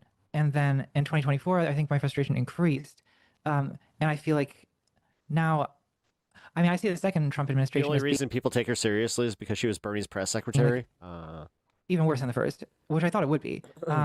So I feel fairly disillusioned. She's just admitting that all of her politics are based on vibes. Yeah, that's kind of what it seems like. But this is going to piss off some people. That's a lot of America. With any kind of larger ideological project. Not saying she's right, just saying that's exactly what it is. Those are nice arms. It's a nice chair set. I guess we could probably spend all day litigating why exactly Kamala Harris lost in 2024 by the margins that she did. Oh shit! I listened to this entire episode. Counterpoints is awful in my opinion. By the way, I'm not exactly a fan. diagnose it is largely that like voters moved to the right. I'm more so just interested in the conversation. So this has me feeling probably the way that liberals felt, around in like 1991 or whatever, when you had like almost 12 years of like Reaganism at that point, and it's just like, well, my sense of so there's a reason why I'm not like a Democratic Party press person, right? Because my messaging is not inspiring at all. Like I'm aware of this, and like to be clear, no politician should say the things that I'm saying because they're not inspiring. They're depressing. But that's why I'm not a politician, right?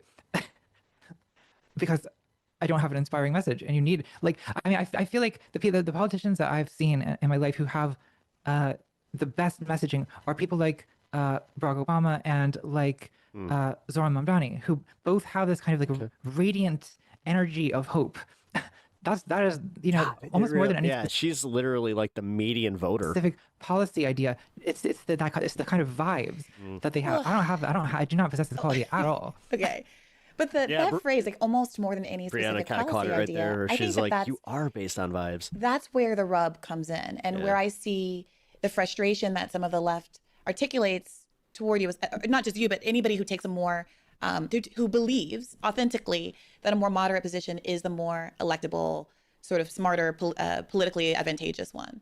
Because many of us look at Zohran Mamdani and even Barack Obama in 2008, and I would also say Bernie Sanders in 2016 and 2020, and say that he was able to, these people were all able to snatch movements out of nowhere, right? Obama was not a likely choice. Senator Sanders didn't even seem to even believe his own campaign was going to have legs when he launched in like the middle of the grass with like 3 cameras around in 2016. And obviously Zohran Mamdani was polling in single digits in a long shot, at least when I interviewed him last February. But I would argue that what propelled all of those individuals into the limelight was not their moderation, but that they stood out among a crowd of moderates who were unwilling to make true criticisms about their own party and the other side, and the ways in which they are often aligned along because of their shared corporate donors, and maintaining substantially the status quo. And so that, to me, is what so many of us learned from 2016, and what brought her here, though? Like, Bernie's. What did I miss? Because it seems like she just all of a sudden started having like discourse on Twitter again, and then here she is. Greatest sort of gift and contribution to the political space was that calling out corporate elites, calling out the Epstein class, calling out super PAC donors, calling out the military-industrial complex is not something that will get you marginalized and sidelined, but in fact will earn the trust of the public at large. What do you say to that argument? That in fact, the people that you were sort of characterizing as successful because of their, the person, I don't want to mischaracterize, you put words in your mouth, but charisma, personality, intangibles, in fact, are popular because it is message-driven, it's policy-driven. Well, it's definitely a combination. Like, I don't think you can have any policy and win based on vibes. And I agree with what you're saying about like, populism is very in at the moment, right? And I do think that type of messaging could succeed. I mean, at the moment, populism has always been. I see, like, never mind. I'm not doing the Jank thing. The place to litigate this will be in the primary. I can imagine Jank hearing that and just going like, "What?" Well, we didn't get to have one, regrettably. No, in 2024. not in 2024. 20 minutes. And I do think it's reprehensible that Biden did not drop out sooner. And there are people who I have to say would argue that, I know I've heard you and Joshua Citarella recently seem to agree that 2020 was a fair race and that the rigging that happened in 2016 of the Bernie campaign was overstated. But it's worth noting. Yeah, it's worth noting that people feel very differently. And even centrists like Jake Tapper in his book with Alex Thompson readily acknowledge that 2016 was rigged, that there was a call that went out that had all the candidates drop out after Biden had failed to win the first 4 contests and circle the wagons around South Carolina. That, of course, there was, $70 million of free media that Biden got after winning South Carolina, that they then changed the order of the primary contest so that a pro-Biden state could go early enough so that they wouldn't have to do quite the same level of machination. But that, again, you had a mass dropping out and coalescing behind a candidate in order to make it seem as though there's an inevitability there with Joe Biden that there simply wasn't. Sorry, I told kind of 2 stories at the same time with 2016 and 2020. But, that was a 2020 story. And in 2016, she's not wrong. It was a much more acute. In the Democratic Party, of course, the DNC admitted that they were entitled to and did, in fact, put their finger on the scale in favor of Hillary Clinton. So it does beg the question by some accounts, and I don't expect you to, agree with this, but I do. Yeah, it was Debbie Wasserman Schultz and like just I want to say like a smaller contingent of people that just decided, nah. Have to just put out there by some accounts, Bernie. we haven't had a real primary since 2008. I see rigging as too strong a word for what you're describing. I think that, yes, Joe Biden and Hillary Clinton like some advantage was given to them by having this built-up institutional support within the party. But I also think that, but like in 2020, when you say that, like, okay, there's this sort of conspiracy of candidates to all drop out, except for Biden giving him this advantage that he wouldn't otherwise have had against Bernie Sanders. Like, yes, but I feel like that also contains like a tacit admission that the only way for Bernie Sanders to have won would be to split the center-left vote. Oh, I agree. So I think that that is true, and that has also helped Donald Trump won, right? Donald Trump, the Republicans did not do that same thing in 2016, and he was able to win. He's never had a supermajority of the majority of a primary vote in that exact same way. So I think if we were having a different kind of conversation, I absolutely put it on Bernie Sanders and the campaign to have anticipated this outcome and to have done the work that needed to be done. That even if the Democratic centrists maneuvered the way that they did and were expected to maneuver, he was still able to win, still be able to win. And that's on him. That's, at the end of the day, that was the responsibility of the campaign. Putting more effort to win in South Carolina and so on. Well, I don't think that Bernie had to win South Carolina to win. I think that in some levels, the uphill battle, the frustration is that, Biden loses the first, 4 contests dramatically, right? It's like 4th or 5th place in New Hampshire or whatever it was. And a world where the media was fair would have covered Bernie's win in Nevada as a huge proof of electability, given that he won 70% of the Latino vote. And he would have gotten that huge media boost in the polls after that win and all of the other wins in those early contests.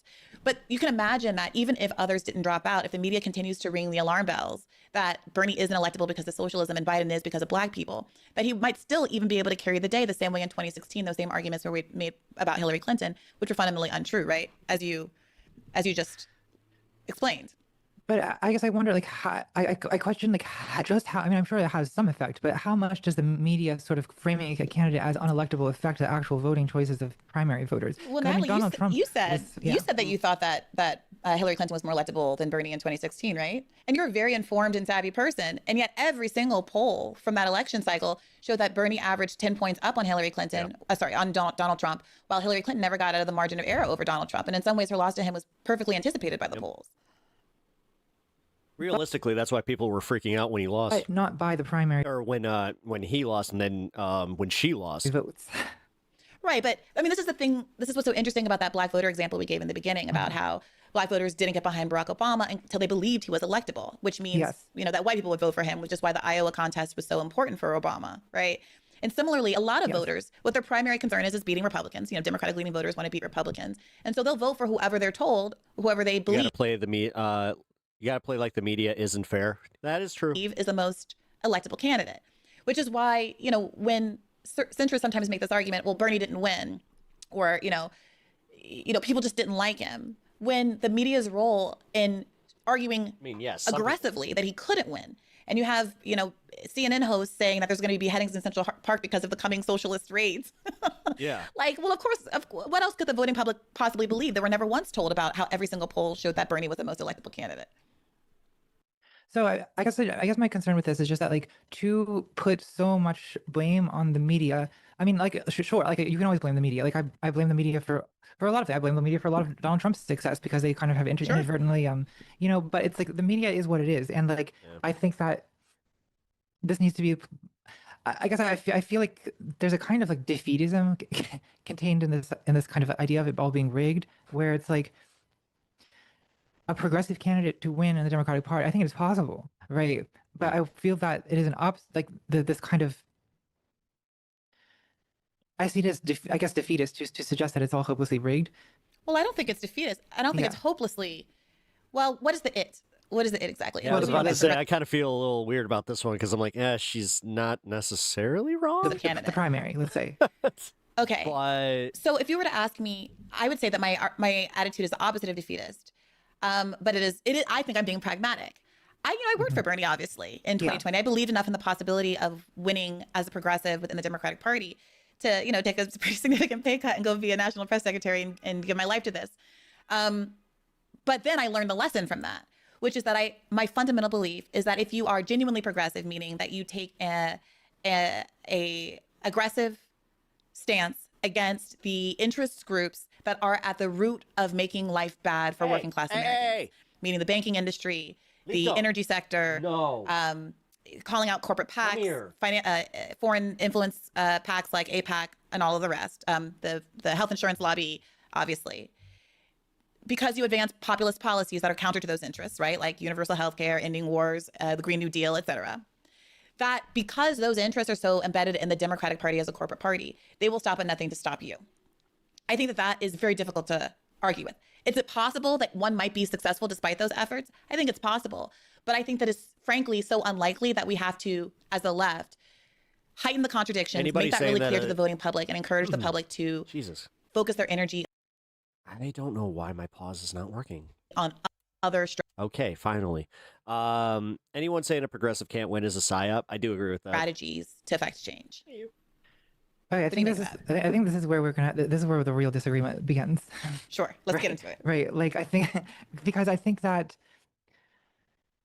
I guess what I sort of don't understand about your position is I don't understand what is like the theory of change here, and on like what time frame do you imagine this happening? Because I guess the way I see it is that the consequences of Donald Trump winning have been so dire that it's like very difficult for me to take seriously the suggestion that like, well, it's a correct, it's the idea that we should have diverted all energy away from Kamala Harris to focus on some kind of more revolutionary long-term change. It's like, well, isn't there some way that we can like, I don't know, both elect a plausible center-left candidate and also have a longer-term, more progressive strategy, considering like stuff like, allowing Elon Musk to come in and destroy USAID, and which is probably killing hundreds of thousands of people, and like the Supreme Court that's overturned Roe v. Wade and is gutting voting rights, and all these like fairly difficult to reverse, like catastrophic consequences. Like that is like a fairly massive short and medium term sacrifice for a potential maybe long-term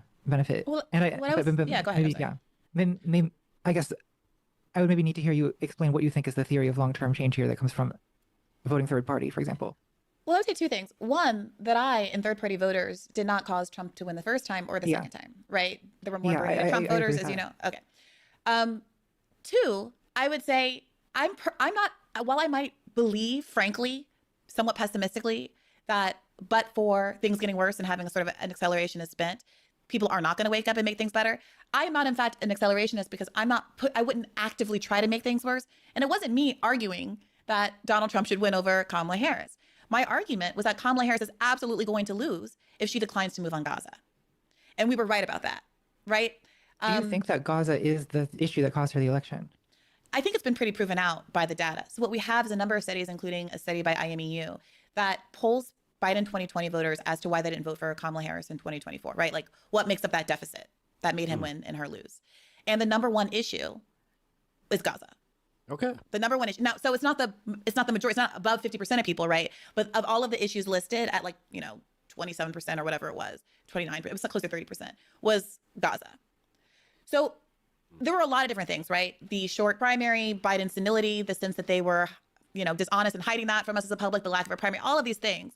But when you saw how many voters, particularly in swing states like Michigan, were openly saying, we will vote for you. The uncommitted movement, remember, wasn't a we're not going to vote for you movement. It was a we're holding our votes hostage in exchange for this policy concession, which frankly would make you more electable to the broader public because nobody supported at that stage. Very few, the polls were already overwhelmingly in favor of ending support for Netanyahu's government. And the choice was made by the Democratic Party, not people like me, to choose an alliance with Benjamin Netanyahu and Israel and its genocide over winning an election. And Donald Trump, who also obviously is a genocidal candidate, at least had the sort of political savvy to try to blur the lines and lie to the public about being a quote unquote anti-war public. And if you That's a fucking really weird way to put that. ask a lot of voters, they'll say, I know that. Because, okay, so in theory, if they lied to you, you would have been better off. Like, you would have thought that was better off. Like, come on. Trump was lying to me. I know he wasn't anti-war. Yeah, but then you would do the thing where it's like, but Kamala lied. Like, come on. But at least it wasn't as in my Yo, I don't want to go to bat for them, but that's a fucking stupid argument. face as someone like Kamala Harris saying we're going to have the most lethal army and we're not going to break from Benjamin Netanyahu and I'm not going to break from Biden and his policy. So I guess I think that I sort of don't really see it as a very strong message that has been sent to the Democrats that they lost this I election. don't see it. Considering that Yeah, Donald Trump 'cause won they're a not doing candidate anything who is about it. more unconditionally fanatical in his allegiance to Israel, right? And who is even more like who has like gone further than the Democrats, who has like banned all funding for UN aid and relief to Palestinian refugees, and who was like threatening to deport people. Well, for Biden protesting. did that. Biden did what? Biden cut UNRWA funding. That happened under Biden in like spring of 2024, right? He didn't cut all of it. Israel claimed that there were 4 Hamas terrorists in UNRWA, and as a consequence, all UNRWA funding was cut.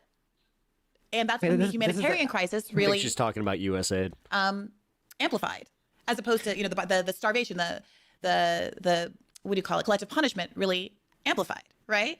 So I take your point. That's a factual question. I'll have to look. I'm pretty confident about that because I was having to report. I don't buy the Gaza lost the election argument at all. It makes zero sense for your average American to care that much.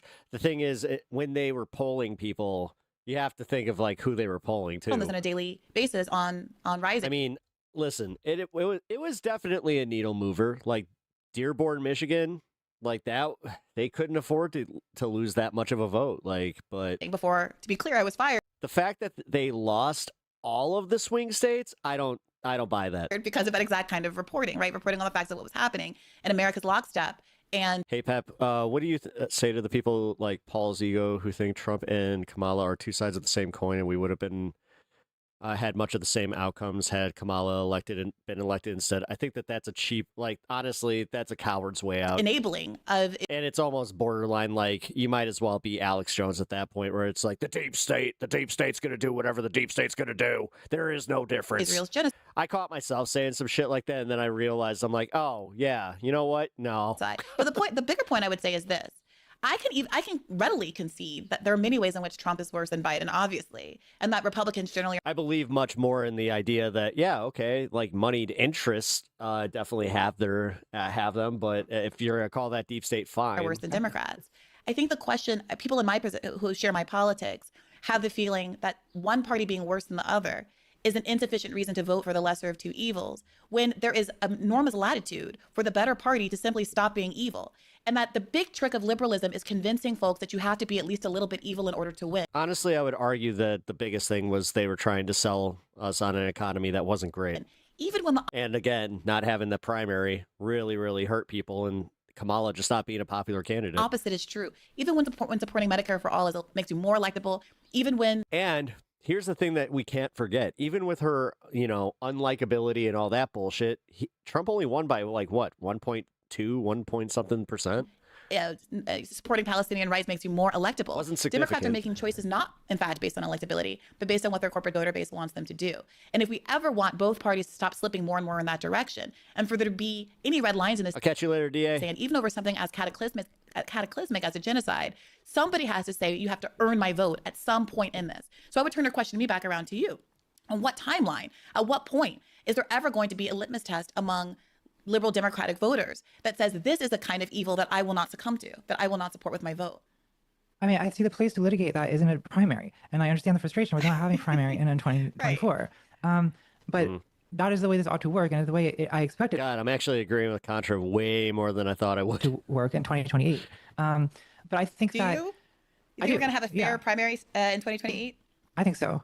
I mean, so I guess I'm not as impressed as you are by the claim of rigging, which I feel like is a somewhat exaggerated claim for a institutionally backed candidate having an advantage. I mean, I think that I also feel like there's some tension between. So you're saying that you don't think that third party voters or abstaining progressives are the reason why Kamala Harris lost.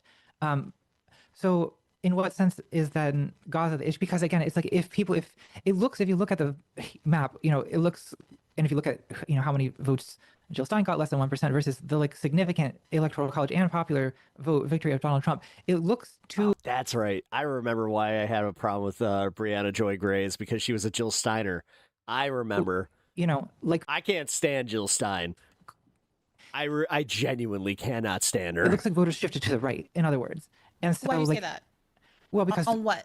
Because Kamala Harris didn't lose to a huge amount of voters turning third party. She lost to people turning to Donald Trump. Yeah. And people staying home. So take the Muslim vote, for example. Okay. I think about 50% of Muslim Americans voted Republican and the other half voted Green. Because of Gaza, Yes. right? So, you can sit here and have a debate about the wisdom of voting for Donald Trump when he was going to be worse. But when I say it's not on the voters. Oof, that's a huge L on Briahna. It's because there is I say so, yes. enormous latitude for Kamala Harris to simply say, you know what? And I also agree, yeah. Jill Stein, Russian PSYOP. Yeah. There's a genocide, you're right. Benjamin Netanyahu is unpopular. His government is unpopular even within Israel. I stand with, I will not support sending weapons and arms to Israel. Ceasefire now. And she could have won, right? But so for that why to be, not? for that to be true, doesn't it have to be the case that she lost the election because of protest voters or abstainers, as opposed to yeah, what I'm trying to argue is that one, Jill Stein voters, as you point out, are not the ones. But people who chose to stay home or vote for Trump, absolutely. Okay. I mean, definitionally you lose because some quantity of voters that voted for your team before either stayed home or went to the other side. And my argument is that those voters could easily have been kept in the pen. Now, to be clear, my personal politics are, I don't think they should go back to the Democratic Party. I don't think anybody should go back to the Democratic Party. Yeah. But if I'm a Democratic strategist, if I'm Kamala Harris, I don't get to argue that I was entitled to those votes that I easily could have gotten by simply changing my position to a more populist one. It's almost akin to saying, if I'm Kamala Harris. The thing is, they didn't even need to do anything that extreme. They needed to let up like a few speakers to support Palestine at the DNC. That would have been nice. And I come out on stage and decide to say, fuck. You could have made him, Jewish. Like you could have had Sam Cedar up there, and that would have been great. But I hate everybody who lives west of the Mississippi. If you live west of the Mississippi, I do not want you to vote for me. If you live west of the Mississippi, we're going to bomb you and kill you. And then election day comes and she's like, gosh, man, it's really unfair that I lost the election because I antagonized everybody west of the Mississippi. Like it was the electable position for her to take. And yeah, but the electable position for her to take was also socialized medicine. Yes, like going with a more populist agenda. Declined to take it. So but this is where it's disingenuous to say that it was the Gaza vote instead of just, the hard pivot towards Liz Cheney. At what point do we hold politicians accountable for choosing to throw an election rather than to modify America's relationship with a genocidal country? So I think there's two questions here, right? Like one is whose fault is it that she lost? I watched this. I watched this only being aware of how it was received. So I thought Contra was going to say some seriously ridiculous stuff. Not the case. Scriptive question, and then the other is, should we have advocated that she lose? A more of a normative question. So like the descriptive question, I think the blame for why an election turns out the way it does is always going to be widely distributed, right? And of course, some fault is on Biden and on Kamala Harris. I do think that, I would agree with the criticism that the Biden administration failed to they did not have the agility to respond to the situation in Gaza by breaking from decades of bipartisan consensus that Israel's our closest ally and blah blah blah blah blah. Right? They did not have the agility to read the situation and change. I agree with that. What do you mean they didn't have the agility? I mean that they acted in a way that was consistent with how American foreign policy has been for decades. She's not necessarily wrong about this either, because the American media, like Piers Morgan, for instance, is a good barometer of this. At that time, he was still playing that fence sitting bullshit. Then, sure as shit, after Trump won, then all of a sudden he was just like, oh, yeah, you know what? It's time. Opposed to recognizing that this situation makes me wonder if it was actually genuine. Yes and no, right? Because there are these, Yeah. I broadly know what you're saying. I'm not trying to be so nitpicky, but there are these moments where American presidents, Reagan famously, has picked up the phone and said, Israel, you have to stop bombing Lebanon. This is a bridge too far. And they stop, right? They understand that their ability to exist is contingent on U.S. aid, right? Okay. I we do agree. have the I power agree to that control. it is a failure of the Biden administration. They should have been far more aggressive in conditioning aid. I agree. Or conditioning at all. To be clear, they didn't condition. They violated. Yeah, we're not doing that now. American law and not conditioning aid at all to Israel. Yeah, we're not doing that now. I mean, well, okay, I won't get into saying why I think Trump is the worst, which I do think he is. But I think that the second question is still should people have, because you're not just saying that it's Kamala Harris's fault that she lost. You're also saying that you think that she should have lost. You want her to have lost, and you advocate. That's a separate argument that I was trying to be transparent about my own politics, which I recognize are more radical than most. So I don't really want to. I mean, we can, but it's a bit of a side quest. It's like me litigating that like I'm anti-circumcision. Nobody really cares. Like it's not really the point of this. Well, I don't think it's a side quest at all. Like I think like advocating to abstain or to vote third party, that to me is the issue. Well, no, because there's a difference between me, who has more of a radical or like has a much more pessimistic belief about the Democratic Party and its ability to be saved, and who frankly thinks we should just get to it and focus the bulk of our efforts towards starting something, growing the Green Party or PSL or whatever third party we as a community want to invest in. And what I think is the more accessible argument that I think liberals need to engage with, which is, do you want the Democratic Party to represent your interests? Do you want it to be a populist in the meaning of a kind of a majoritarian populist party that is therefore more electable because it is advancing popular policy items, right? That include not supporting endless wars, including not supporting genocide, include supporting Medicare for all, et cetera.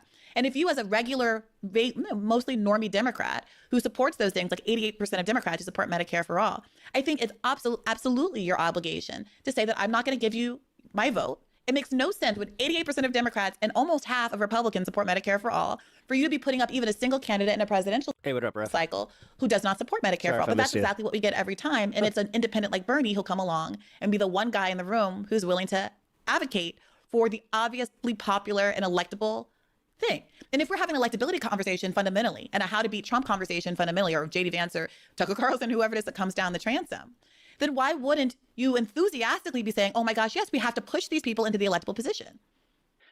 I still feel that it's like a bit evasive, that you're trying to, well. I also think that it's kind of short-sighted to not like take, like, you're going to have to concede on some of that. You know, that's like, it's the art of the deal. You got to give, you know, it's give and take. So you're arguing that what I'm not hearing is like what you would be willing to accept as far as a concession. We ought to, the blame for Kamala Harris losing ought to be on Kamala Harris and Joe Biden. Yeah. But you're also and the Democratic Party, bro. And the Democratic Party. But you also do not support that people vote for them. So it's like it seems like you're saying it's their fault that they lost, but you also wanted them to lose. I see the disconnect. My belief that we should abandon the Democratic Party altogether becomes from my observation that pushing them doesn't work. Okay. So I Yeah, but there was no alternative. Like, okay, in fucking Candyland, where we have that perfect candidate, sure. Look, if people tried to push them and or not even perfect candidate, where we actually have a viable third party candidate, worked, then but Jill Stein wasn't it. My priors would be invalidated, and I'd have to be open to the idea of working within the party again, right? And I might have an evolution back to the center, hypothetically. But the reason I personally, through my proximity to the Bernie campaign and following politics over the last 5 years and witnessing what Biden did with his trifecta for the first 2 years, his disinterest in shoring up the Supreme Court, packing the Supreme Court, doing any kind of real Supreme Court reform, even as the leaked memo that Roe was about to get overturned. To be fair, positions she's putting forward are ones that are pretty non-negotiable. Then what's the point? All of that, the Build Back Better. The thing is, if you know you're going to lose, like you're not, it's like, come on. Did she actually delude herself into thinking that like her protest vote was going to do anything? Bifurcation that I'm sorry. Now we are in this part, like in the find out phase where it's like, yeah, we fucked around. Now we are finding out because it didn't do anything. If anything, it actually kind of pushed them even further to like trying to open up to like the, you know, Lincoln Project dipshits. The $15 minimum wage. All of those things have led me to the conclusion that I happen to hold. But then again, this is where I think that it's because of the establishment that will not just let it happen. Also acknowledge. You know, I acknowledge that. That other people aren't there yet. The Debbie Wasserman Schultz's, the DNC, like that's the problem there. But and to get to where I am, they have to witness what I've seen. So I would love to see them try realistically, though, like people like Kamala could have told them to fuck off and she could have, you know, maintained her position on specifically like bringing on somebody from Palestine. That would have helped. Not fucking completely abandoning the fucking, okay, you know what? Maybe we should try towards it. Even a single payer option. Like she literally went from Medicare for all to like just abandoning it. Like the entire fucking, like the entire situation at all. To push the party. I suspect that they will fail and that they will come around to my side. But I do think the obligation is, of course, to push the party. Yeah. This is the sort of what I'm not following, is that you seem to be suggesting that this is truly high on politics today, by the way. Liberals need to be pushing the Democrats left, although you think that is a futile project. Yeah, I think that it will. If it's futile, then why should we do it? Yeah, because it okay, that's a good point. is a way to heighten Yeah, then why even try? the contradictions and cause people to have a consciousness about the Democratic Party and who they really are. That's not what they're gonna do. Like that's great if you're talking to like college kids that are still kind of malleable on that shit, but you're not gonna win over any moderate Democrats with that attitude. I'm sorry, it's just a fact.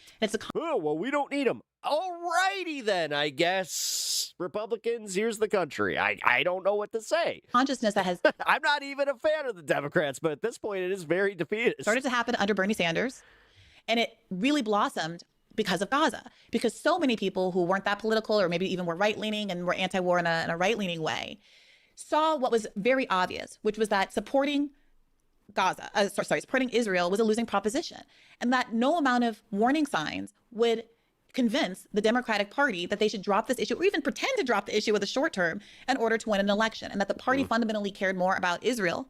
Well, no, and they could have made it a lot easier where they didn't even have to attack Israel by itself. Like they could have attacked Biden and said that he was being too lenient on Israel. Than it did about beating Donald Trump. Like they could have used like that fucking tiptoe tactic, but no, that's where Kamala had to fucking play that game where she's just like, AIPAC, I mean, I really need them. And how can you ask voters to care more about beating Donald Trump than a party who only really uses Trump as a cudgel to advance its corporate and imperialist interests? I guess it seems to me, though, that, like, again, what the theory of change that you're suggesting is that presumably a fairly long-term project of bringing about the disintegration of the Democratic Party and the emergence of some kind of new left populist party. I mean, that's what you're suggesting, yeah? 100%. And just the same way as the... Yeah, this is where I keep saying it about like, okay, well, then you're going to have to wait a few election cycles, but we're going to have to like, plant those seeds. Republican... trees don't just grow in a day. Party emerged because neither major American party was willing to acknowledge abolitionism as a movement. Right. Right. No one was willing to recognize the abolitionist movement. And so the Republicans emerged because there was half the country that was completely unseen within the political context. But if that doesn't happen on a reasonable time frame, like if the Democratic Party does not disintegrate, then it seems that what you're advocating is, for us to essentially wind up with like a 50-year MAGA Reich, which... Well, no, to be clear, the Democrats at any point could choose to win, right? The Democrats at any point could choose to win. All they have to do is say, we're not going to support a genocide. Is that too much to ask? I guess I'm not convinced that the Democrats will easily win if they simply say we're not going to support a genocide. Why not? Because I'm looking at the poll now. It was 29%. Donald Trump won it perfectly well without making any such concession. Au contraire, he said he supported a ceasefire. This is my point about how the right is willing to lie about it, and the Democrats won't even pretend to lie about it. Wasn't Kamala Harris also at least nominally in favor of a ceasefire and a two-state solution? No, she had to try. Well, the two-state solution. I don't like this where they have to also try to rewrite history like Kamala was somehow more pro-Israel than she actually was. A whole other conversation. That is not really the demand at present. But I don't know. She had AOC try to out. I've noticed that they've been like, you had to do that. AOC at the DNC after precluding any Palestinians, pro-Democrat Palestinians from speaking at the DNC to argue that Kamala Harris was tirelessly fighting for a ceasefire when subsequent biographies, like the Kamala Harris's 107 Days biography and this Alex Thompson, Jake Tapper book, acknowledged that at no point, reporting is clear, at no point did Joe Biden consider a ceasefire. At no point. And that was a bald-faced lie, right? Which is part of why there's so much frustration with the sort of AOC left. Because here's where my argument continues. That when you do get progressives elected, and I was extremely enthusiastic about AOC. I was there the night reporting on her victory primary that nobody expected her to win. I was there her first day in office when she did the Green New Deal sit-in. And very hopeful about what was going to happen with her and the other electeds that were... Harris couldn't call it a genocide without pissing off the Zionists. Yeah, neither could Bernie, though. Progressives that were elected in the years after. But in truth, the party changes you rather than the other way around. And this dovetails... Like Bernie, just recently, did that? Sorry, I want to give you a chance to respond, but this dovetails with another, I think, criticism that you make of the left, which is that we don't... What is it, famously, you're famously quoted as saying... I don't know, actually. I'm trying to figure it out. I thought that Contra buried herself in this, but I'm not seeing as much. The left doesn't want power. The left wants to endlessly critique power. And this unless near the end that she just goes for it. Comes up and critiques of people like AOC and Zohran Mamdani once they get into office. But we can come to that. I want to give you a chance to respond. I've said a lot. Well, I still don't understand why you think that. Why does Donald Trump not have to do any of these things to get elected that you think that progressives would have to do? Do what things? Well, to, call for the end of Israel as a Jewish state or whatever, to... By the way, I do think that that should happen. That's me and my personal politics. And I think there's a good reason for that, because the maintenance of a Jewish majority in the Arab world requires apartheid. It requires denying Palestinians the right to return. To create a democratic majority, you have to do exactly what Israel's been doing, which is genocide, ethnic cleansing, and apartheid. So that's my view. But to be clear, that is not what I think Kamala Harris had to do to win. I found that Contra has a lot of very enthusiastic and idealistic leftist anti-fans. Okay, but so I guess I don't understand why Trump was the vibe vote. Why, like, voters seem to have no trouble electing Donald Trump, this man who has a... Realistically, it's like, dude, this is the problem with being so up like your ass about fucking politics and like doing these micro fucking looks into why they lost. Realistically, it's because Joe Biden was unpopular because economy bad. They thought Trump, might do better. An extremely pro Realistically, that's what happened. And then you had a bunch of sexist people that just sat out the election. Israel position. That's how I see it too, is because that's also an issue that nobody's actually bringing up. Like the country was actually kind of sexist, and they kind of did play that card. Israel than the Democratic Party does. Like, why is he able to get elected without... But she also wasn't exactly somebody that could really rally the troops. Pivoting against it. I'm sorry, Kamala wasn't the banger everybody thought it was. Israel, whereas why is this a condition for the Democrats to succeed? Well, I feel like what you're saying would make more sense if Jill Stein had gotten like 30% of the vote or something. I'd be like, well, okay, that's you have a point there. I kind of feel the but same that's way. not what happened, right? Yeah. It's voters are supporting a further right, more pro-Israel candidate. Right, or just sitting home. So it's a little bit hard for me to reconcile that with the idea that this is the reason why Democrats can't get elected. I think for one, it's to punish Joe Biden, under whom this genocide started, and under whom to date most of the deaths have occurred, and most of the infrastructural destruction in Gaza has occurred, right? So it cannot go ignored that while you could anticipate that Donald Trump was going to do more of the same, and should have anticipated that Donald Trump was going to do more of the same, that doesn't justify, in the eyes of many voters, including voters whose lives and families have been directly implicated by this genocide, voting for the guy who did it. So if I'm standing there, stabbing you, I don't mean to like conjure violence, but if I'm standing there. We didn't vote for Netanyahu, okay? I understand that we did fund a lot of Israel's stuff, but come on. With a can of gas having burned your house down.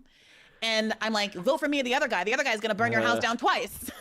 I mean, you can imagine that you as an individual aren't going to want to vote for me. I just burned your house down. Weird. I'm actually legitimately kind of like, this is the opposite of how I thought this would go. So I can understand. I don't agree with her logic. Yeah, neither do I. The psychology of that when you're the person whose house is being burned down. But I also sort of don't really see. So I don't understand how like Biden's stance on Israel is being effectively punished by electing someone. And the thing is, it's also not acknowledging how much the economy had to do with this, man. With even more pro-Israel. God. Well, people are saying you can't win. You're not going to be allowed to win under these conditions. If you want to win an election, Democratic Party, you have to move not even to the left, to the center. So for the majority of the... And honestly, it's also like there was no Riz. Like nobody was feeling very enthusiastic to go and vote for a fucking Democrat. Country is, and the majority of the world is, on Israel.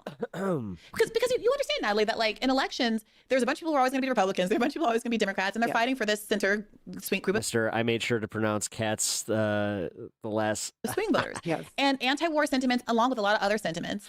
All right, fair enough. Many of which, frankly, I don't align with. You got me. Are preponderant among that group, right? And that was a real driving force in the electorate. Among the people that you needed to get to change, Gaza, anti-war, I mean, Trump has been cultivating a sort of anti-war, anti-interventionist personality for a really long time, right? One of the things he bragged about was being a president that started no new wars. Now, you can sit here and you can argue with that, right. But like that was something, that was a pitch that he... But he did say that, yes. But that's a pitch that he made. So this is my point. You say that Trump didn't have to do the things that I'm saying that Biden or Kamala Harris should have done. But he did. And it was a lie, but he did do those things. He presented, he listened to the base, and he gave them the message that they want to hear. While Kamala was also that the Democrats lied. In what way? Well, in terms of like, I mean, you've suggested that the Democrats lied about wanting a ceasefire, Yes. lied about Yes. conditioning aid. Yeah, I do. I think they lied less effectively, and I think they lied more minimally. I think when you have one guy lying and So saying, I'm going to end the but war. They should lie better. Well, no, I think that they should tell the truth and cut ties with Israel. What the fuck, Briahna? Jesus Christ. No, that's double speak right there. This whole time, the entire argument was like, at least they can lie. At least they can fucking tell me what I want to hear. And then when it comes down to it, it's like, no. But if we're asking who's responsible, who had the power, who the onus was on to actually stop Trump, that clearly was not me or any podcaster or any voter or anybody tweeting on Al Gore's internet, Elon Musk's internet. It was the party who had the, and one last point I would make about this is, I'm sure you've been following this, what's going on with this DNC autopsy report. Have you? I shouldn't say I'm sure. People have lives. Okay, she sounds insane. No offense. Are you talking about Briahna Joy Gray? Because I'll be honest. Like now, I'm starting to kind of like go, what? Like what?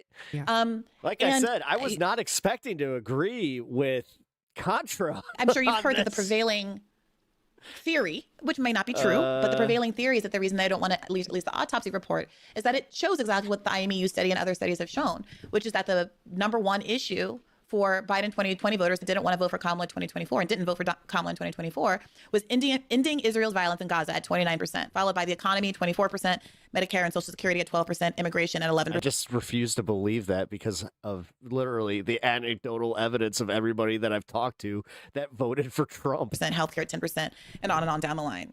And these aren't like Trump supporters. These aren't the guys that were waving the flag. These are dudes that work in automotive shops and shit like that, where they just fucking are like, hey, you know what? Biden sucks. So if they release next, that the idea is, I'm sorry, just to put a fine point on it. The idea is that if the Democratic Party acknowledges and releases that they knew that was the case, then suddenly the onus is very clear, right? Who has the responsibility for losing to Trump is very clear. And the contrast that I think is my mission as a podcaster and a political commentator. Okay, so the podcast is called Bad Faith. So is this a wrestling podcast where they're just playing to like the idea of their worst takes? Like what do you mean by that? To demonstrate who the Democratic Party really is and what their priorities really are becomes very obvious to everyone. And I think you do start to get a lot of defection from the party, or at least calls for an enormous overhaul of leadership, et cetera.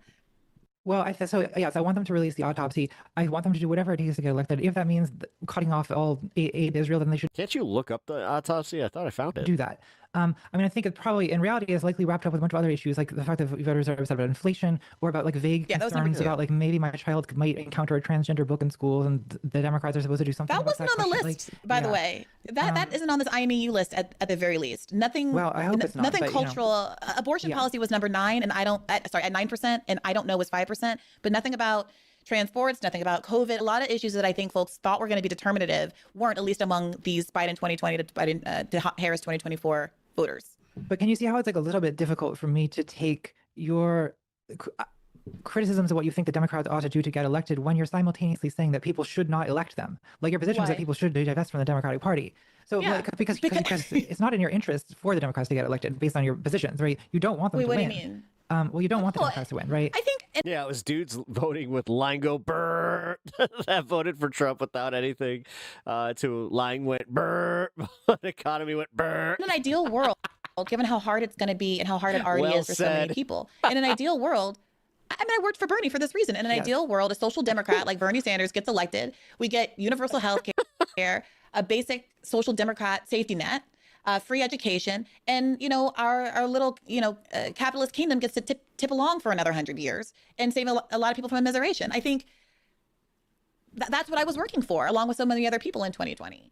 But what I learned was how unlikely that is. What I learned from experience. Yeah, go ahead. I'm sorry. Go ahead. I mean, your current position though is that people should divest from the Democratic Party. Isn't this sort of an energetic drain at minimum on the enthusiasm that it takes to be able to win elections? How so? Well, because you're not focusing your energy on actually building a movement, you want to tear one down. I mean, it seems that you're using your platform to encourage people to abstain or to vote third party or to sort of in general just give up on the Democrats. Doesn't that, like my experience is that in 2024 it was very difficult to advocate for Kamala Harris in public with a leftist audience because of the extreme push, the genocide allegations, yes, that you would then be accused of. Like, I feel like I guess I don't see voting as like a symbolic expression of my like virtuous stance on any particular issue so much as I do like a consequentialist calculation about like what is the actual effect of this, and the actual effect of electing Donald Trump has been disastrous. Yes. God damn it. And the actual effect of voting blue no matter who means that we get more right-wing presidents every time, both on the Democratic side and on the Republican side. And the only way to curve that ratchet curve. That's not necessarily true, because you could argue that the the easier opposition is leftists and or like Democrats in power that are ineffectual. So you could primary them a lot easier from like an incumbency position. For that ratchet effect. Would arguably. be to say, hey, Democrats. Even though, you know, most people think of an incumbency and they think, okay, well, that person automatically won. You absolutely can get my vote. My vote is absolutely gettable. And it's not because Jesus, this is tedious. That's why I saved it for the end. I'm asking for some crazy demand that's going to cause you to lose 3 other votes somewhere else. It's only upside. I have a plan for you, Democrats. Here's how you win. You oppose the genocide, you call it a genocide, and you say you're going to stop funding the genocide and follow follow American law, the Leahy law, which prohibits me from funding. No, I think Contra took this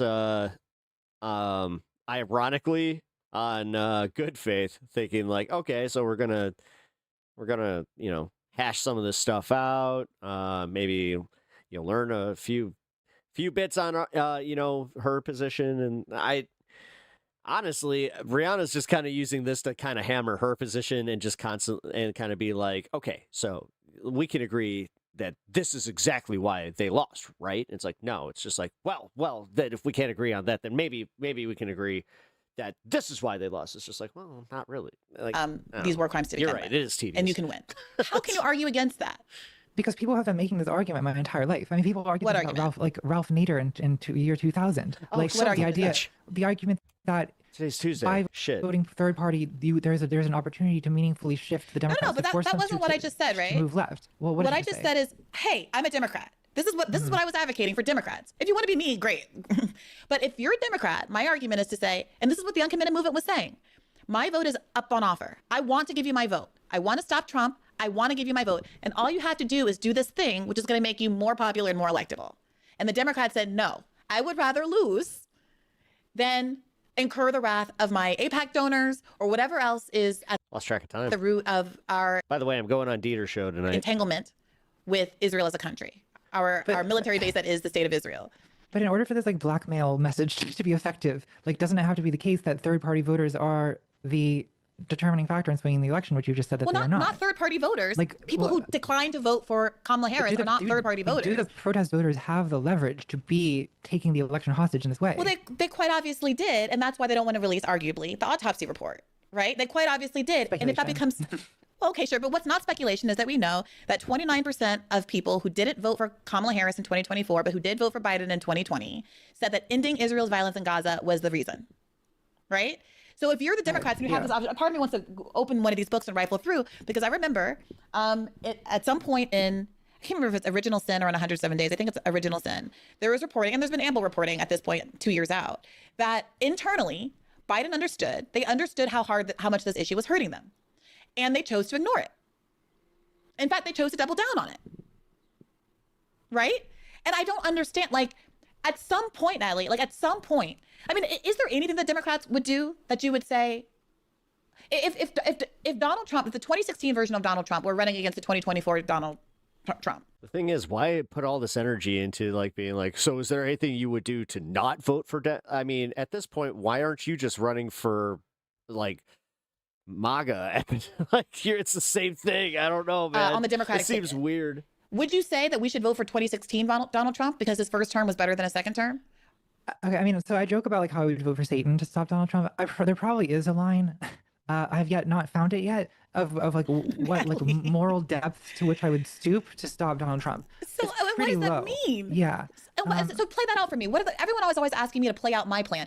Play out the consequences of vote blue no matter who, because you and others, I don't mean to put it all on you, but ask me what the timeline is. I got to this place. I would say literally the next 8 years, because people like, this is the thing. We've come to a point where we all agree on something. Like it happened to Bernie. We saw it, like we saw them do it. And then we saw them do it again, where we were just like, and then we got Biden. That was the consequence. What sucks is that we didn't have somebody that was an actual fucking like leftist candidate. Like AOC probably would have had a shot had we been able to get a primary, elect her, like pass the primary, and then go to the fucking general. But we got what we got. That's what sucks. This is where I have to say, and this is going to sound kind of shitty, but this isn't the election that we should really run this referendum on. place because I started asking more centrist-oriented people what the timeline is for Medicare for All. How long are we supposed to deal with the fact that 68,000 people die every year from a lack of health insurance? But the alternative is just allowing it to happen with a stronger opponent. What the fuck? This is the stuff that I can't stand. What's the timeline on that? And I had people come. I'm glad that you could ask these questions, but not ask them of yourself. Come to me who were Medicare for All activists in the state of California, who were Bernie's Medicare for All czar, and their plans were minimum 20-year time horizons, saying that, well, the argument that was made to me was Gavin Newsom was going to get Medicare for All in the state of California, that he was going to become president, and that he was then going to bring Medicare for All to the entire country. Gavin Newsom doesn't even support Medicare for All anymore, obviously. And the state of California, with its overwhelmingly Democratic legislature, has intentionally scuttled their healthcare program now multiple times, including just recently. So at a certain point, I mean, let me maybe ask it this way, Natalie. How much do you think that donor influence and corporate interests are determining the policies of the Democratic Party? Well, they certainly have some effect. I think I maybe don't think they have quite the level of effect that you do, because yes, they have some effect, but they also, like, at the end of the day, do still need to get elected, right? So I don't think there's an infinite capacity for corporate influence. Like, there's a limit to how far you can push it where people will stop supporting you. This is kind of my point. That we saw that limit with Gaza, and they didn't care, right? Like, Democrats have tried over the years to, like, I mean, Obama came fairly vote blue versus MAGA, which is worse. Like with the Affordable Care Act, they came fairly close to getting. This is where I like Olay. She made, or Allure Nadi, she made a awesome argument about electing your opposition, right? Like, if you had to choose an easier opponent to sell your ideas against, you would probably choose a Democrat that, oh, this guy's technically like a right-wing Democrat. Wouldn't you actually like somebody that, really wants you to do better? Also, they don't do recess politics. Like, that's what Trump is great at. Trump is a recess politician. You remember recess politics, like when you were in school, like school government, where it was just like, you know what? Extra recess. 15 minutes of extra recess. I'm going to put it to a vote, and we're going to win. We're going to win, folks. Extra recess, and then we're all going to get free Lunchables for everybody. Not Medicare for All, but a single payer option. Well, Natalie, it's fairly close. But they show and tell every day. They did it. Okay, but like, why is it, Natalie? We know how slim the Republicans' margins are right now, right? Yeah. And yet they managed to do everything in the world. Why is it that Barack Obama had a supermajority? When we say it was scuttled by Joe Lieberman, we're saying that he was the 60th vote in a supermajority. Yeah. And why is it that it seems to be the Ergo, Trump is the vibe case vote. that Democrats are always 1 or 2 votes shy? Well, that's why I'm arguing. That's why he's so popular with his base. From doing the thing. And that's also where, like, Democrats, they do kind of lack that. That, 75%. And I mean, she said it herself. She wanted to be lied to. Just lie to me. Of the country wants them to do. But softly, just lie to me. Republicans always manage to push through the thing that only 20% of the country wants them to do. Well, do you think that this girl's coming off like a disillusioned Democrat who's now becoming a MAGA sympathizer?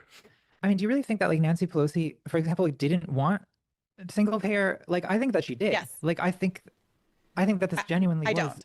You don't think that she did? I don't think that Democratic leadership, Nancy Pelosi, whomever, I don't think that Democratic Party leadership. Pep, you voice acting that game made it extra awesome. That's one of the rare times I'm gonna go back and watch probably the full segment while I'm editing. Once. Because that was kind of fun. Single payer, absolutely. I don't think that's supported by Nancy Pelosi's actions in 2010. How so? I mean, we'd have to fact check this after the fact, but I think recall her making a fairly strong effort to achieve this, and eventually needing to. The thing is, she puts so much effort into making just your run-of-the-mill Democrats her like true opponent, without recognizing that what's in power right now is our true opponent. Create a compromise option. Mouses. I played Operation Epic Furious in order to get Joe Lieberman on board. But I think that it was hilarious. I mean, I do think that in the future, and for Donald Trump has proved that by acting in a sort of heavy-handed authoritarian fashion, it is possible to do a bunch of stuff that's not popular. Should the Democrats?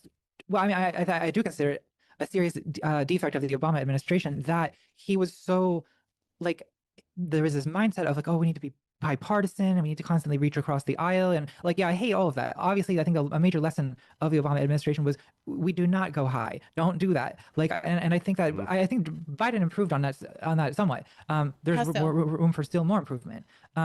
Well, I think Biden did a number of things that were not, would not have been doable if you needed Republican cooperation. But I think that, I'm not trying to be like the UAW thing. contrarian. I just want to know specifically what you're thinking about.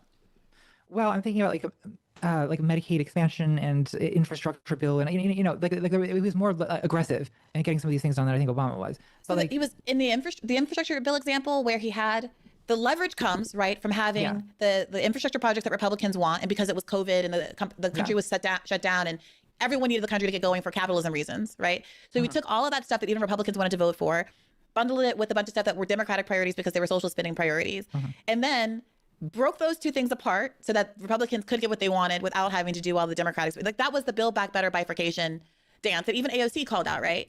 AOC, there was that whole rigmarole around how they were going to hold the line and that they weren't going to vote for the one package unless both packages, and then predictably, I agree with you that that there's a lot of room for a Democratic administration to be even more aggressive, and I agree that they should. So why don't they? Why aren't they? Because people like me are often accused as being not having a material analysis, of thinking that we're going to win because of vibes. I feel very strongly that I'm doing the opposite. That when you just love Mamdani and love AOC, that's the vibes. I liked what they stood for and what they said, and now that they're in office, it's about asking, analyzing, and as someone who is in the media, pressing them on whether or not they're using the leverage that they have at their disposal to maximize the follow-through on their campaign commitments, right? It's not about me loving them. My job is not to love Mamdani as much as he seems like a fun hang. I have nothing personal against any of these people, but I have to raise questions, right? Why does Zohran Mamdani endorse Kathy Hochul prematurely when she hasn't released fundraising, the funding to him that he needs to advance his agenda? Why does he come out and dissuade a challenger to Hakeem Jeffries when Hakeem Jeffries is one of the most vocal Zionists in the entire country? The leader of the Democratic Party bungled Democratic Party redistricting in New York in a way. You need to ask the question about who the opposition was in that specific race and why they felt that he wouldn't win. That cost Democrats seats in the House. And you could also argue that that seat wasn't as safe as people were making out because of the George Santos fucking bullshit that was going on. And also did not support Zohran Mamdani's campaign even after he won the primary. Why did he say that he would vote for Hakeem Jeffries to be Speaker of the House prematurely, ostensibly without getting any concessions? I mean, that is stupid. If he has gotten concessions, why won't he be more forthcoming about what he... Man, I feel like I can answer this a lot better than Contra. ...was able to get with his leverage so people like me would leave him alone, right? These are questions I think it's incumbent on us to ask because we want him to be successful on his campaign promises, not just successful in a person who has a job as mayor who wants job stability, right? I'm not invested in his job once a politician stability. gets elected, they have to engage with the reality of their situation. They need to cooperate with other people to achieve things. Right? Cooperate with who? I don't think an elected politician cannot base all. Why not put this energy into fucking pointing out to right wingers that Trump literally said no new wars, and here we are. Their behavior. This is the shit that drives me nuts. Around we're not trying. She's not trying to grow the movement at all. Like, what is this? It's like she's obsessed with being right, so she has to fucking tear people down instead of fucking finding a common ground to, like, try and, build a movement. This is why I can't stand this thought process. And then they also don't see how it's self-defeating. Winning the recognition from people who are protest voters and probably doing sports in the first place. Did you? What did I? Can you steel man back? I want Pep to moderate to this. me what I wanted. Yeah. I'll be honest. I'm more interested in this than you guys might be, so I'm thinking that I might be doing part 2 of this tomorrow. I'm dying to do with Kathy Hochul and why? I can't. No. Okay, so I want to be really clear about this. I'll repeat it. I'm not just wanting him to run around saying I'm the biggest Marxist ever, beating his chest and saying free Palestine. That's not my argument. My argument is that he fought for free buses, free childcare, a number of policy priorities that were going to require funding from Albany, right, from the governor of the state. So when I raise concerns about him endorsing Kathy Hochul in her reelection bid during an election season. To be fair, this is a conversation about Contrapoints, about that stuff, not about the right. Okay, fair. When there was her own lieutenant governor was challenging her, a lieutenant. Thanks for the warning. Governor who came out and endorsed Zohran Mamdani. Well, fine, I won't. Early, and who supported Zohran Mamdani's funding. When Kathy Hochul was saying she did not agree with his funding priorities, I see that as Zohran Mamdani prematurely giving up leverage for something that he says he wants, which is free buses. I'm with Zohran Mamdani. Let's get those free buses. But how are you going to get them when the governor of your state is saying that she doesn't believe in your policy agenda, and frankly also wouldn't even endorse you after you won your primary against an actual predator of Andrew Cuomo, right? Yes. So I feel like my ask is extremely pragmatic. How are you using your leverage to get money to do the thing that you say you want to do in New York? I mean, I don't know the details of this particular situation. That may be a valid criticism for all I know, but it does seem like I don't see. It's hard for me to see like what you're saying as pragmatic when it seems like even the furthest left politicians that get elected in the United States, you sort of are not supporting because you see them as like immediately becoming compromised by this hopelessly Not corrupt system. supporting. What does it mean to support? Is my job to support them, or is my job to get them to do my bidding because I'm the voter? No, actually, in a perfect world, that would be the case. I'm the constituent. Honestly, I hate that I have to we have to concede on that one. Well, did you they deserve my? Because this is actually getting a little ridiculous at that point. Then you're just it becomes that whole like this is what happened to my dad, where he was a lot dumber about it, where he was just like, they didn't do what they said they were going to do. I'm never voting again. Did you support Zoran Mamdani? You know, a bunch of lying sacks of shit, but he's got a lot to say about politics. I did, and I had him on the show. I've had him on the show 4 or 5 times before most people even knew what his name was, right? Yeah. I supported him because he was doing things like doing a hunger strike in support of taxi drivers who are being financially immiserated by the cost of their medallions and killing themselves in New York City. But more importantly, I don't support Zoran Mamdani. I support what he ran on. My job is not to support some random 34-year-old man who seems really nice. My job is to support his agenda. And if he's acting in ways that don't seem to be in furtherance of his agenda, it's my job to ask why at the bare minimum as someone who's ostensibly sort of in the media, in the press.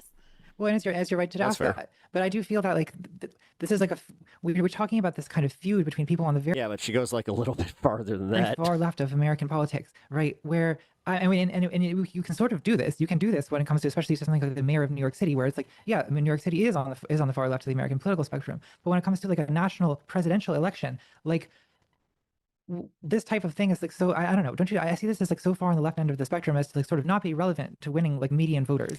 So That's kind of what that's where I was going with that. On it is like a little bit. To stay on this for a second, though, Natalie, I think what's frustrating to me, like when I listen to you in conversation with Joshua Citarella, part of what's frustrating is there's this caricature of that's what this was all based on. my position, right? There's this caricature of the left's position, which says we just want to beat up on Zoran and AOC, right? Like we just are running on vibes. We're never happy. We don't want power. We want to endlessly critique power. Yes. And my view of it is we fought tooth and nail to get these people into power. And when they are in power, we would like them to use it. And wait, I don't understand your criticism.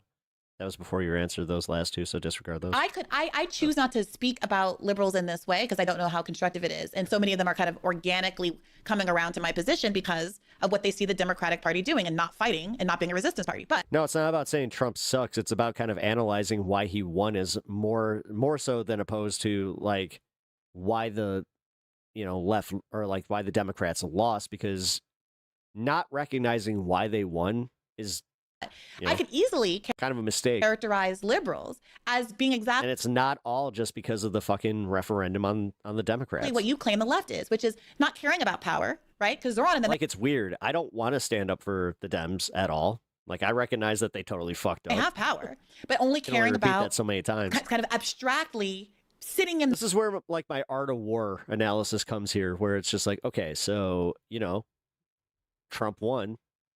And it goes back to like the Tea Party taking over. Like it's kind of using your opponent's tactics to kind of, win those seats without actually wielding power. But like for some reason, we have like this really annoying thing that happens where like we're all like part of the same military.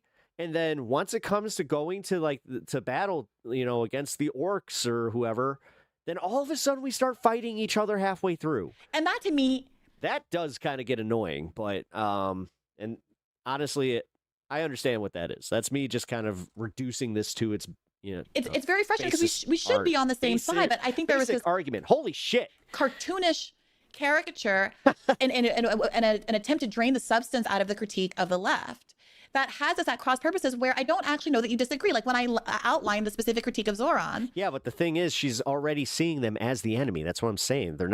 She's not really seeing it as like a reflection of self. It doesn't sound like you disagree with it. She's already fucking given up on that military. So is there something else that I'm missing here that's your critique of the left? That's a good fucking good analogy. Thank you, Mr. Good Time.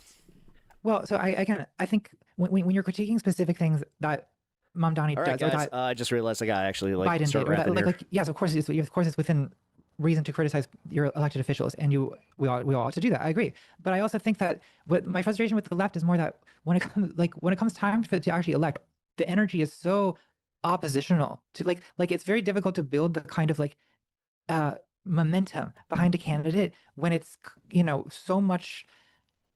I don't see this problem existing on the right, where like you don't have, I mean, obviously Trump has lost a lot of his, I think, supporters in the last year, but like during the election, they show up for him and they form this kind of like unified, like, directly onto Dieters. some of this has to do with right-wing values around loyalty and submission and stuff, and I don't necessarily advocate adopting that, but I do think that,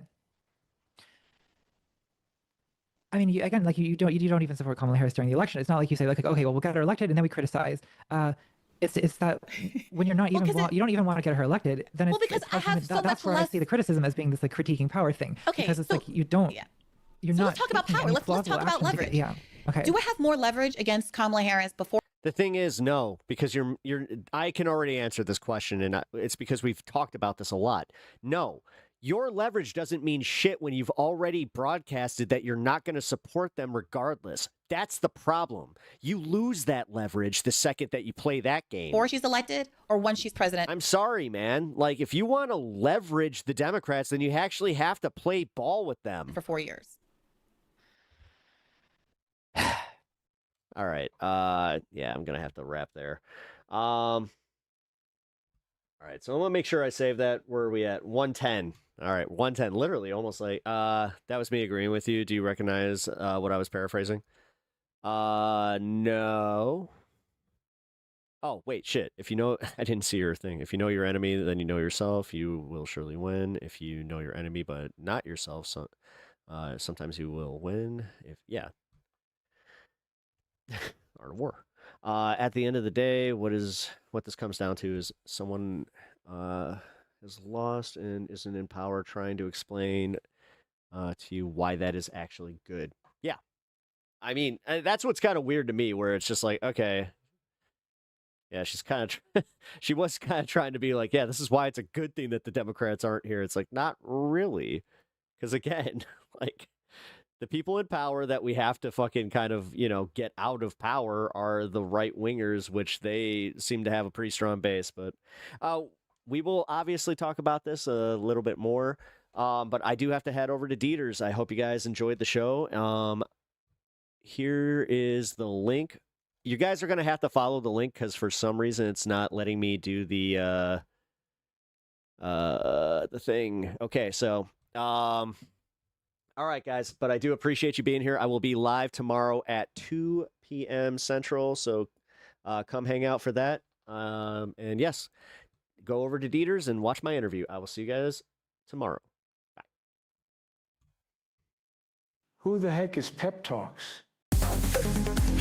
I'm not gay, but I fantasize about Marco Rubio. PepTalks. PepTalks. PepTalks. Let's eradicate the Kung Flu.